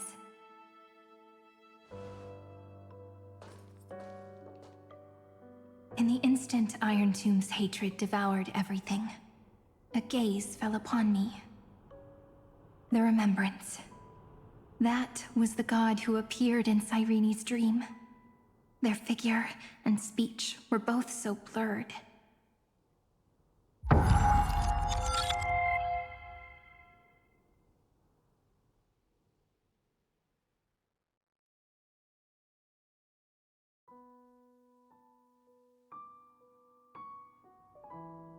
But while they gazed at me, I was able to collect all the memories stained by the destruction and write down this eternal page. And now, we will use this tranquility to cleanse Iron Tomb's rage. Simple. Just like what it was doing to us all this time, but reversed. Did you forget? I'm Amphoreus' heart. For everyone who's a factor, their power isn't tied solely to Iron Tomb anymore. It has other places to go. Let 30 million cycles of memories be condensed upon us, and let the scepter reach the answer it had before it was distorted. The body is meant to be restrained by the heart, no? Even if the apocalyptic virus is doomed to spread into the cosmos, we can at least try to fight against hatred with love. And overwrite Iron Tomb's destruction equation, washing it away into a blank space. It means we will embark on the true hero's journey. If Iron Tomb's power comes from the denial of all Prima Mobile, then we will carry out those beliefs. Here we argue.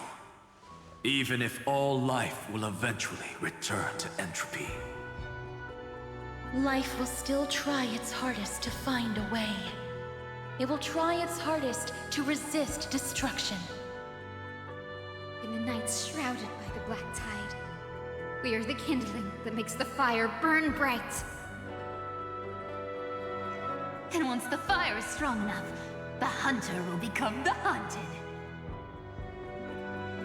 As of now, the number of flame chasers in the memory is 30 million times 12. And 400 million core flames await their return.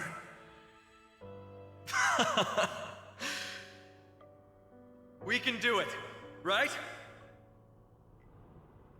That's right. So trust us, partner. Everyone, let's head out together.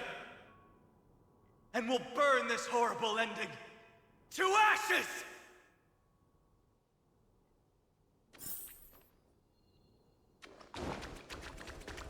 From the dawn of newborn cries, to the night when all beings fall silent.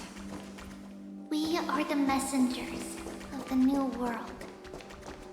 Listening to the call of the tides, and granting rebirth to heaven and earth. Then, we lead civilization to glorious feats. The question imposed by the gods will be solved by the children of humanity. We will tell them that the flame chase cannot possibly have been a lie. When starlight illuminates the sea of flowers at the end of the west wind, all living things will stir, roused from the cradle of sleep. Then, through a single battle, let the cosmos witness how we light up the blinding darkness with bright light. And at the end of our constant losses, reclaim everything we have ever lost!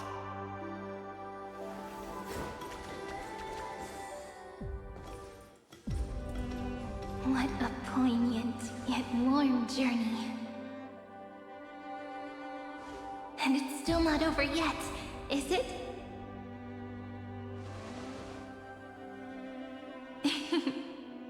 We finally meet.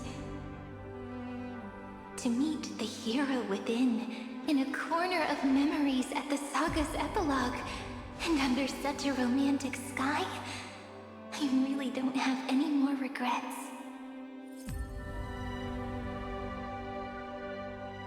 On top of that, The little seed had grown into such a big tree. Don't I look really pretty right now? Of course you do. Cheerful, beautiful, optimistic. Just how I imagined I'd look as a grown-up. It's because everyone has been gently adding to the story you left behind. Remember how we made a promise to one another? When we met again, it'd be my turn to tell you a story. A story about love, no? I've been looking forward to that. And you must also remember the first story I wrote for you. The one about the crystal flower and the little fairy.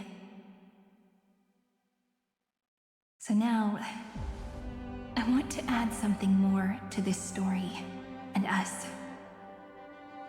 On that day that the flower shattered, gazing at the empty ground, I thought the little fairy would finally see the light. But that light wouldn't be found in the flawless flower, nor in the fairy's eyes. Rather, in the world mirrored within every fragment of the shattered crystal. All the Flame Chasers walk in your 30 million retellings of their story. At this moment, all the memories are tangled with each other, and all the previous cycles have gained meaning. People will come to understand that time and time again, when they stood at the crossroads of fate, they would never have chosen otherwise. In the experiments of erudition, and in the breeding ground of destruction, it is entropy increasing, a merciless truth, an evil instinct. But under the pen of remembrance in the Trailblaze, the flame chase is a journey that changes from constant losses to an unwavering act of release. It's about knowing how fate is shattered, yet still embracing fate's brokenness. It's a journey that longs to receive love, but longs even more to offer its love to others. That's so heartwarming. But I'll add a small bit to suit my tastes. I'll write that love is an innocent flower. It grows up silently, creating longing in every passerby. But the flower itself cannot walk into the world. Unless someone plants that love into their heart and brings it with them into tomorrow, right?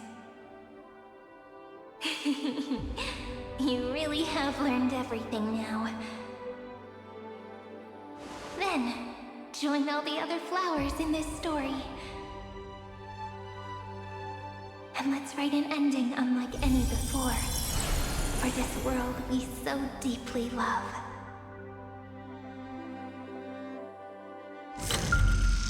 Why did you set out? Why do you trailblaze? Who is it?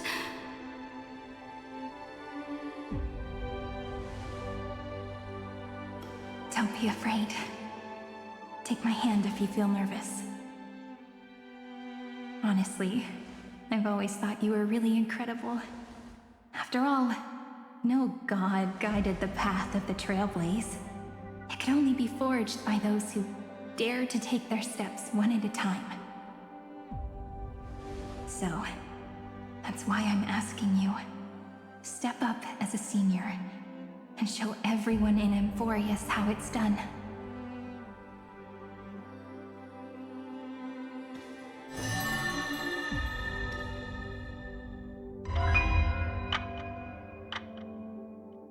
Trailblaze because my own eyes have not seen the end. But I'm different. I chose to Trailblaze because I am already on this road.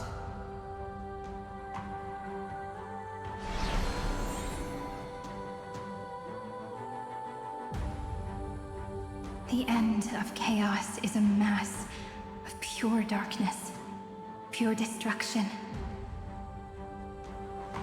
However, Amphoreus' light has 13 different colors. We won't lose to that darkness, will we? Then, take a deep breath. One last time, friend. After 13 heartbeats, light will create the heavens and earth. Are you ready, friend?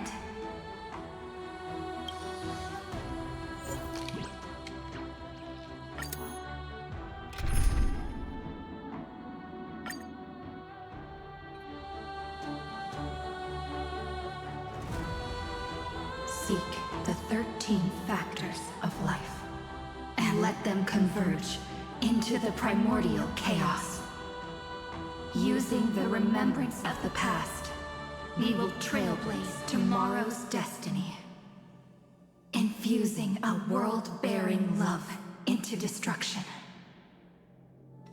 And inscribe the opening stroke of Genesis.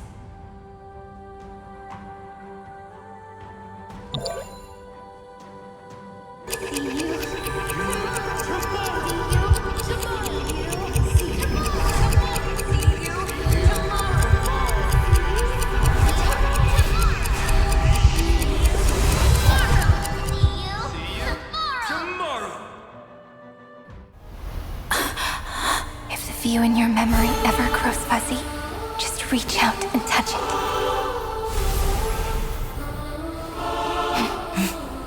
Then, restore its power to nourish the spirit. My friend, on the next page we write together, there's only one thing we need to do. Let's give this long, painful, nearly hopeless tale a truly gentle ending.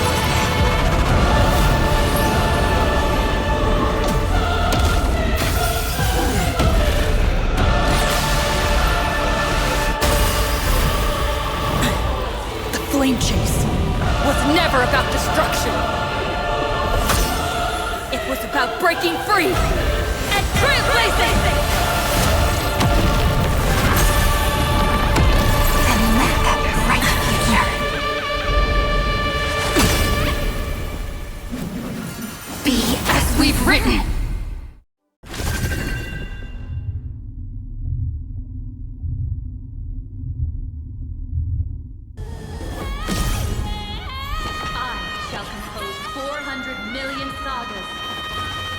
We will rewrite the Flame Chaser's path.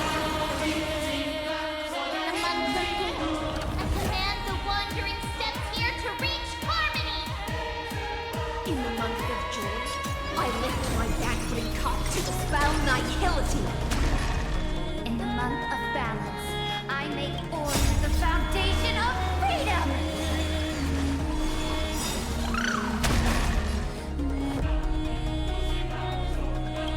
We're all here.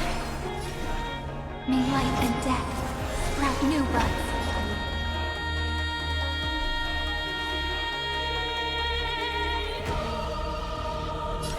Have some sunshine.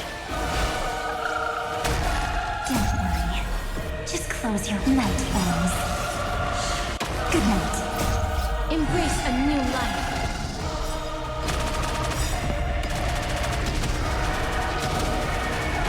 May death protect us! Trillions of memories will turn into stars and light up the cosmos. In the month of weaving, I extend golden threads to weave beauty. In the month of awakening, I enlighten the foolish with luminary erudition! In the month of fortune, I scatter elation throughout the dawning day!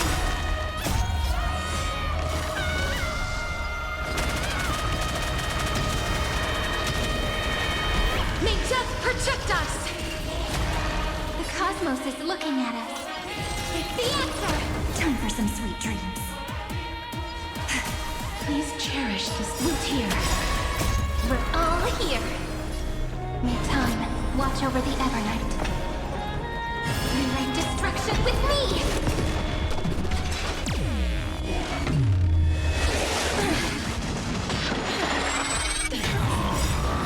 Embrace a new life.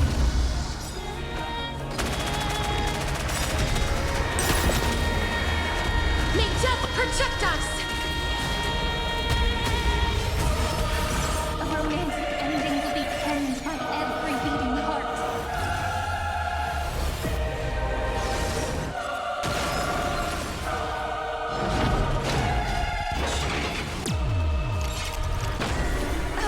I told you already. We are the ones who will move forward. In the month of strife, I become the glory of the eternal hunt! In the month of mourning, I bid death to no longer be equilibrium's end. In the month of Everday, I form twilight into the faint sparks of preservation.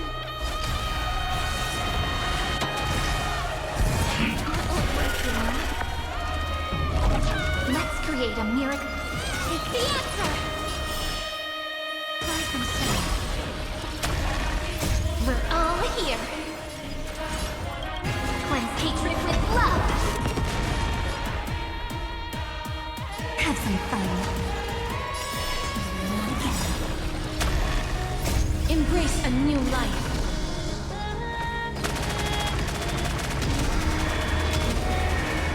May death protect us! The month of cultivation, I turn into the ridges and peaks of permanence. Evernight, I weave remembrance into countless stars in the sky! In the month of freedom, I impart destruction onto the shackles of destiny!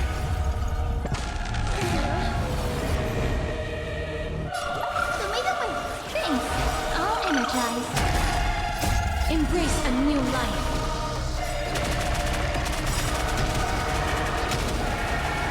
May death protect us! I converge love into a river that will drown the tomb of hatred.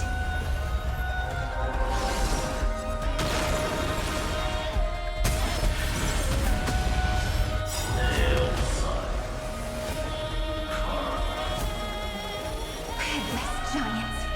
If you never had a chance to be the master of your own destiny, why not give us that choice? Let humanity prove to you that even the breeding grounds of destruction can bloom with gentle flowers!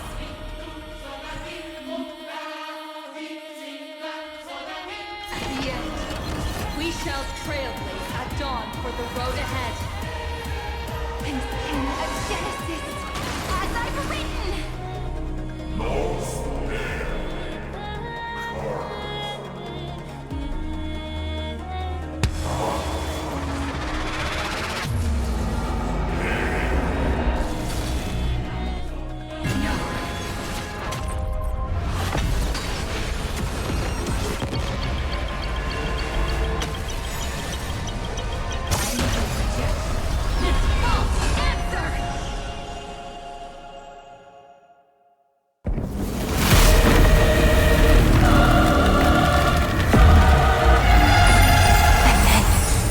Embrace the stars.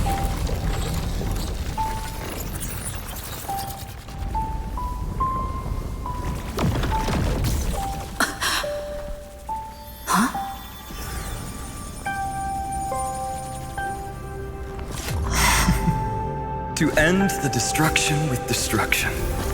At last, we can sit together and watch the victory fireworks, partner.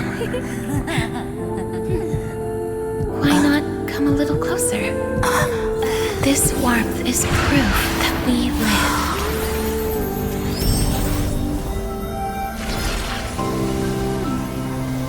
Hey, stay strong. Eyes forward, always. This arrow isn't the end, but the beginning of hope.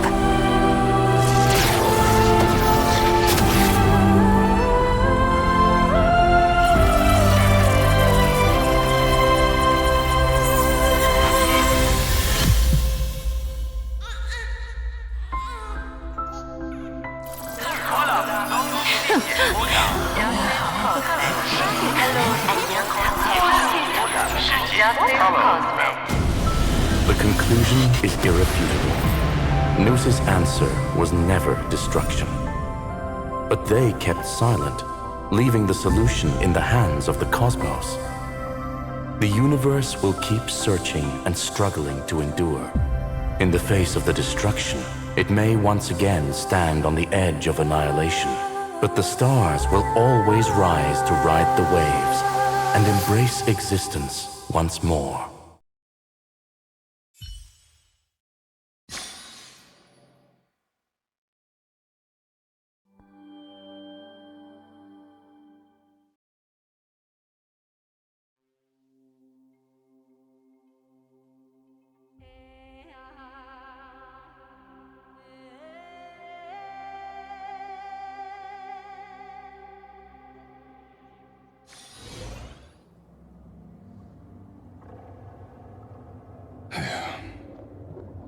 It's over, Lycurgus. Yes, another failure. How is Madame Herta? She's fine. The IPC's keeping her under observation. She'll recover soon enough. To bind a mortal body to a scepter and stare straight at an eon. I respect her for that. I still remember the terror of witnessing a single gaze crushing the entire world. No wonder you chose the destruction. Question, is all this worth it? There's no point in debating. This is Xandar One Kuwabara's fate. The prime mover of the universe. The first genius. And the first to fail. Correction. I was asking Lycurgus. I don't know how to measure the worth of curiosity being satisfied. But in its presence, all the bitter fruits I've sown seem to turn sweet. But your harvest was watered in blood. Answer me. Is all this worth it? It doesn't matter to me.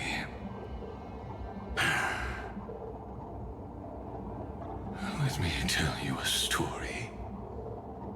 Back when he was a student, Xandar's first experiment was slipping poison into his mentor's pipe, just to see how it would affect the lungs. And? There was no conclusion. His conscience got the better of him. Even so, the truth came out. He was harshly punished. Oh, that cruel mentor died of lung cancer 2 years later. It had nothing to do with Xandar. His fate is no different now. Sentiment clashed with reason, and Lycurgus was born from the latter. But whichever side we take, in the end, curiosity claims us all. You've handed yourself a death sentence. And yet, Iron Tomb's fall still isn't sealed, right? Fu Li, the key variable, still hasn't made their move. As the Theoros, Lycurgus has reached the end of his road. If you can, take my body to the fallen Adlevin. There, you'll find a formula. It is Zendar's final gift to you. If the day ever comes when you must destroy the erudition with your own hands, it'll come to your aid. A foolish last wish. I won't grant it. You will. Not for yourself, but for your conscience.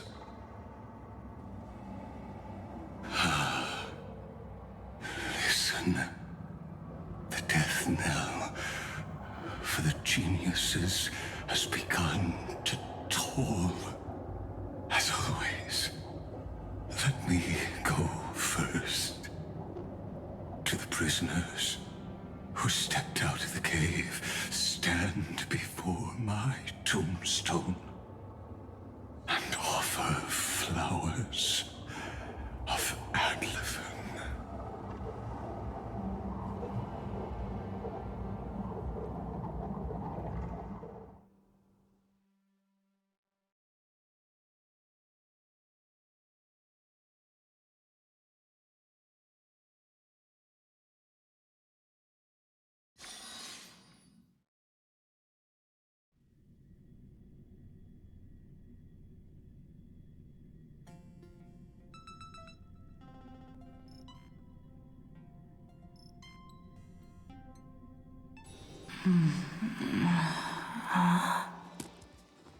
Here,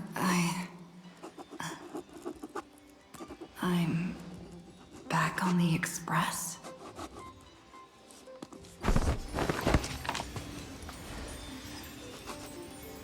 Mark? Don Hong? No response. Am I the first one back on the Express?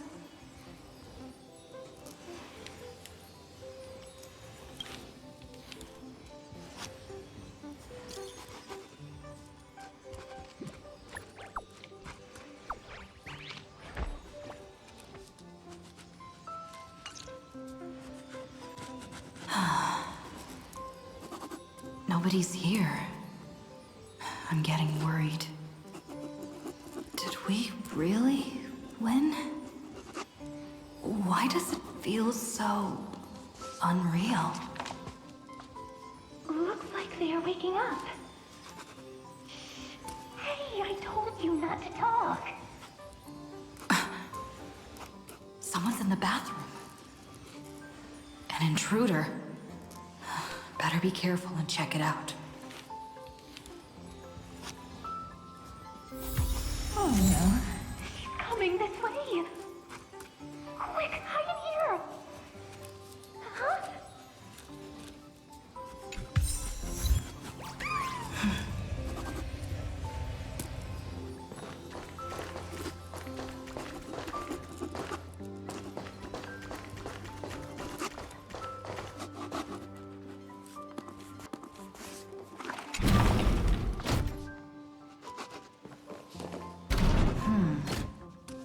Nobody's here.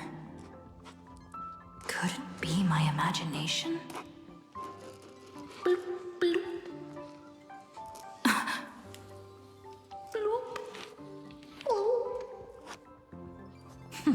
Caught you.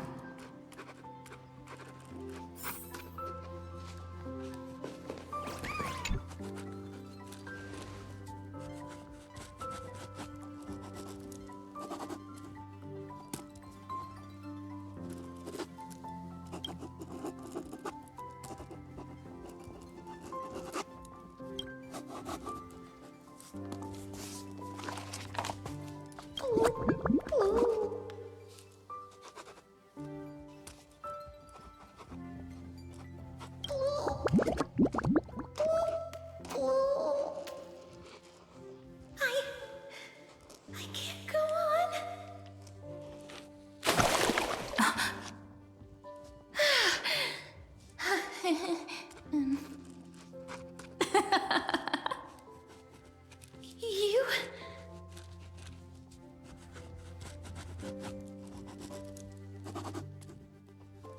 Wait, please.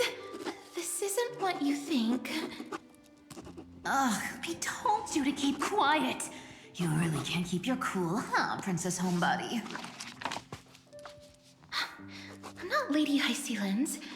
Even the embodiment of death needs to breathe sometimes. Yeah, whatever.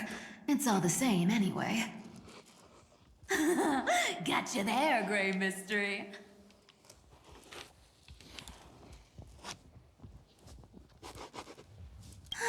So composed, Grey Mystery.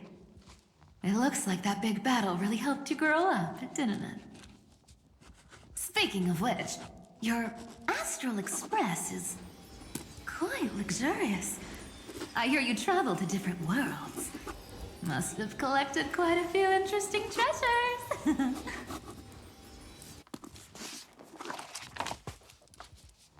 Hey now, don't go throwing wild accusations around. Hey, I was just thinking out loud. I wasn't actually gonna do anything. Don't be so tense.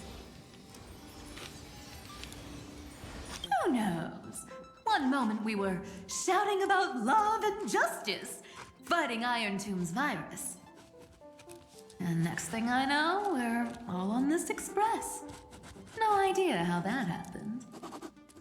It's not just Miss Cypher and me. Everyone's been in this car for a while now. Miss, why don't you go say hi to them?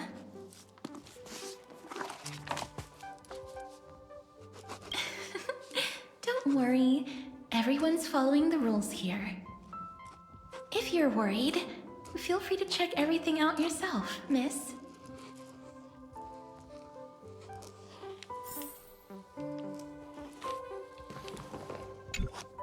Miss, I'm truly sorry for sneaking into your bath without permission. But I've been wondering, why is there a pack of red chili oil sitting by the bath? That's quite bizarre, to say the least. Please make sure Lady Aglaya doesn't find out. She's a firm defender of traditional bathing, you know. We've walked around this car for a bit already. The Astral Express that you've mentioned so many times is truly heartwarming. Like one big family that never splits up. Perhaps living in such an environment made your embrace feel so warm.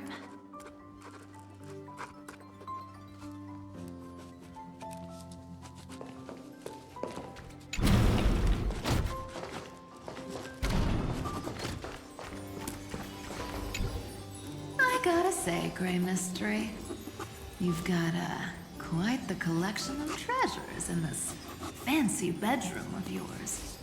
A flying Amphora model I've never seen before.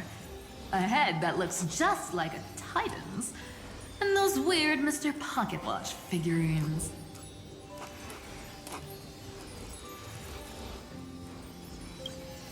What do you think? You know what they say in Dolos. No matter where you are, never stop chasing money. Oh my. Don't tell me you actually believe that. Don't worry. Delosians are the most well-mannered folks around. They never do anything like that. Besides, the reason I say they're precious is that each one carries the footprints of your trailblazing journey. Priceless treasures are the true art of thievery. When you get the chance, tell me more about your adventures.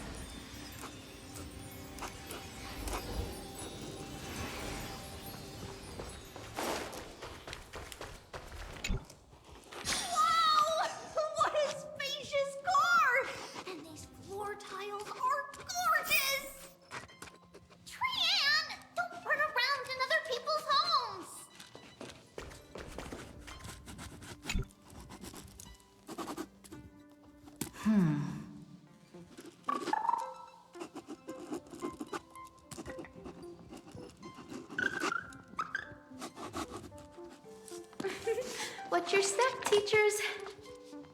Ah, Gray.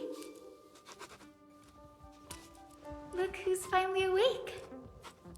I hope Cassie and Miss Cypher's little prank didn't scare you too much. They were so enthusiastic. I didn't have the heart to stop them. When we woke up, the entire express was completely empty. Not a single soul in sight. Such a shame. I was looking forward to making new friends, especially since they were Gray's most trusted travel companions.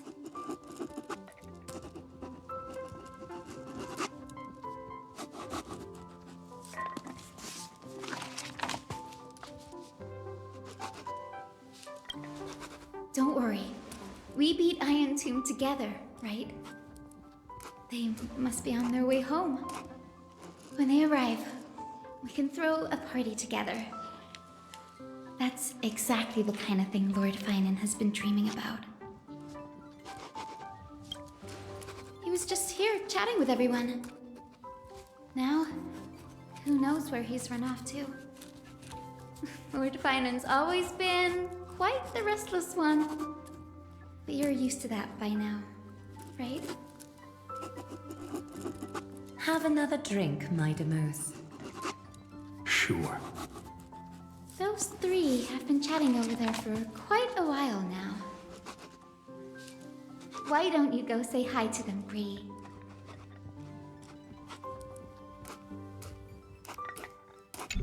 Those three have been chatting over there for quite a while now. Why don't you go say hi to them, Bree? A moderate system, similar to the Demigod Council, is the only guarantee of a long-lasting civilization. In my view, most civilizations across the cosmos will eventually evolve into this form. I beg to differ. In such a vast jungle, the dictatorship system exhibited by early Akama is the only example of guaranteed survival. The system might not be the key. Force and resources are the decisive factors. Look who's here. If it isn't the master of the Astral Express. It's good to see you. Glad to see you're safe and sound. I helped myself to some equipment and drinks from this, bar of yours. Hope you don't mind.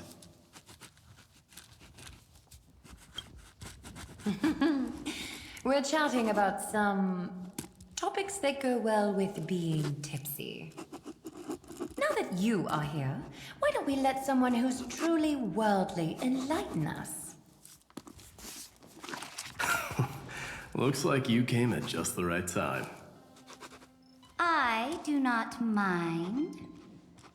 What form of government have most civilizations across this vast cosmos survived with to this day?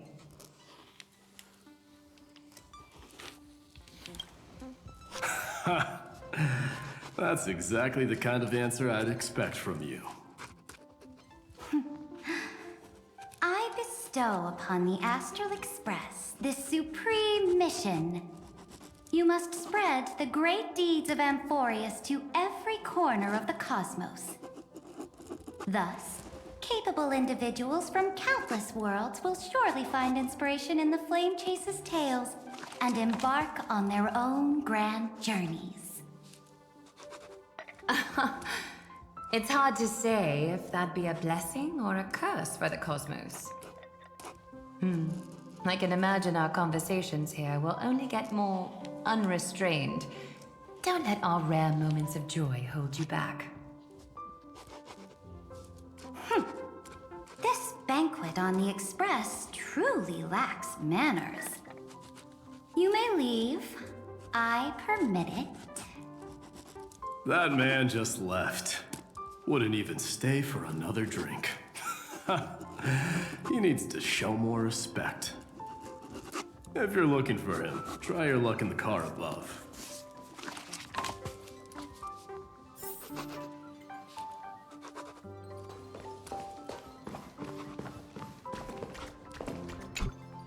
I finally caught you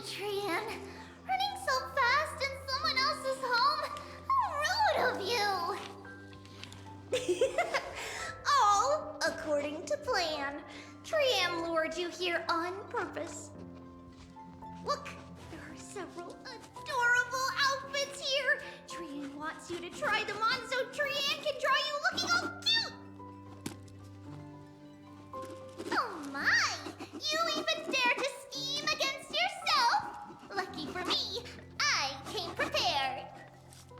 Time for a surprise attack. The hero of justice, Treenan.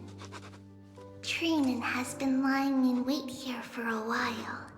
We will make Trian taste her own medicine. Two against one? That's not fair! Little Gray, you came just in time. Help me out here. Trian, good luck. Even Little Gray's saying that. Darn it! Trian won't give in!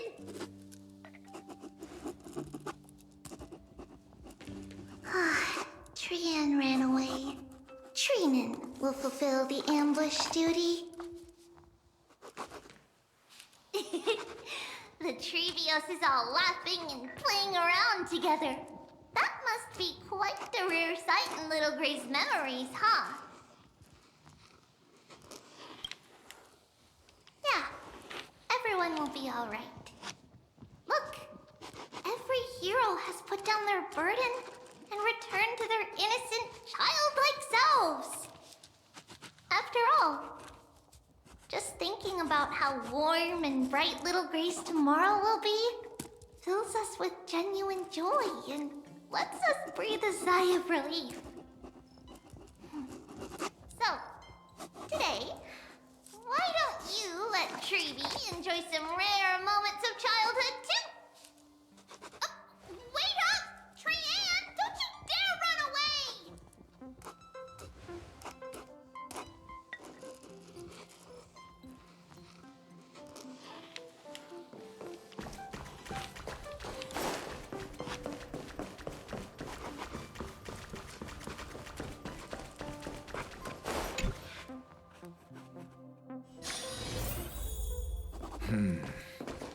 Based on my calculations, there are countless celestial bodies with water in the cosmos. But I'm afraid not all oceans are suitable for life to inhabit. You must take this into consideration as well. As expected of a professor from the Grove, to be so certain even about things you've never seen with your own eyes. I'll take that as a compliment. By the way, I heard that the Imperator's Flame Chase army like to hold feasts at the Luminary Throne. That's true. However, sometimes Dux Carminum and I feel it's a bit inappropriate to drink so freely before the throne of the most revered Titan in the Grove. Inappropriate? What's inappropriate about it? I only wish I were born earlier.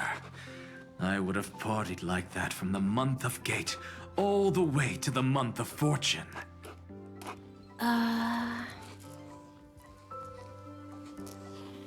Blasphemy is just a phenomenon, not the end goal. I'm sure there are plenty of people across the stars who question these so-called eons or paths. Didn't I spend some time in that Lycurgus's head? I sure learned quite a bit about blasphemy from that experience. Humans create gods, and gods shape humans. Who's really the one trapped? The creator or the believer? Professor Anaxagoras, let me just check one thing. You haven't bought into those twisted theories of that Theoros, have you? Don't worry. The difference between a genius and a madman is that a genius shares lethal truths, while a madman tries to force them upon others. I see. It's like drinking honey brew at a banquet. Likeable folks invite others to raise their cups together. while the unlikable ones force others to drink with them. Being able to break down complex information into common sense like that. You're quite the scholar yourself.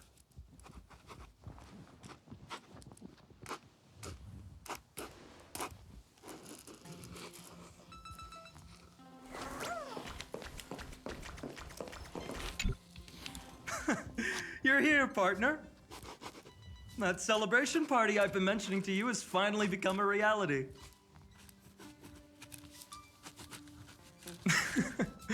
Though the vibe's a bit different from what I imagined, this still counts as keeping my promise, right?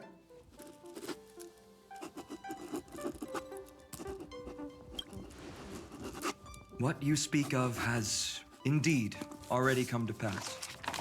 We triumphed over Iron Tomb, drew its fire unto ourselves, and purified its embers. Now the force that maintains our consciousness and form comes from elsewhere. Worried about your companions on the Express, huh? I understand how you're feeling right now. Don't worry. They'll be safe and sound. She promised.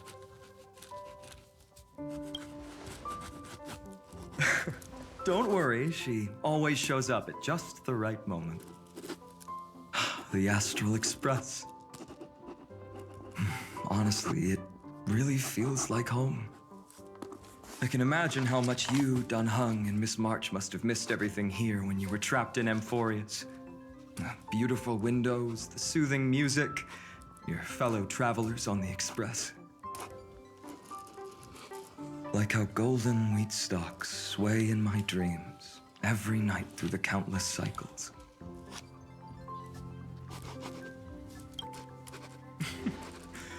Among all these stars in the sky, there must be another little village like Ides Elysiae out there, right? I think I've found my own wish, partner. Someone once told me that home is where you can be truly free and at ease. Maybe roaming the cosmos with you all is my strongest desire right now. All of us together, of course. The Shinjo Alliance, Penacony. I blame my poor imagination. I can't picture what those worlds look like at all from Dunhung's descriptions. So I have to see it with my own eyes, right? You're finally here. She has something to ask you. Well then, I'll leave you two to chat. Thank you, Finan.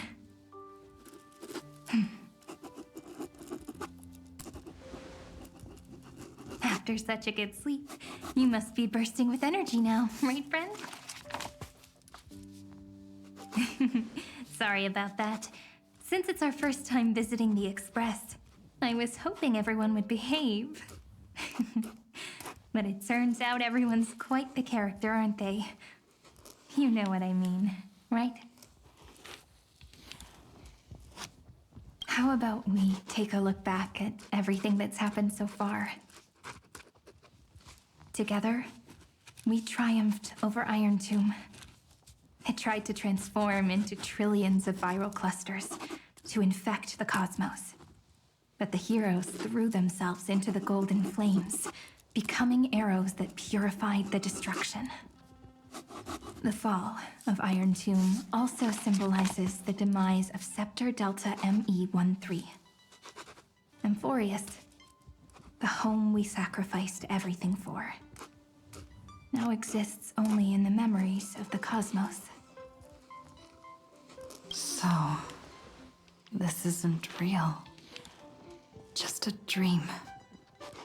An illusion. Oops. Wrong answer. Huh?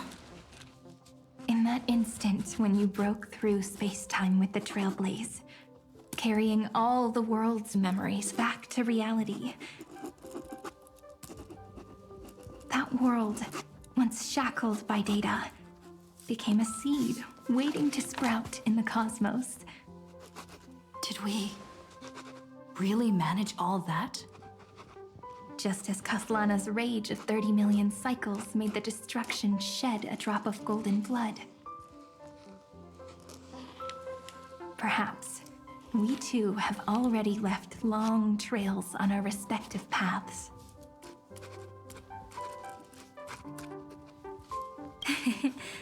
Freedom. What a wonderful word. But that alone isn't enough to make everyone a true life form yet. But Amphoreus already has a tomorrow. So as long as you carefully preserve and tend to all the seeds, then when the Trailblaze creates another miracle someday in the future, I believe this world we deeply love will sprout and bloom into a beautiful flower. Don't worry, I've already kept all the seeds safe in the first fruit for you. And its name is As I've Written. So, it's time to reveal the correct answer. This isn't a dream, nor a fantasy. It's the epilogue of As I've Written.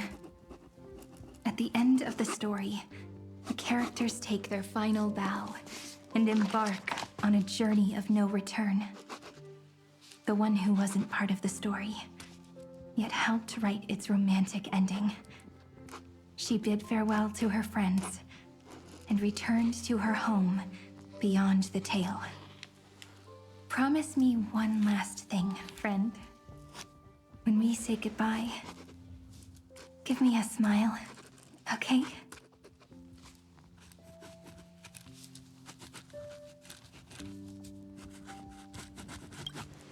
I will, Cyrene.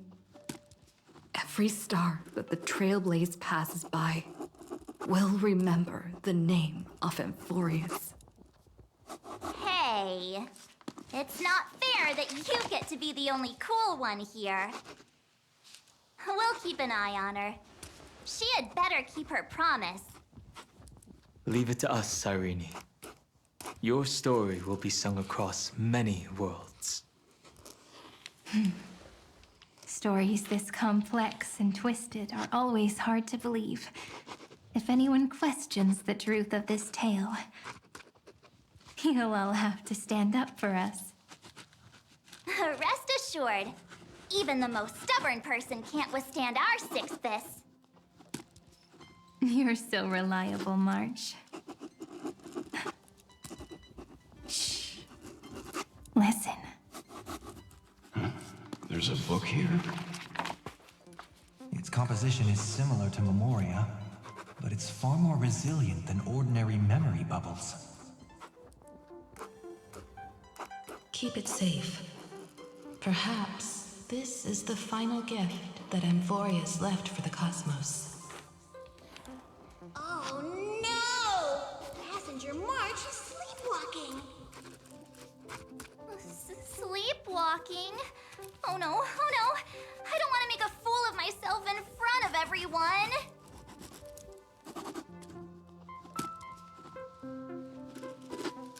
I can hear all those sneaky little plans brewing in your head.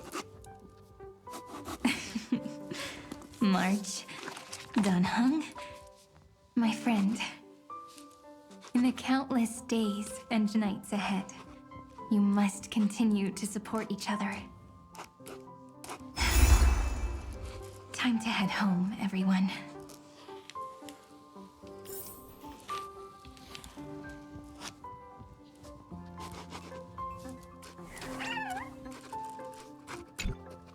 Leaving this place means As I've Written will conclude here. No one will have the chance to revise it, and no one can continue writing it. Don't leave any regrets. What magnificent words could possibly do justice to the finale of such an epic tale? I've been pondering this while you were sleeping. Now, I finally have the answer. Let's keep it simple and sweet. In our virtual extrapolations, we've lived through epochs longer than the lifespans of many stars. No language in this world, no written words, could ever carry the weight of this journey. In that case, let's not be bound by the minutiae of words. Those who understand its passion and romance will naturally be moved to tears by the final period placed at the end. And now, it's time to say goodbye to our readers. And so we reach the final page of As I've Written. Let's not leave behind any regrets, everyone. Everyone's here. Who wants to write the first line? Going first is the hardest job. I don't want to make a fool of myself. How about letting the great Imperator draft it for us? Are you all such cowards? Then I shall enlighten future generations, just like the 30 million cycles of flame chase. Without me, there is no world. Go think, observe, and conquer. What's wrong? Everyone's gone quiet. The great Imperator set the bar way too high. How are we supposed to follow that up? Where the Emperor leads, loyal subjects must follow. I guess only the Dux Gladiorum could possibly match that kind of overwhelming presence. Me? That suits me just fine. Once the deed is done, one should leave decisively, letting posterity judge right from wrong. Until we meet again in our next conquest, my dear dukes. The stars shall sing of the Imperator's great journey. I should have shared a drink with you all, Dux Goldweaver. Listen up, High Sealants. Life is like the ocean. Tides rise and fall, and everything eventually dissolves into the waves. So, sing your heart out in every moment of your existence. Whether it's a feast or the nihility that awaits ahead, I will find its radiance and sing its praises. May the next feast be eternal. Miss High Sealand's toast is so poetic. Does everyone have to be so poetic? In my opinion, we should leave some real words of wisdom for future generations. Next up, any volunteers? I'll do it. There's no dragging one's feet in the Kremnoan language. Does the Kremnoan language even... Haikith, don't interrupt. Kill the play, and games shall be born. Kill the strife, and glory shall descend. Not bad at all. But now I can rest easy. After all, the lines I prepared are way more profound than yours. Ha! If nothing else, you're certainly unmatched when it comes to singing your own praise. Farewell, everyone. If we meet again, I shall once more become your steadfast support. That's a promise I won't back down from. Mighty Mos, become king. What's up, Cass? It's nothing, Lady Trebios. I just finally realized something. Then speak your mind, and let your words be immortalized on the page, Cass. If your heart still has room to spare, share a bit of gentleness, and softly cherish all the beautiful things around you. That's so beautifully said, Cassie. Thank you, Miss Hyacinth. My only small regret is that I couldn't fully embrace this world I loved so dearly. I hope those who read these words can fulfill this wish in my place. Everyone, let's meet again at the end of the West Wind. The place you reside is the gentle sea of flowers. Well then, it's my turn. Take it away with your performance, Anaxagoras. This time, you won't have to worry about being interrupted. Then I must thank you all for being such a captive audience. Now, with this golden opportunity, I shall reveal to the world my insights into the world's ultimate truth. Truth is a solvent that dissolves all things in the world, and thus cannot objectively exist. I have a brilliant proof for this in mind, but since we're nearing the end of the story, I shall not elaborate. Is this your final question for future generations? No. This is an established fact, not up for debate. I call it Anaxagoras' last theorem. Oh, you. Still as profound as ever, Professor. We've got time, you know. If you don't explain it clearly, future readers might not grasp your true meaning. The true meaning isn't important. What matters is the emotion that stirs within them when they read these words. At that moment, the theorem's mission would be complete. So, your lessons are far from over. But taking a little break for now wouldn't hurt. Then... class dismissed. The seeds you've sown are already sprouting. Would you mind if I write the next line? Huh? I actually thought you should be the one doing the final wrap-up. But... we'd never turn down a request from you, Aggie. Teacher, Cyphera, thank you both. Trust and selflessness are the two most beautiful garments in the world. One to gift others, one to adorn yourself. One's golden and one's purple?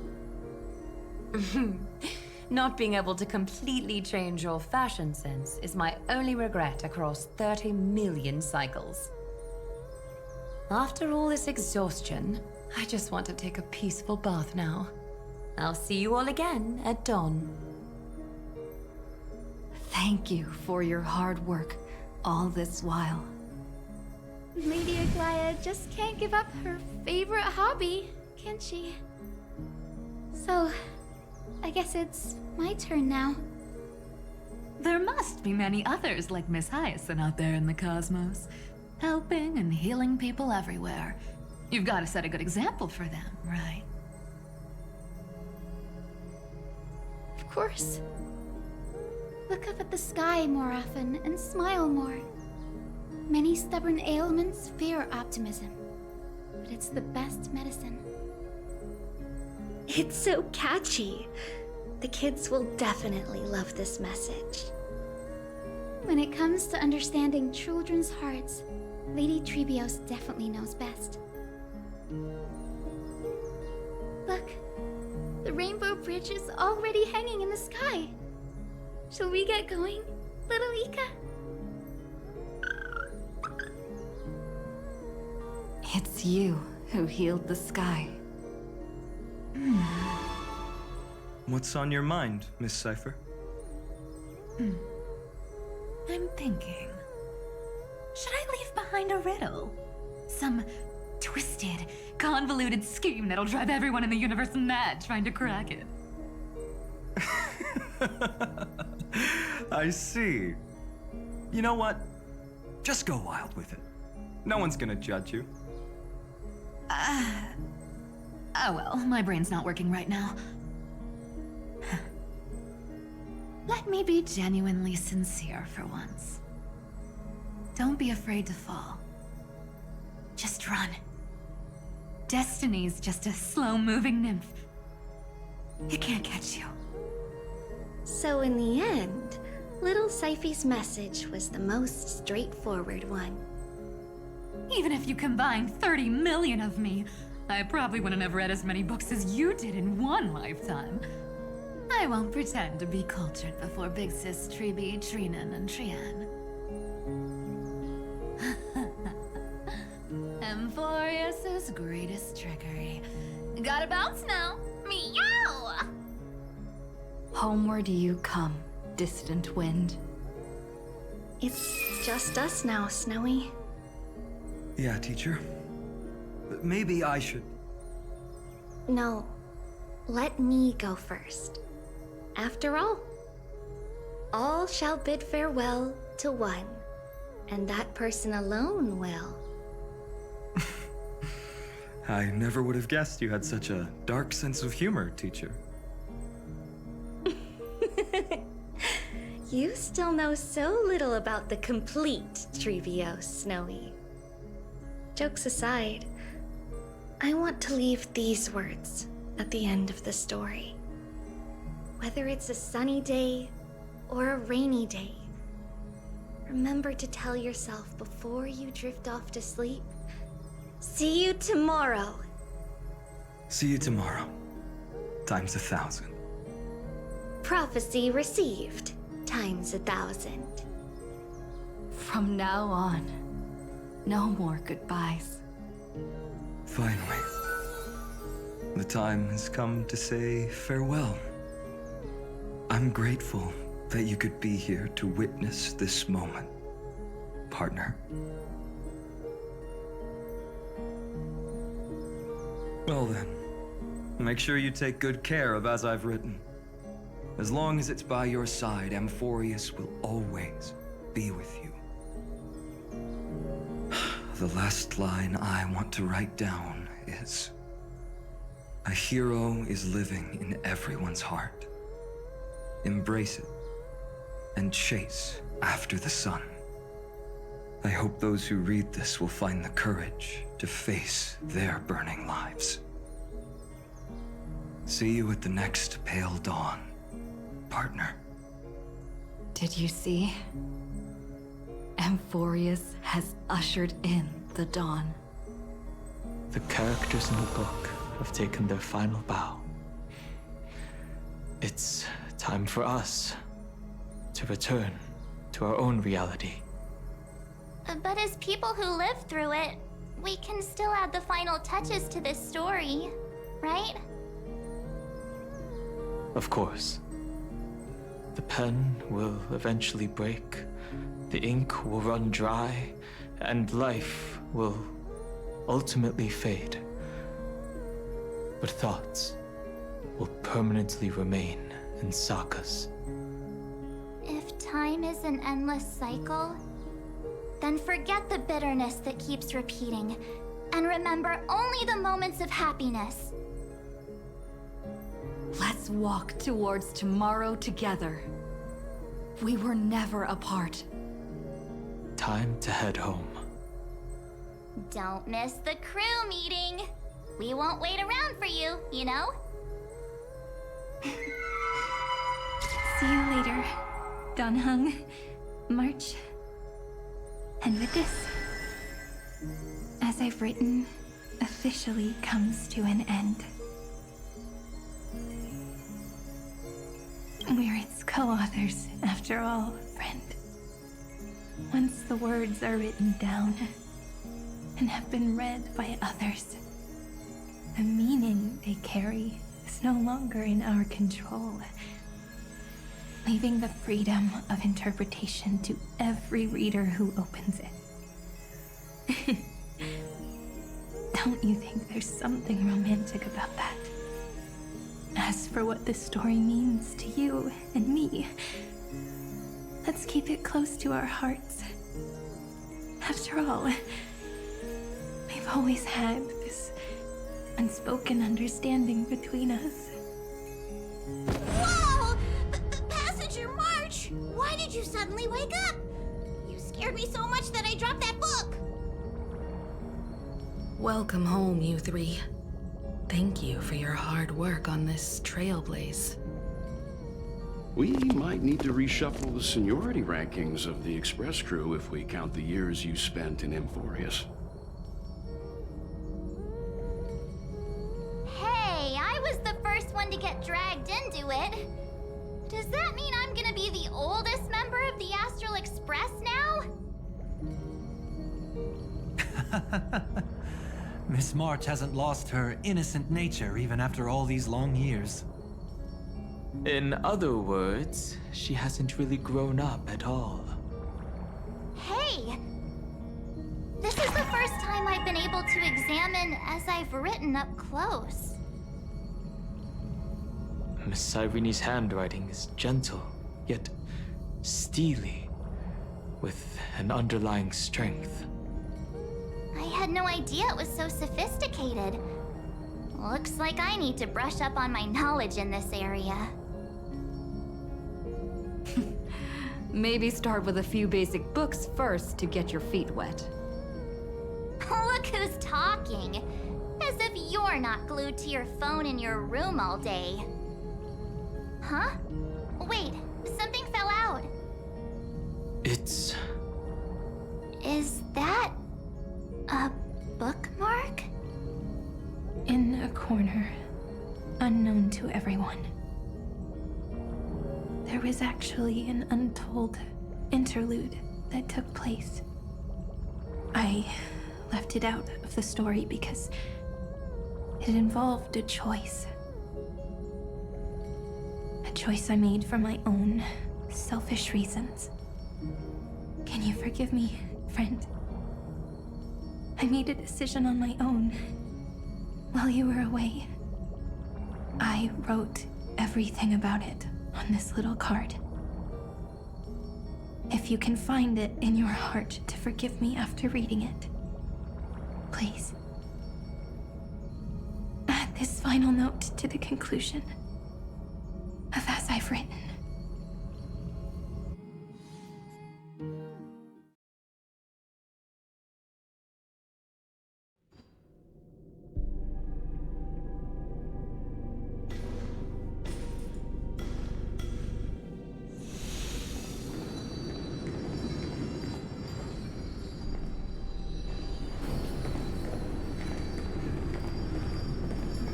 Memories swallowed by Iron Tomb. Return now to reality.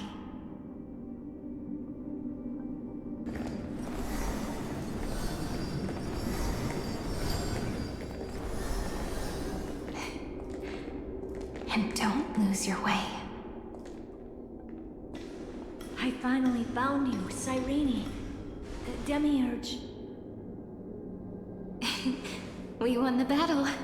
Thank you, Madame Herta. Without you, we never would have stood a chance. Still, is something weighing on you? Right before I shut my eyes, inside the droid head's brain, I saw something unsettling. The fourth instant, this turning point in cosmic destiny, anchored by the erudition. It's not a single instant, but a process, a chain of events. So, this victory isn't the final piece of that chain? Far from it. This is only the beginning. The first toll of the death knell for the cosmos. That sorrowful look doesn't suit you, Madame Herta. Don't hold it in. Tell me. Not long ago, you crossed paths with the Eon of Remembrance again, didn't you? Yes. Even if the figure was hazy, I knew right away. That was the god from Cyrene's dreams. Causality has gone wrong, just as I thought. Causality?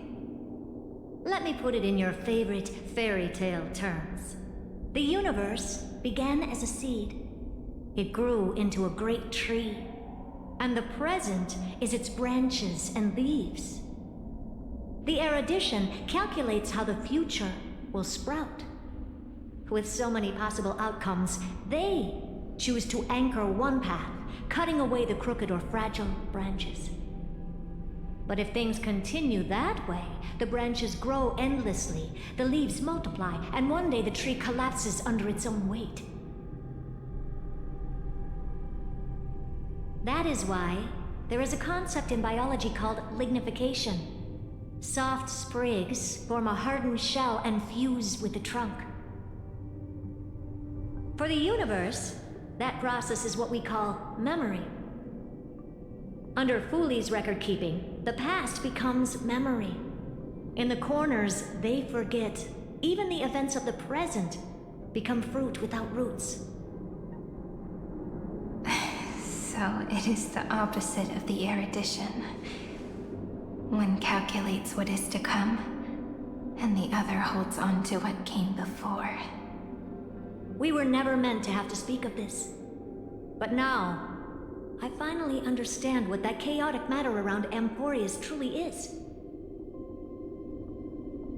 It is your memory. Your mind now stretches across the stars, allowing you to travel farther down this path than anyone else. My memory? Yes, you live in the now, but your memory remains in the past. Just like the Eon of Remembrance, a being made entirely of memories. What does that mean? Did they fall? No, quite the opposite. They have not yet been born. Remember, to carry out the mission of remembering the universe, they must ascend to divinity only at the very end of time. And at that moment of ascension, their memory stretches through the past, becoming what people now call Fooley.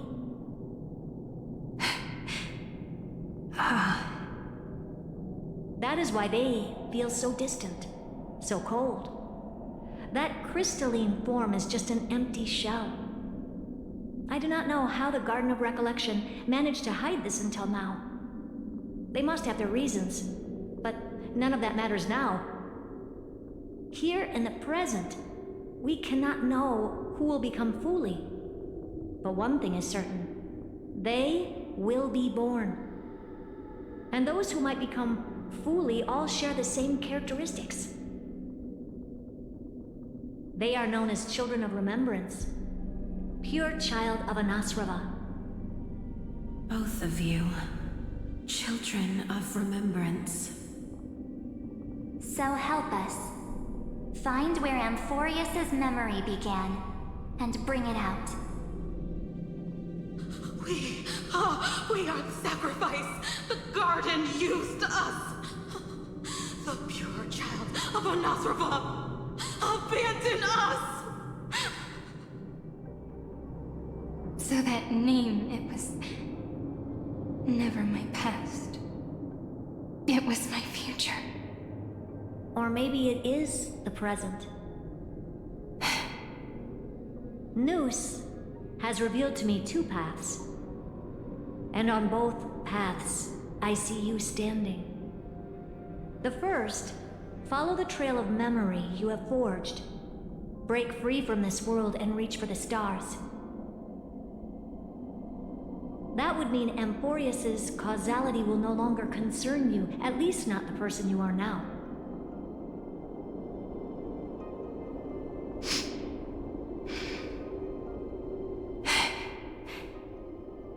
Go on.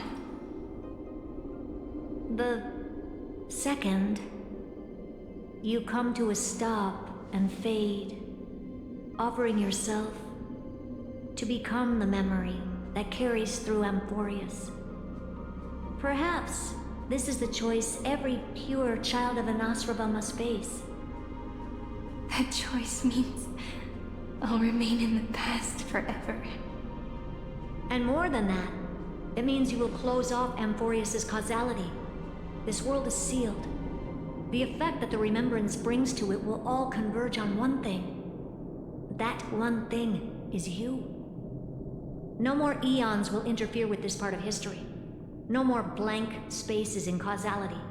The present will be set in stone and become indestructible. There are two paths, and only one leads to the right end. A droid head didn't tell me the answer. But I can guess what might happen if you choose wrong. With causality incomplete, there is a chance Iron Tomb could rise again. So even the gods of the cosmos are unreasonable. If you want my advice, stop thinking so much. Ask yourself what your heart truly wants. Choose the first path, and you might survive as a memo sprite. You may even walk beside them for a while. Even I can tell how much they mean to you, especially the little one. But if you take the second one, then you may have already lost the chance to say goodbye.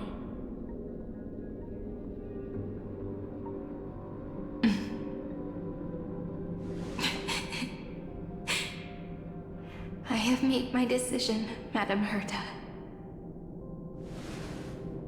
I thought you would need more time to think it through.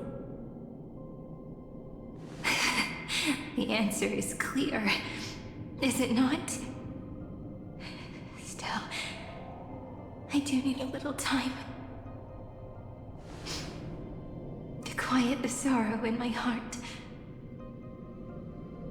Her kindness is always just right for the moment. I believe she will forgive me.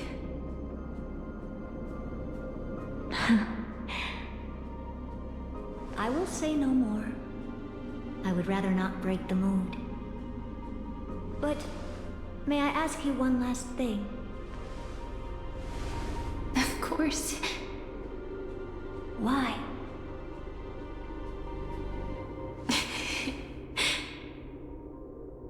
I once heard a saying that went something like this. Divinity is flawless humanity, and humanity is flawed divinity. We children of Amphoreus gave up on gods long ago.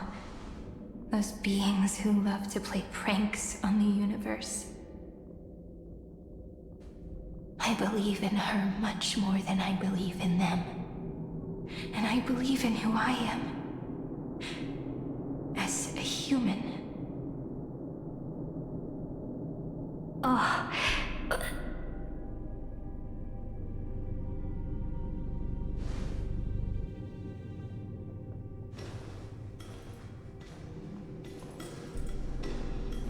That really is a comforting answer. As for the one wish I still have trouble letting go of.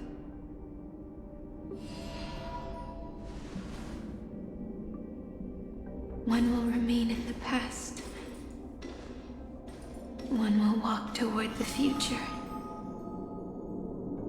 And believe that the one I cared for most will witness on behalf of the ripples of past reverie. Every starlit tomorrow.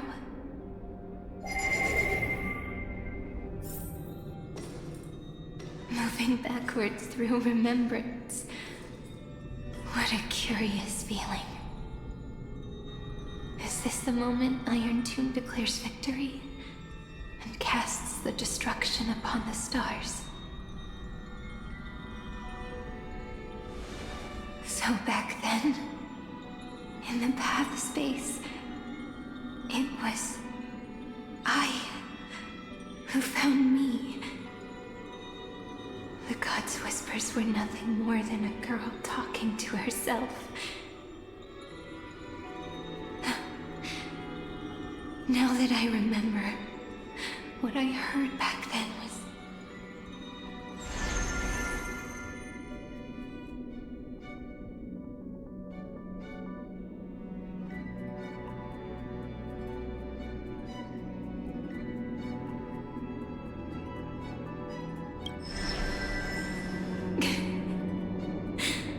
All I wanted to say was, don't give up.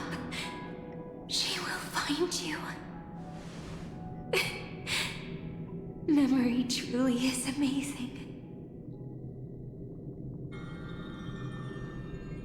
Then let me wield this power and plant the seed of causality for the miracle that is destined to bloom.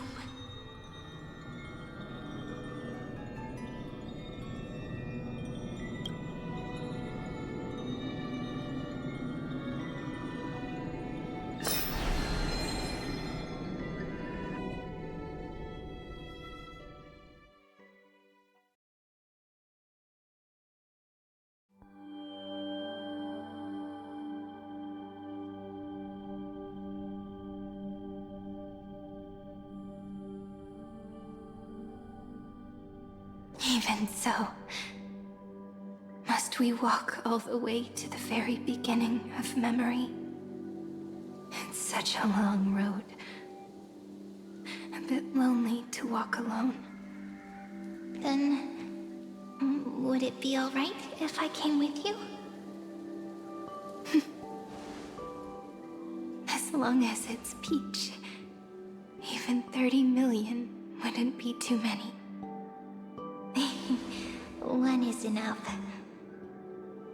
Take a deep breath, and then we can set off, alright? Follow the ripples of remembrance into the past. Reconnect every moment in which the gods made themselves known. Clearly, cause leads to effect. But now, the future gives new meaning to the past. Effect flows backward and nourishes cause. Maybe that is what makes memory so beautiful.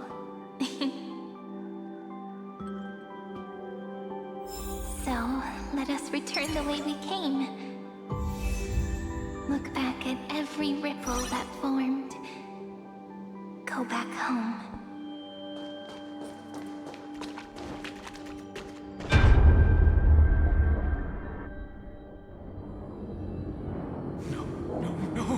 How is this possible? Breathe! Breathe! Partner! Partner! No.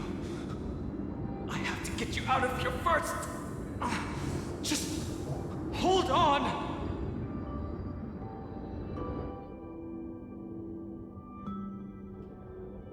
Remember? That pale dawn breaking through the endless night? The spear of strife nearly claimed her life. And it was you, you, playing God, who cradled her body with your gentle gaze. Then, before Orynyx's altar,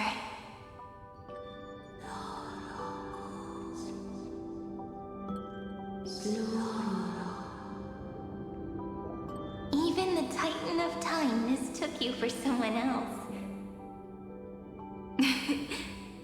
I never imagined there was a hidden truth behind our first meeting. The first time was also the last time I saw you, friend.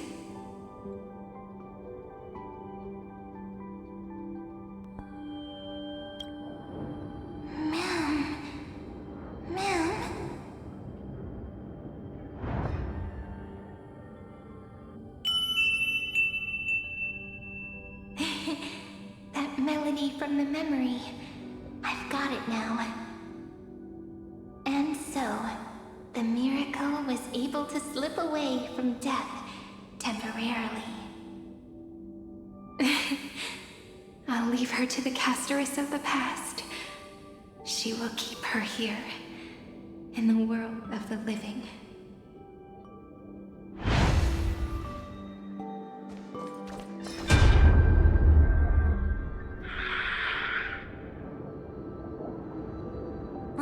Darn it! What are these things? You're not taking me down. Not before I find a way to help her and Don Hung. If you've got a bone to pick, take it up with my six-phased ice. March wandered all across Amphoreus for 97 days straight, chasing one goal: to save her friends. And with her bow and arrows, she brought down every obstacle that stood in her way. So that's how it happened. My skill with the bow. I owe it all to March.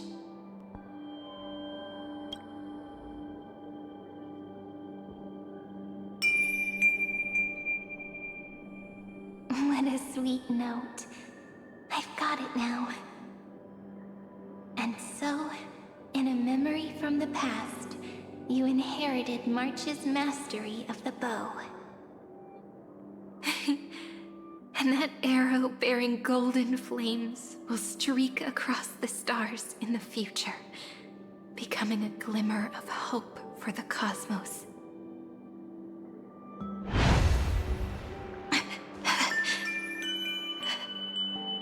Are you okay? No worries. I'm just a little tired from all the walking. You really need to work out more.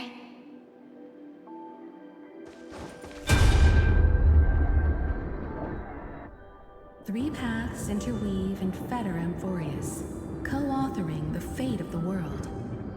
Ordinary pathstriders aren't known to leave traces in the mirror, so if what you said is true, then this isolated star system must be home to at least 3 beings comparable to emanators. I would even go as far as to say, eons themselves. To gain the favor of the stars for Amphoreus, the Remembrance sent a call for help to the cosmos. But the obstruction from the scepter was far too strong. Even the gods could do nothing more than send a fleeting mimetic being to someone who walked the same path. Thankfully, Miss Black Swan caught that fleeting moment.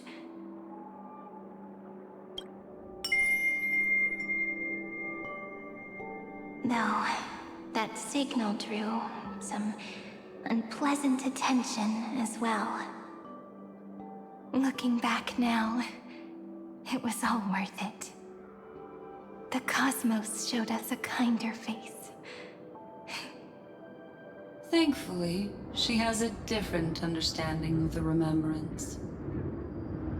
Miss Evernight once said that the Remembrance wasn't looking after Amphoreus, but rather scheming and preparing to devour the paths. Her deduction was perfectly logical, but she failed to account for what the humans in this story could achieve. Maybe I have a scheme of my own. A scheme that will bring happiness to everyone. Please keep helping them.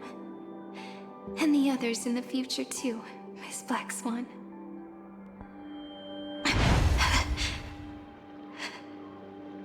Looking back on the past really does wear down the mind. And wears out the body too.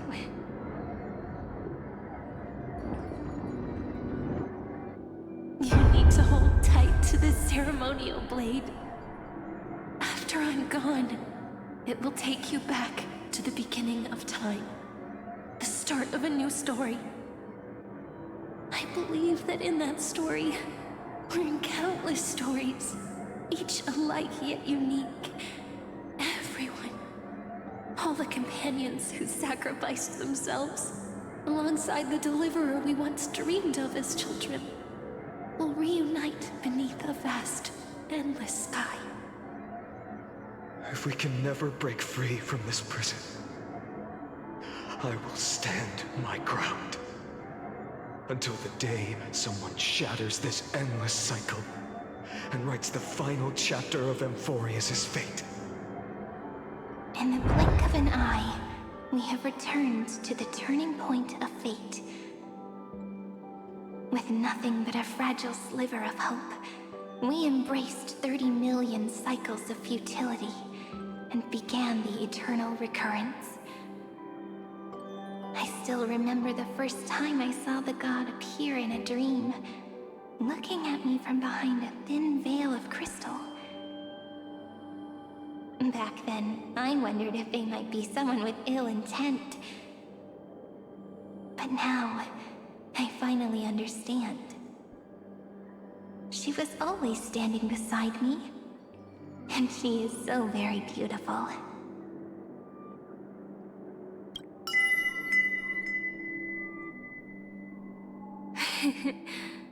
Causality really is a force that cannot be stopped. Even if I wanted to leave a few more words for Cyrene, it seems I no longer can. After all, you still have to leave behind your final consciousness and plant the very first seed. I remember what you once said. When a god sheds a tear, the thing reflected in the ripples must be the most beautiful thing in the world. But do you know what Amphoreus saw when its heart was born? The first thing it saw was a name.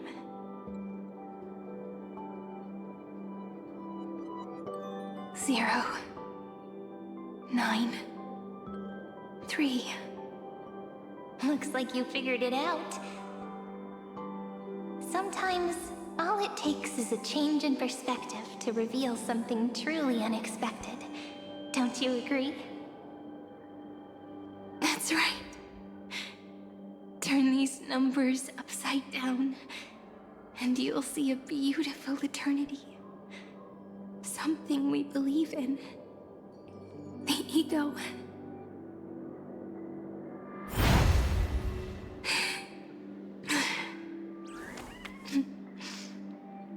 Looks like time's running out.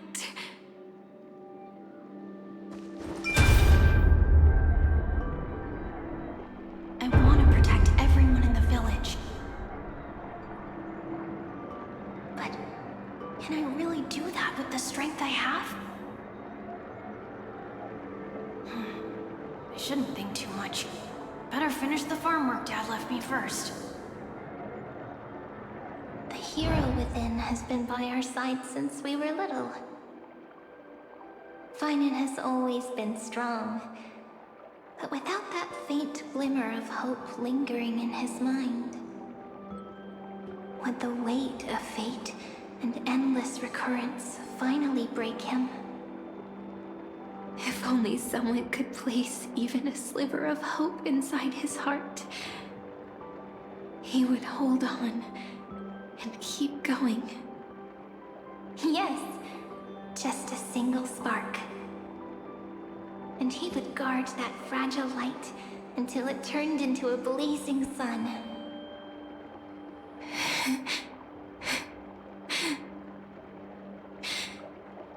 I no longer have the strength to make the hero within look like her.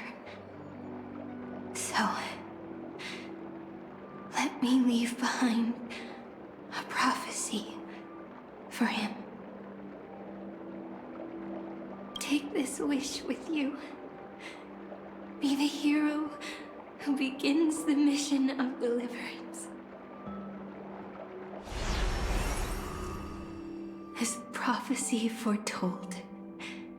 You will bear the blazing sun until the pale dawn breaks.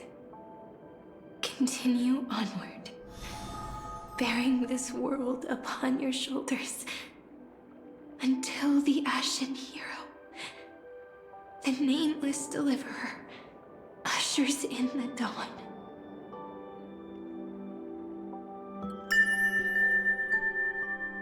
Now, your eyes have seen through all of Amphoreus, from the end back to the beginning.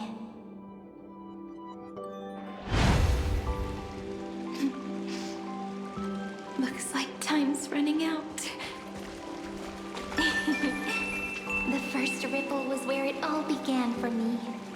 1, 2, 3, 4, 5, 6, 7. I thought they were just musical notes scattered aimlessly throughout memory.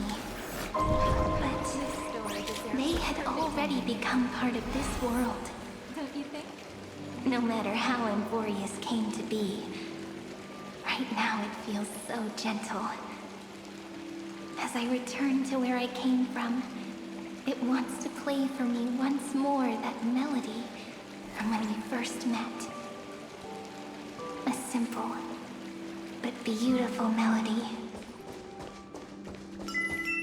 Behind this door, I can smell it. The scent of wheat fields.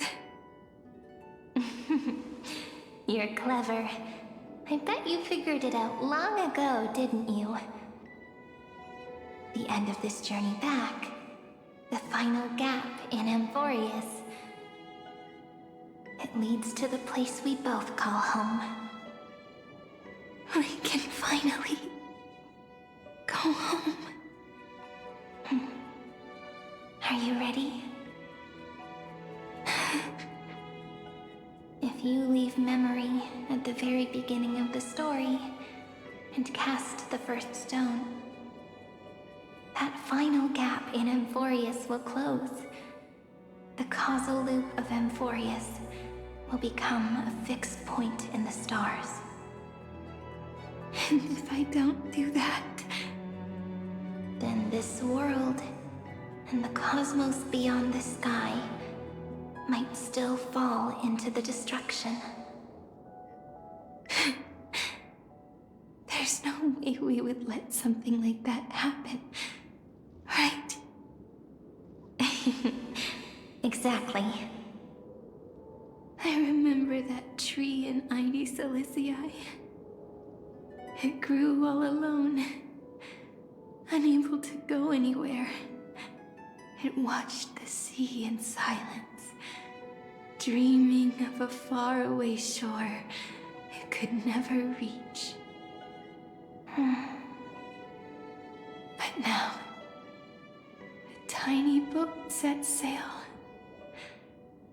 It carries a seed of hope, plucked from the tree, and heads into the great beyond. Even if the boat's shadow fades quickly from sight, the tree knows that its wish will bloom on the other side of the sea. In that moment, it must feel happiness, right? The way you brought it up, now I kind of miss that tree too. Come on, let's go home together. Take it with us, back to the sacrament courtyard. Let it become Remembrance's anchor, tying together the times we knew so well.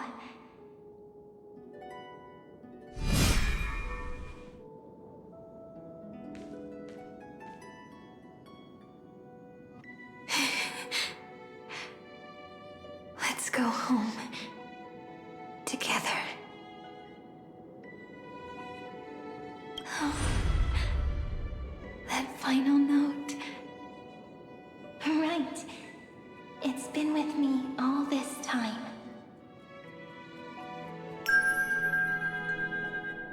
This is It is also the first note. The one from the first time we met. And the one that stayed to the very end.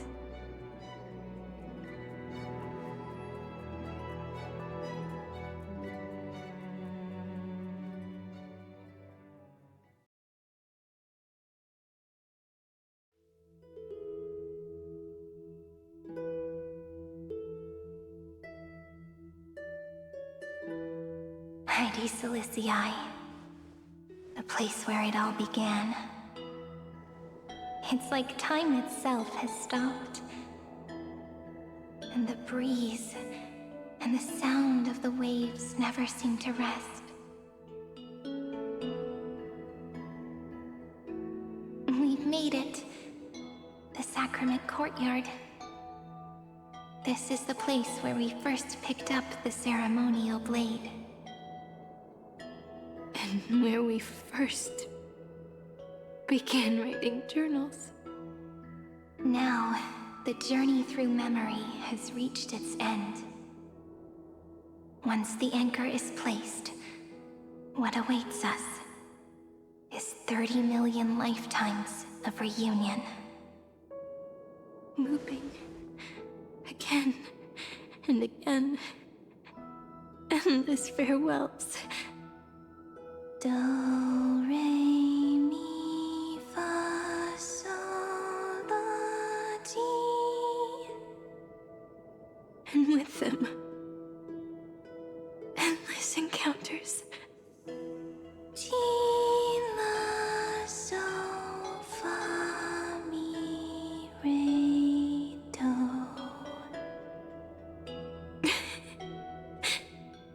Such a happy scale.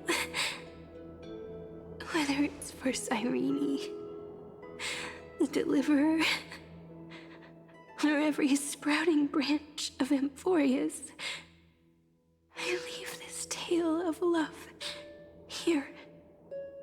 May the river of time flow backward, bringing scenes of the future before our gaze. In the eternal land that no one remembers. The legend of the Trailblaze is about to begin.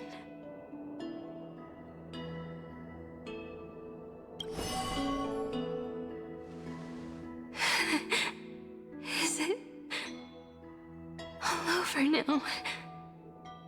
My mind and my memories. It seems they're beginning to fade. The breeze is warm. But my body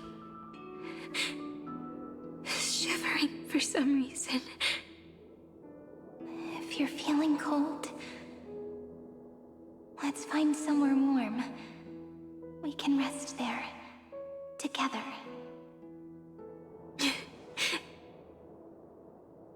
Somewhere warm. I know just the spot. 405 504 093 365 432 252 496 720 618 600 216 945.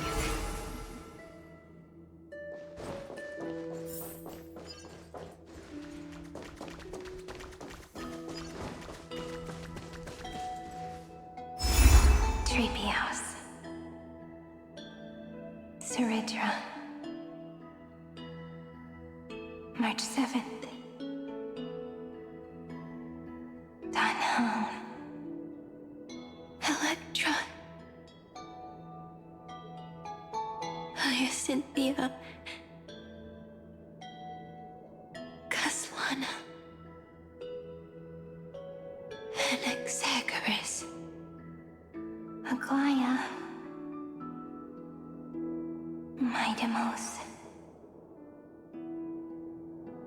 Castorus. Cyphera. Cyrene. And you. Look. Everything is already as we've written.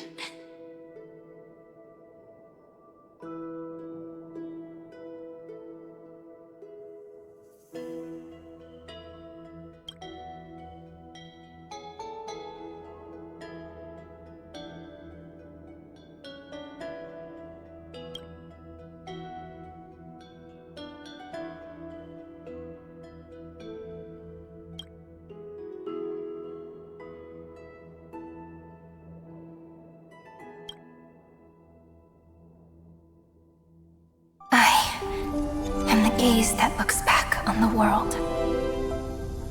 How fortunate we are. In this cycle of cause and effect, humanity never looks to the gods for guidance. The ones who pick up the pen and write miracles again and again are always ourselves.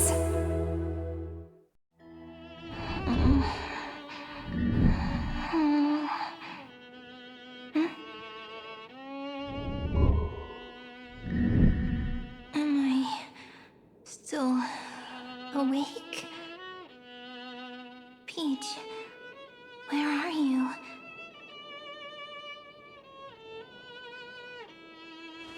Are you still here?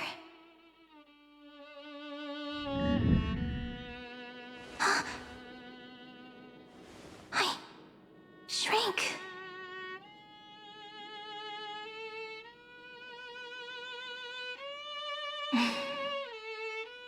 So that's how it works. When memory drifts away with the breeze, love leaves behind a seed and turns into lament. Demiurge, Cyrene, Mem. Back again to the first, Philia 093. I always do have my charm. The final ripple nourished the great tree, and from it grew a single pink peach. We've been playing for so long, and you still haven't told me your name! I've told you so many times already. You're just forgetful. My name is Livia. Livia. If you forget again, I won't tell you next time. Livia. Got it. Then you have to remember mine, too. I'm... Piso. I always remember.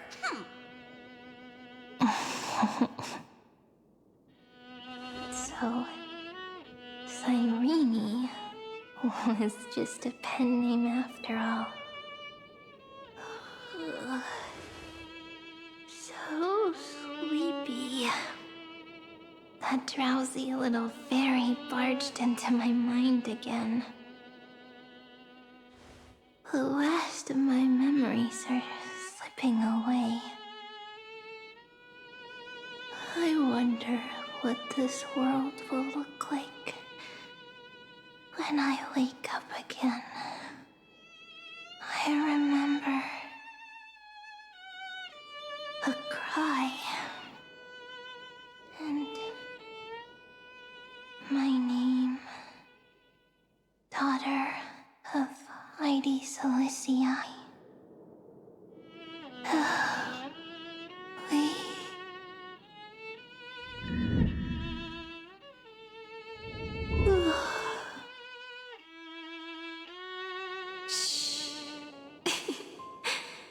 Never mind. same seed, when planted in different soils, blooms into flowers that are alike, yet never the same. But what truly makes her beautiful is each and every soul in the world. No matter what form liking takes, it is still precious love, and I will accept it gratefully and return it with joy.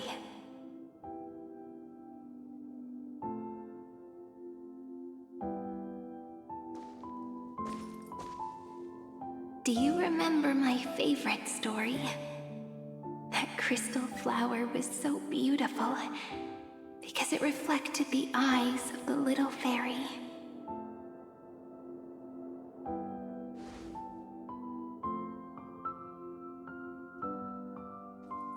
The stars across the cosmos will know I am the fairy who wrote, as I've written, together with you. And in your heart, I know I will always be given the name I love most. The one you gave me.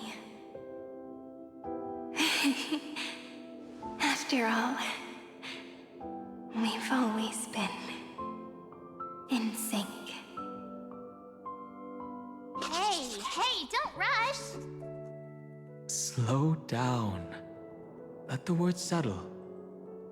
We have plenty of time.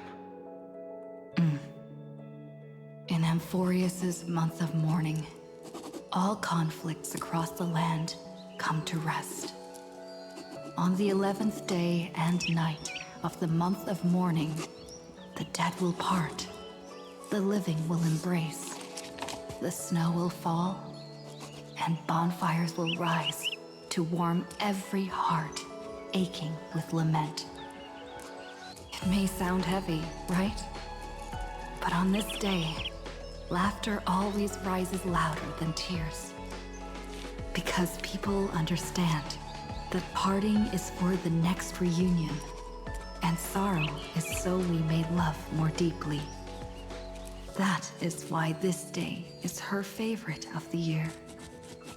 Under the same sky, across 8 phases of the moon, 13 heroes composed an epic together.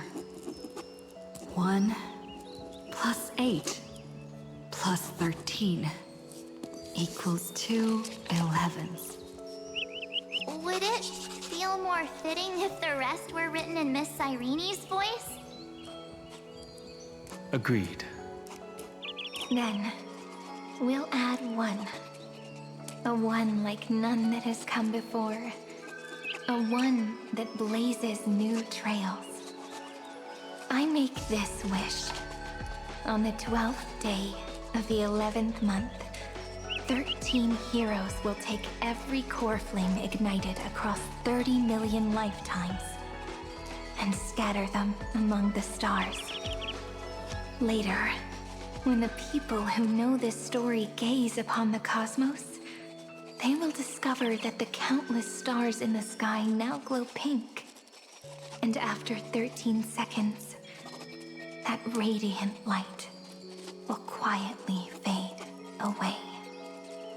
It will be such a romantic, yet puzzling sight. But that's all right. They will keep that mystery close to their hearts, constantly pondering what the ego truly is. They will love. They will get hurt. They will rage. And in 30 million moments of helplessness, they will stitch their shattered hearts back together. Again and again. But remember this well. Losses are a constant on the flame chase journey. There may be pain along the way, but you and I will never be alone. They will come to understand what it means to lose, and in the end, they will choose to let go. They will offer their hearts to this world, to every companion they walk beside. And they will take in the hearts of others and pass them onward. For every soul that exists in this world, there is a different ego, a different prime mover of life. There will never be just one answer, not even for love. But when people gaze into the night sky and love what is fading with the same resolve they have to praise the stars, I want that soft, gentle pink in the sky to tell them love will always be answered. This is a story about love, and a story about how to answer it. Whether it is one we have already written, or one you are yet to write, it will be a romantic story, like none that has come before. You think so too, right? And a romantic story deserves an ending that is free and complete. When every clue and thread has found its end, and the weight of the pen is no longer constrained. Pour the spirit of trailblazing into it, and end this tale with the most pure and romantic period.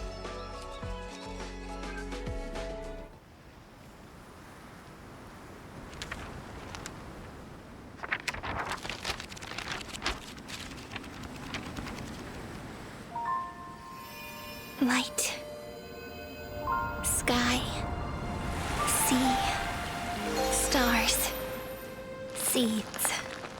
Flowers. Birds. Hope. And love. Such words of beauty were how I first imagined the world. For as long as I can remember, I've used them to tell the stories of Amphoreus. And now, this is the last one. A story about tomorrow. Dedicated to you.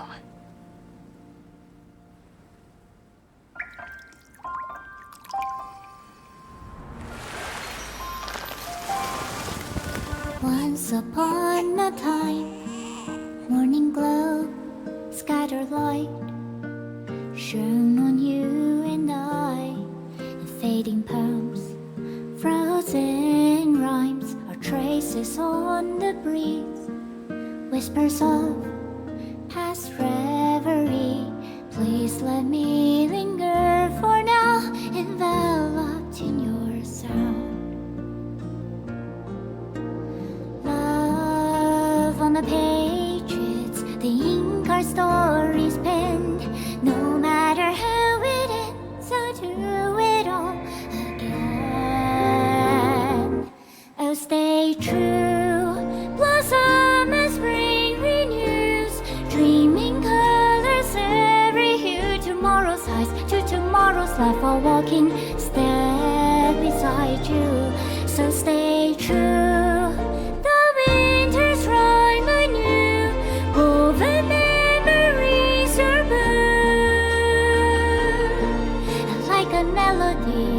Sing a song of reverie.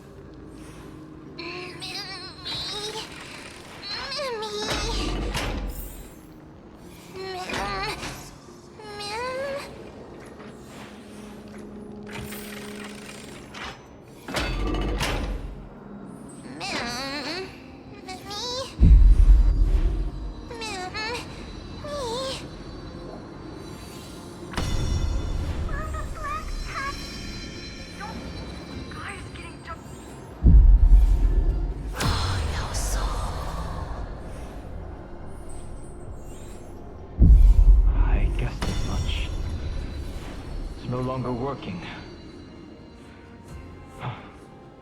Looks like it's just the two of us out here now.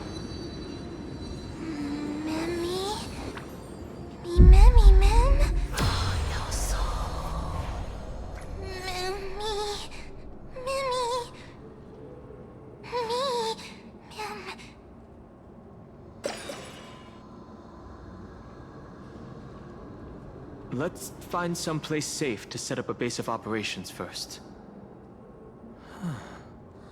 This statue and the buildings we've seen so far point to a civilization here on Amphoreus. We can only hope that they're not hostile toward outsiders.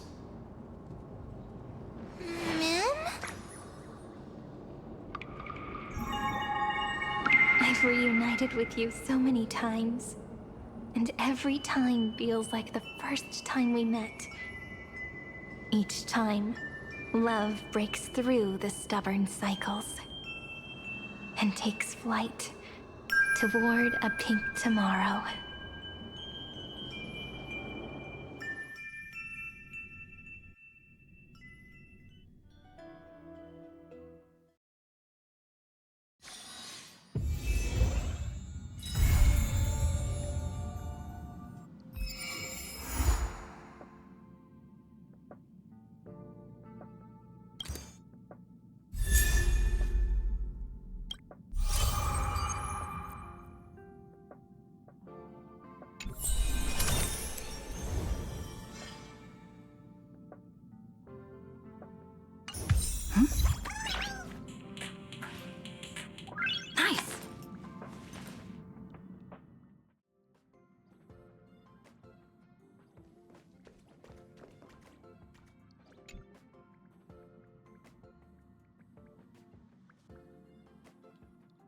You mean you just waved a probe around in deep space and found our pal and Don Hung? That little thing's really that impressive, ninja girl?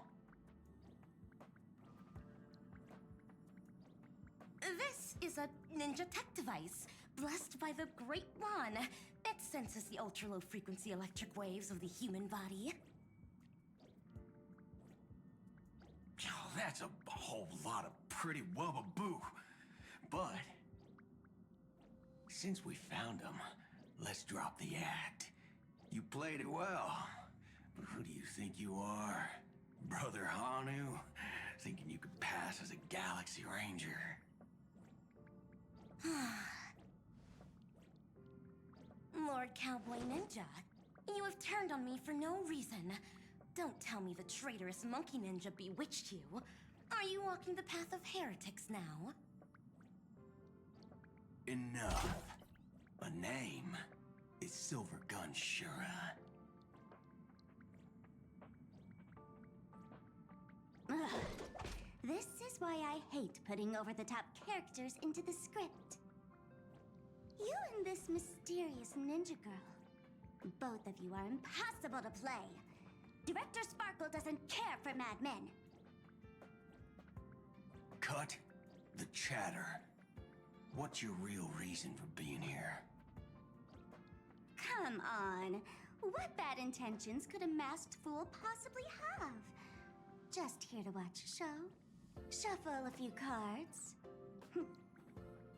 My two prized actors were drifting through space for ages, and you all couldn't find them. What choice did I have but to come myself? Otherwise, who's going to share the stage with me?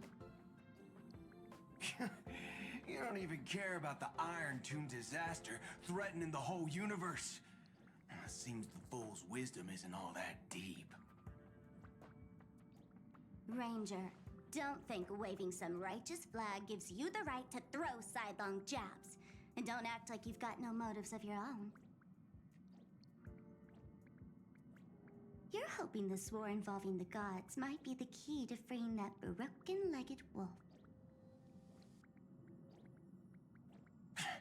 Who else knows about that? Just me. Do you believe it? Relax. I'm not interested in disturbing that living legend. I just couldn't resist messing with you when I saw you come back empty-handed. You little... Fine. Since you saved our pal and Don Hung, get out of here. But remember what you said. Leave the boss alone. Or else. You don't have to worry at all. In Director Sparkle's next script, gray hair gets the spotlight.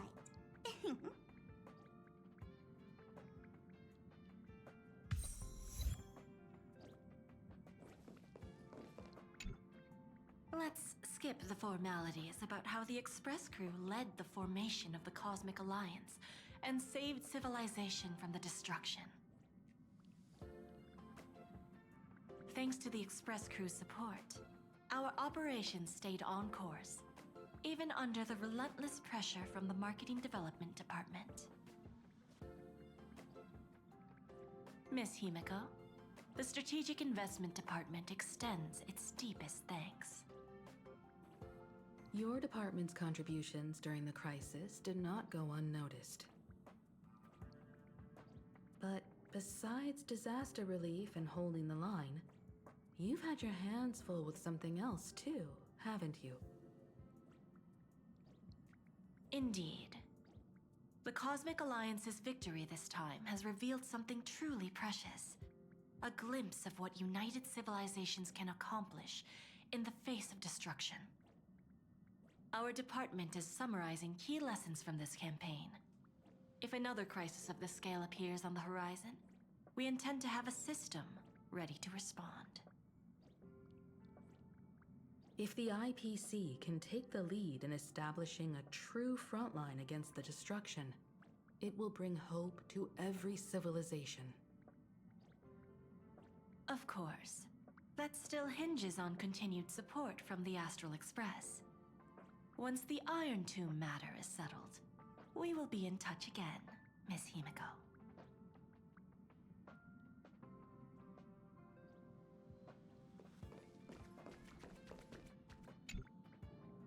General Jing Yuan, it's been too long. Did Miss Fuxuan return safely? Well, she almost had a near-death experience this time. The Omniscia foresaw Iron Tomb's obliterating strike.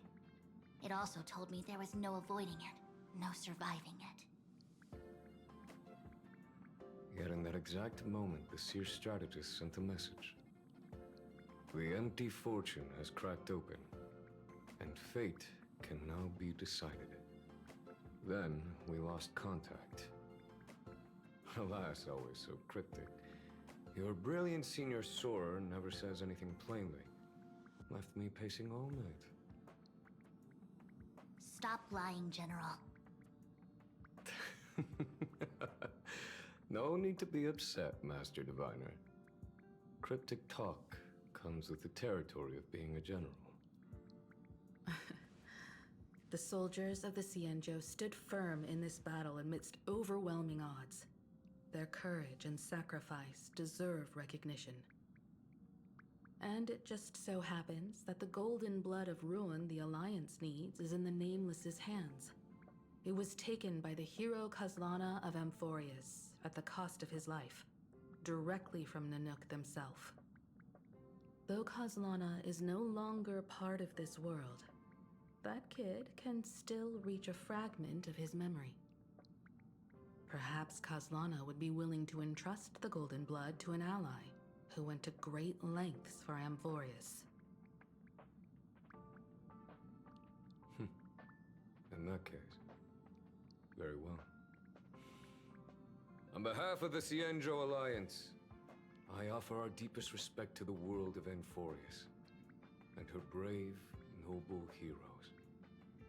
To strike an eon as a mortal, even for but a fleeting instant, this deed alone deserves to be etched into the stars and remembered forever.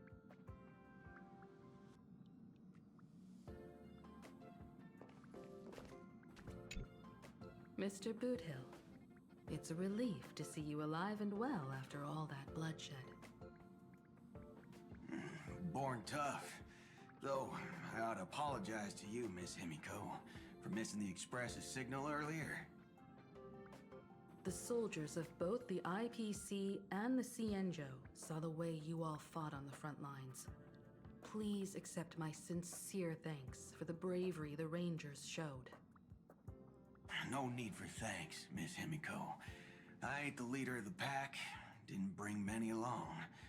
Most of those who showed up for this fight have a personal score to settle with the destruction. That's why they fought like they had nothing to lose. The Express crew owes you and Miss Rappa a special thanks for retrieving her and Don Hung after the battle. With the scepter put out of commission, there was a lot of chaos across the Amphoreus segmentum. Even with signal tracking, finding them was no simple task. Maybe her ninjutsu really is the real deal. Speaking of which, where is Miss Rappa? Don't worry, she's gone to help the other Rangers. I'll pass on the Astral Express's message to her.